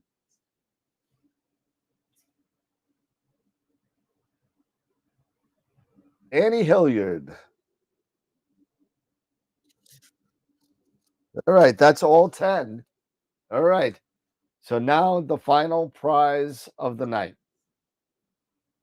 Okay, All anybody's eligible to win. It's $100 gift certificate to AstroWorld Telescopes. And here we go. Hit it. Roll it. Here we go. $100. Last giveaway of the night. $100 goes AstroPalooza to 2. Josh Kovac. This certificate, AWT. All right. Rock and roll. Awesome. Congrats to Josh.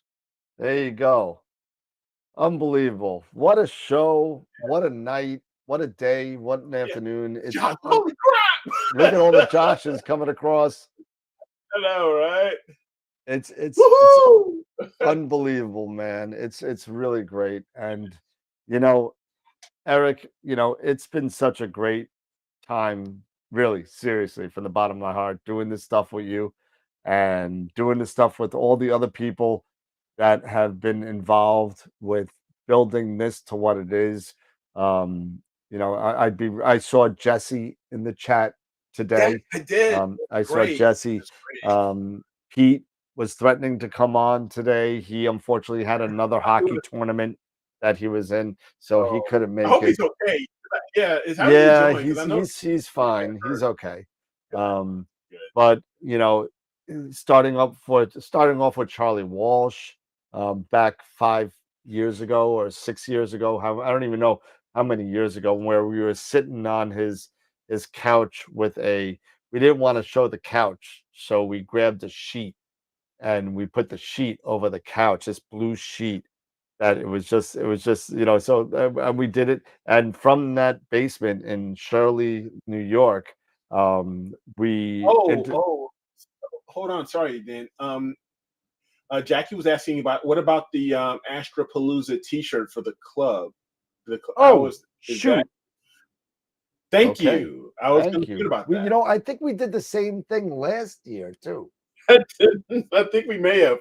I think we did the same thing last year too. So, let me open up that wheel because that is actually probably why, because it's a whole different wheel.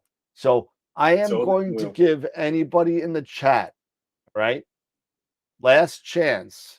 I'm going to show the wheel, right? I'm going to show the wheel. This is the last chance to put your club on the wheel. Okay. Your local club. Yep. So I am going to show the wheel right now. And here you go. That's what's on the wheel. We have 8 entries.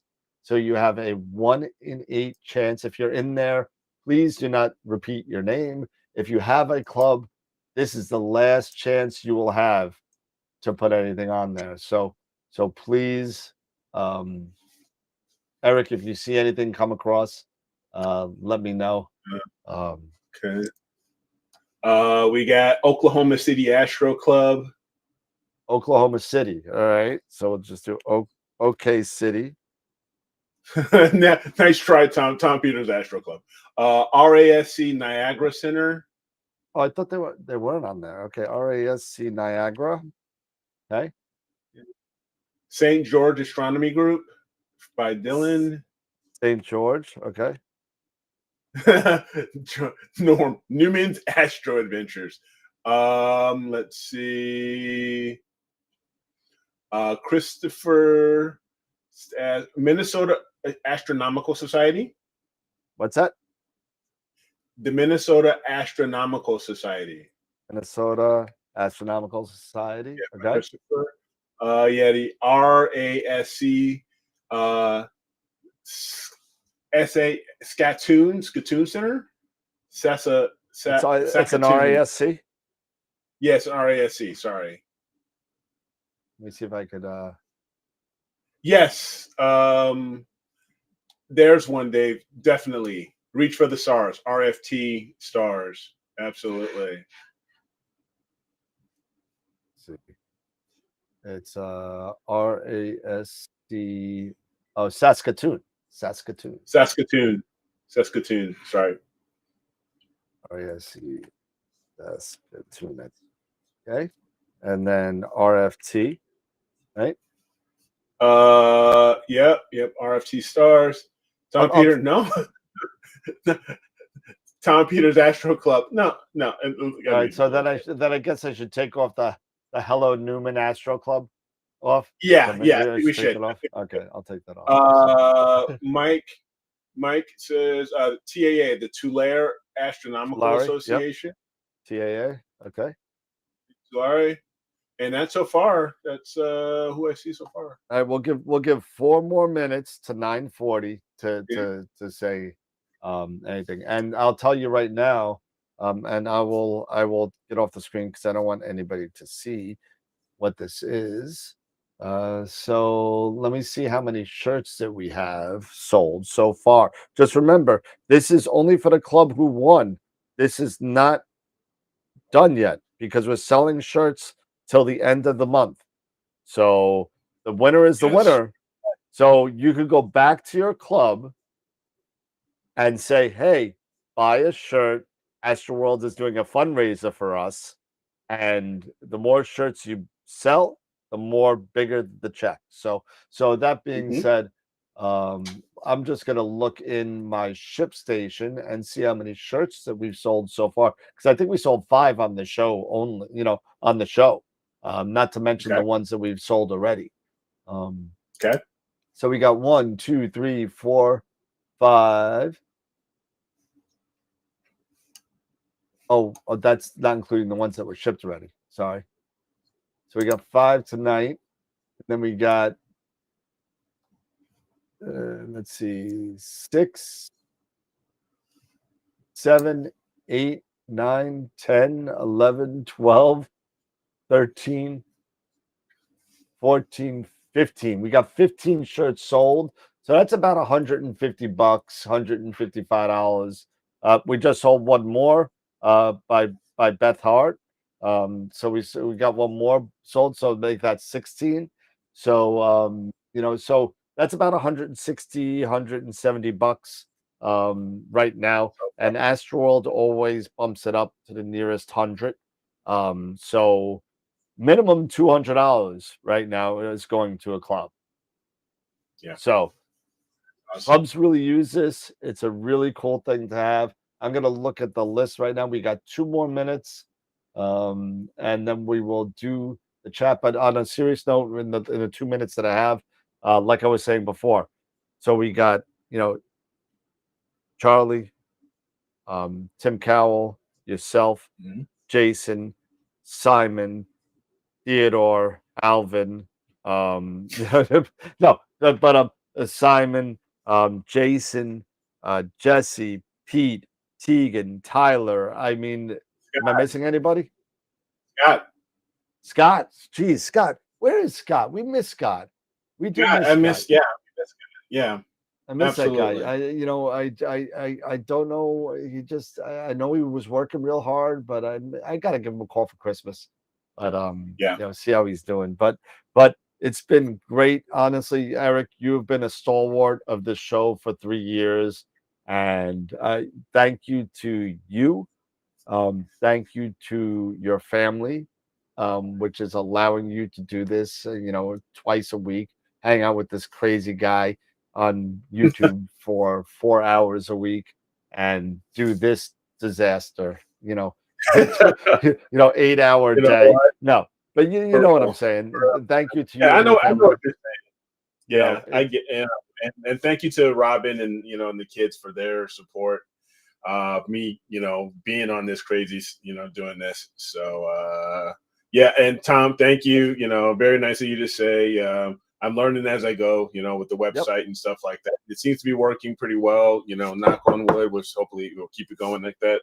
But I mean, this is a team effort. It all is. It really is a team effort, for, you and Jen, what you guys are doing, me and Robin and, and my family support of us, as well as everybody else that's been involved with this for the past 4 or 5 years, and we're going to keep it going, brother. We're going to keep it going. Until YouTube kicks us off. Yeah. And, that's what we'll do. So before I do one more,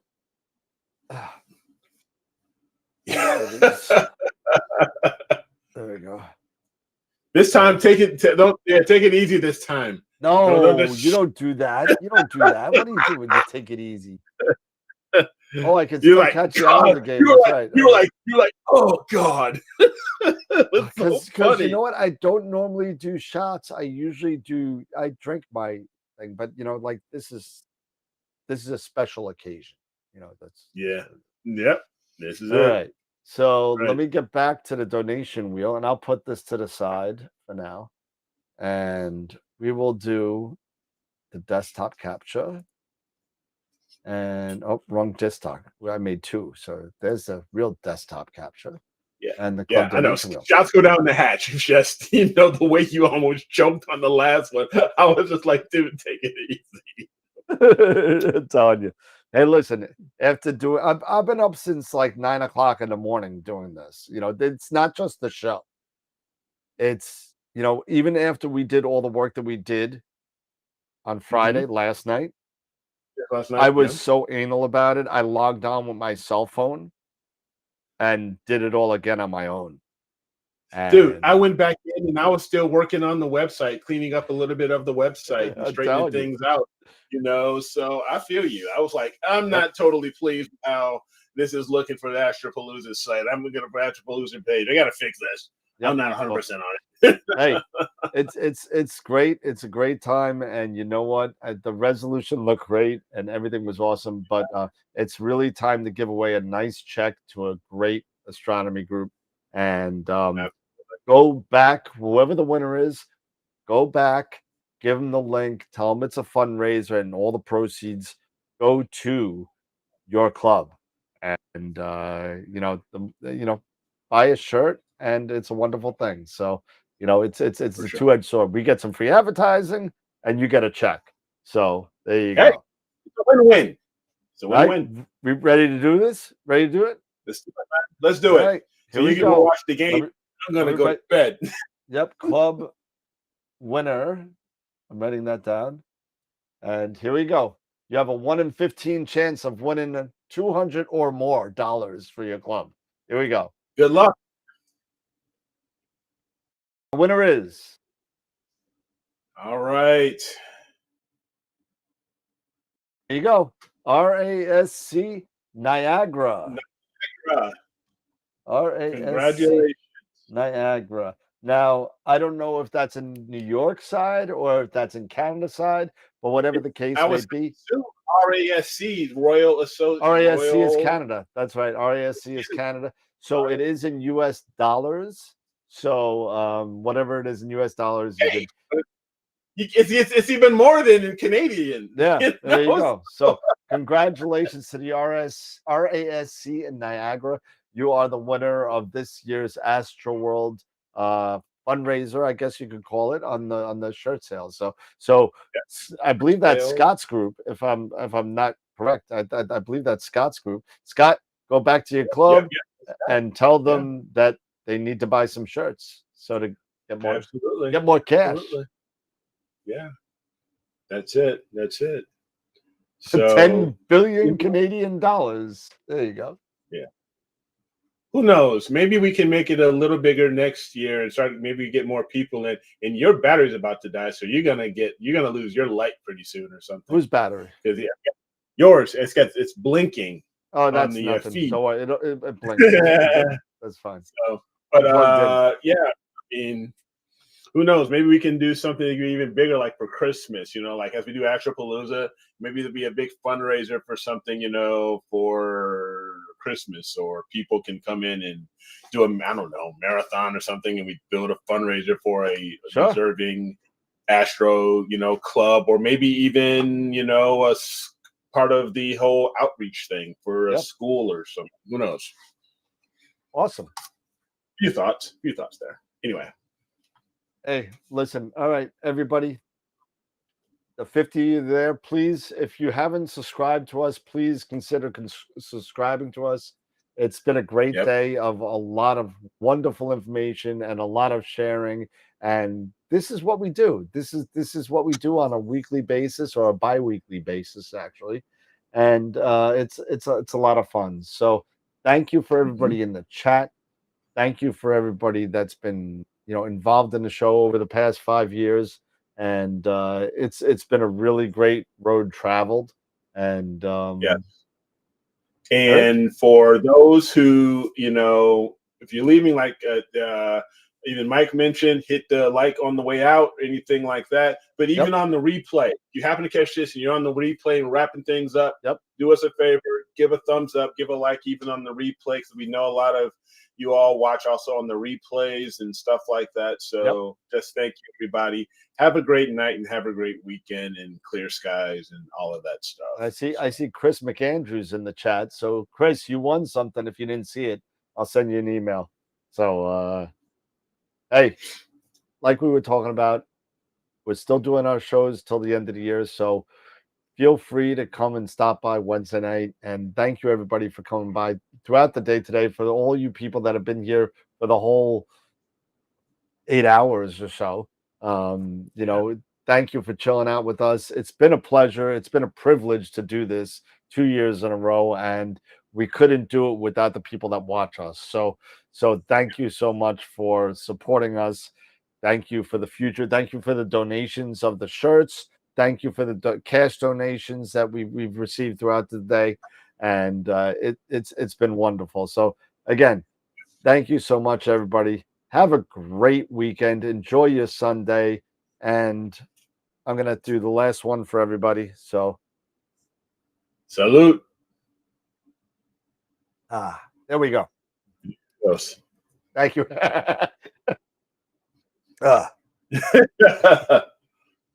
Thank you, everybody. Have a great night. And I know I will. So remember, as always, keep imaging, keep educating, and clear skies. And we will see you Wednesday night. See you Wednesday, everybody. Take care. Now, if I can find the button, we'll be okay, because there it is. It's hiding. I put it on a different browser, so I wouldn't close it out. So have a good night, everybody. 8 hours and 24 minutes. Take care. Another AstroPalooza in the books. On to number 3. On to number 3. Number 3.